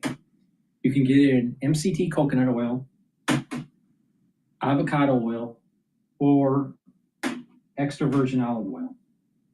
Now, C60 is a molecule that's 60 carbon. It looks like a buckyball, like a soccer ball. And you have electrons that are floating around in the outer shell. And because of that electron shell, it'll be able to soak up free radicals at a much higher rate and level relative to let's say vitamin C. Vitamin C's, one molecule of vitamin C can only neutralize one free radical. But if you take C60, you're neutralizing hundreds, if not 1,000 free radicals. So it's much more potent. Take a teaspoon a day. Take it on an empty stomach for best absorption. Take it before a workout, and you'll notice that you're soaking up the free radicals that you generate during your workout, but you're also increasing your recovery time after your workout. Like I said, take it every day, teaspoon a day. Now, what it does is it's going to soak up those free radicals, and by soaking up those free radicals, it's reducing the stress in the cell and the tissues and in your bloodstream. Now, for your bloodstream, when you're soaking up those free radicals, you're reducing oxidized LDL. When you reduce oxidized LDL, you're reducing the chances of plaque buildup.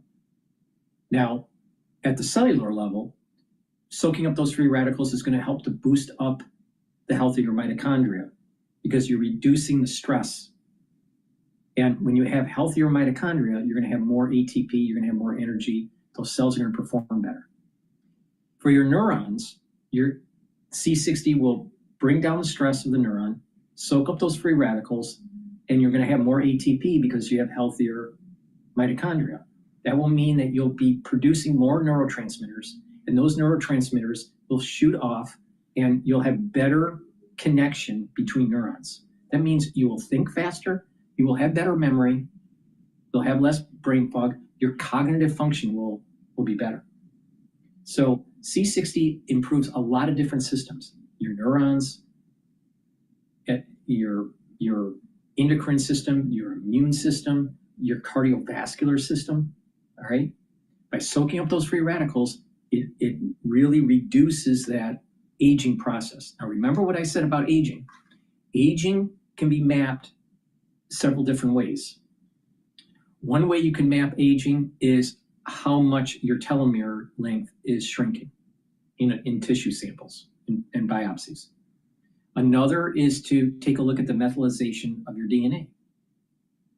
Another is to look at other biomarkers, like liver enzymes or your lipid profile, the health of your kidneys, urine analysis, there's those types of biomarkers. And also, when people get older, what happens is their ATP levels go down. Now, the reason why that happens is that their mitochondrial health goes down. And the reason why that happens is because mitochondria have DNA, all right? You have cellular DNA and mitochondrial DNA. That DNA gets damaged. That's the reason why you need to be reducing the stress in the cell by soaking up the free radicals, but also taking NAD+ supplement from my store will help to repair some of the DNA damage at the cellular level or the mitochondrial level. So when you get older, you start to have a decline in mitochondrial health and a buildup of free radicals, which accelerates the aging process. So the cell starts to have more stress, the mitochondria starts to have problems, more DNA damage, the health of the cell and the tissue start to decline. And you literally are building up more and more free radicals, and more toxins start to build up in the tissue and in the cells, and they stop to function. Your neuroplasticity, instead of having high levels of conductivity, will start to recede because the health of the neurons starts to decline when you get older. You want to soak up those free radicals to reduce that decline. And another thing that happens is that your musculature starts to decline when you get older, partially because lack of movement. Another is when you get older, your gene expression for the musculature starts to decline. So that's the reason why you take the Myotrol, and why it's important to activate those muscles by doing resistance training. So you want to slow down this aging process, right? Now, there are many different vectors to do this, but one very important vector to slow down aging is to soak up free radicals and taking a very strong antioxidant. And that's where C60 comes in. Also, what's important is to bring down inflammation. That's where the turmeric, the ashwagandha, and the lignans come in. To boost up your metabolism, that's where the boomer boost comes in. To boost up your immune system, that's where the max 35 and the max 14s, and taking those regularly, come in. All right? When you apply this holistic approach and multiple vectors with the supplements, you're slowing down the aging process. But a big part of it is very potent antioxidants. And C60 is that, right? So please follow my advice. I've been doing this since 2016, taking C60 to slow down that aging process, and then coupling with all these other things that I do. Obviously it's working, all right? I mean, I'm in my 50s, all right? I don't look like I'm in my 50s. There's a reason why. And that's because of the holistic approach that I have with this and the proper stacking of the supplements. Now, everyone's going to die eventually, all right? But the thing is that you can go into your geriatric years with a lot more vitality if you listen to me. If you don't listen to me, you're going to build up free radicals, your tissues are going to start to age, you're going to start having problems, and voila, you have less vitality, and you're going to have problems in your geriatric years. So if you don't want to listen to me, it's up to you. For the ones that do want to listen to me and follow my advice, you're going to benefit. Take the C60, take a teaspoon a day. You can get it in a 2 ounce, a 4 ounce, or an 8 ounce configuration. It is cheaper per ounce if you buy the higher ounce configuration. Use discount 5 and you get $5 off any order. If you spend $150 or more, you get a free gift until supplies last. Please go to my store, the-studio-reykjavik.com, get the C60, either in extra virgin olive oil, MCT coconut oil, or avocado oil. C60 has to be in an oil for you to absorb it. So please go to my store, the-studio-reykjavik.com. Follow the protocol. What factor will tariffs ultimately play in the overall revenue picture, knowing that while the higher reciprocal rates are paused for 90 days, there is that 10% global baseline, 145% now effectively on Chinese imports, autos, steel, and aluminum. What's the net effect of all of that? Right now, we've estimated that it will raise somewhere in the ballpark of $150 billion to $170 billion this year in 2025. That is highly uncertain. It's uncertain because the tariffs are really on again, off again. You only get revenue if they're on. If they go off again, you don't get that revenue. They're also subject to other types of uncertainty, like if Congress decides to challenge the president's authority, if those authorities get challenged in court and are struck down, that could be another reason that the revenue goes away. But ultimately, even with all of the tariffs that the Trump administration has outlined so far, it doesn't come close to paying for even extension of the Tax Cuts and Jobs Act, not to mention all of the other tax cuts they want to add on top. So right now, falls short of paying for tax reform, is highly uncertain, and is very economically harmful. So isn't even a good way to try to offset the cost of tax cuts, because you're probably harming the economy more with a trade war than you're helping it with the tax bill Congress is considering. It's like a holiday for you, Eric. Is this Christmas morning at the Tax Foundation? I need a holiday after this day.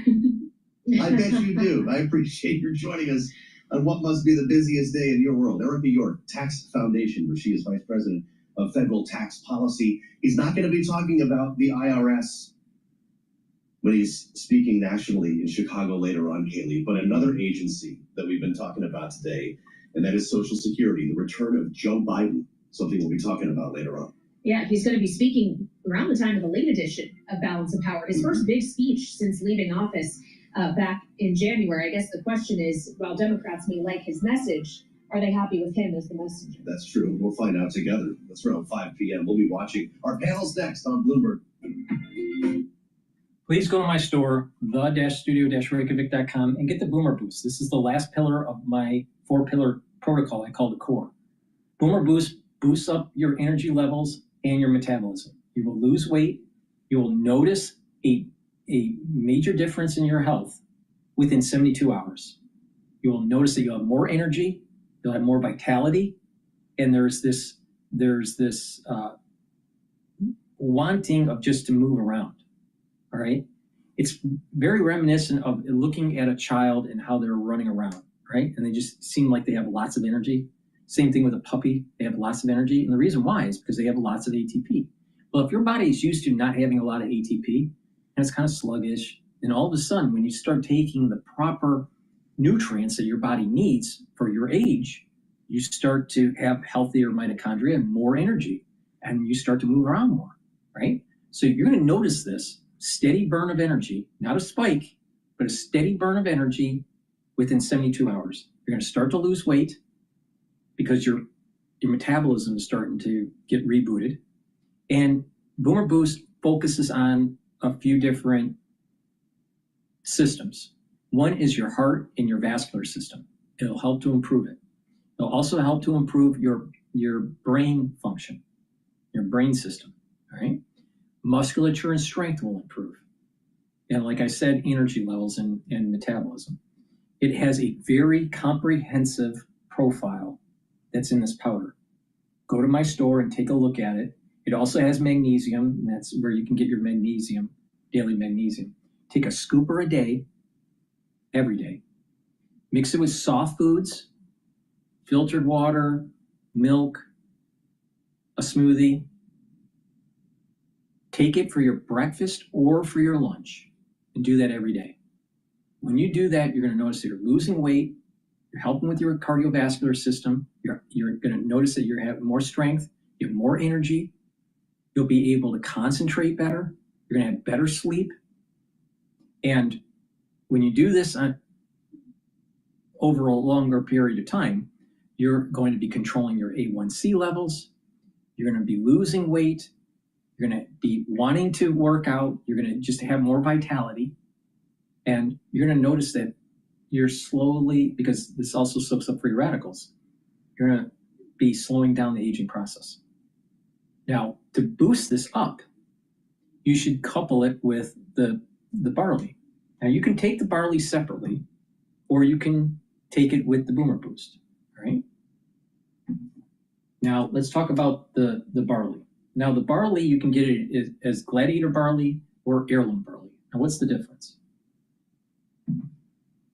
Heirloom barley helps to detoxify your body, soak up free radicals with superoxide dismutase, and bring down inflammation. Bringing down inflammation is really important for your immune system, but also your cardiovascular system. This is a high-density protein. You can't get this barley at some sort of grocery store, even if it's organic. This is special stuff, right? So you take a scooper or a half a scooper a day. Take it the same way as you take the Boomer Boost. In soft foods, filtered water, milk, whatever, all right? Take it every day. Now you can take it separately, or you can take it with the Boomer Boost. Now, like I said, this will help to detoxify your body, soak up free radicals, bring down inflammation. Now, gladiator barley, you use it the same way as the other barley, the heirloom barley, but this has one added benefit, and this focuses on strength. It's also high density protein. Take a half a scooper or a full scooper, do some workout, all right, do resistance training, and what you'll notice is that you're gaining muscle quicker. This stacks really well with myotrol, because myotrol helps with the gene expression to build muscle and maintain muscle, and the gladiator barley is the the raw material that you need to build the muscle. All right, do resistance training. You'll notice that you're gaining strength pretty quickly. Now, you can take the Boomer Boost by itself, you can take the barley by itself, but it works better if you stack them together. The Boomer Boost and the Gladiator barley is the best in terms of getting the higher strength levels, right? This can be a great way to kind of slow down that aging process, especially when you've atrophied. Now, if you're an athlete, younger or older, stacking this with the Myotrol is really important for your sport. All right. I wish this was available when I was in triathlons, but how you do this is you take the Boomer Boost and the Gladiator barley and the Myotrol, and you use that as your pre or your post fuel source for your sport. All right, and you'll notice that you're getting strength gains pretty quickly. This is going to help to control your A1C levels also. All right, so you can take this if you're an athlete, younger or older, or not an athlete. It's really important to just take some knowledge from what athletes used to do or are doing and apply it to your later years to be able to slow down the aging process and build some of that muscle back. All right, and build up those energy levels and boost up that mitochondrial health. So take the Boomer Boost and the Gladiator, take them together if you want to get the strength gains. Now, if you're not so focused on the strength gains, which you should be, because everyone needs to gain muscle, you can take the heirloom barley with the Boomer Boost. All right, and this will be not as focused on strength gains, but it'll still help to detoxify your body, bring down inflammation, soak up free radicals, boost up your energy levels, help with your heart health, your brain health, your musculature. It'll also help with A1C levels, but you get the max benefit for controlling A1C levels and helping with controlling your blood glucose levels by taking the Gladiator barley and the Boomer Boost with the weight training. So with that is a great way to get healthy. All right. I have told you lots of ways to stack this stuff and stuff that I take to improve and slow down the aging process. It's a holistic approach. It's not just take Boomer Boost and everything's okay. It's also proper diet, filter your water, stay away from processed foods, detoxify your body, proper sleep, mindfulness or spirituality, doing the 4 modalities of exercise: resistance training, cardio, stretching, and balancing exercises, and learning new things. And when you do all this together in a holistic way, you take the proper supplementation and stack these things the way I'm telling you, you're going to slow down the aging process. Now, you're still going to die, but the thing is that you're going to have more vitality through the years that you do have. So please go to my store, the-studio-reykjavik.com, get the supplements, stack them the way I'm telling you to, do the holistic approach, and you will fare better with your health. If you don't do this, guess what? You'll be like the average person in America, in the United States. And that is by the time they get older, sometimes even before their geriatric years, but definitely in their geriatric years, you start to age much faster and have problems, and you need to be on pharmacopoeia. Now, it behooves you to listen to me because the alternative is not so good for you. So please go to my store, the-studio-reykjavik.com. Use discount 5 on any order. You get $5 off. It's all caps, discount number 5. You get $5 off any order. And if you purchase anti-aging boxes that I have curated on my store, or the longevity boxes, they're built with a discount on top of the use of the discount 5 that you can use. So that's a great way to save money by buying an anti-aging box or a longevity box. But you can purchase the products individually too. It's up to you. But listen to taking the protocol. Now, not everybody can afford all the stuff that I do. All right? I get that. But if you listen to how I tell you how to stack them, you get the max benefit for what you can afford. So please go to my store, the-studio-reykjavik.com, Pay attention to how I'm telling you how to stack this stuff. Listen to how to improve your health in a holistic manner, and you will slow down the aging process and boost up your immune system. So stop worrying about if you're going to be having problems when you're later in life, especially after the 2020 crisis, and just take charge of it. Take charge of your life. I just told you the recipe of what you need to do. Now, if you don't do it, it's your own damn fault. Please go to my store, the-studio-reykjavik.com. That's the end of my transmission. Thank you for listening. For the ones that have been listening through Rumble, on my website, or on YouTube, thank you very much. And the ones that have been listening on X Spaces with the simulcast. I will do another show tomorrow or maybe tonight. Not sure yet. Thank you for listening and have a nice day.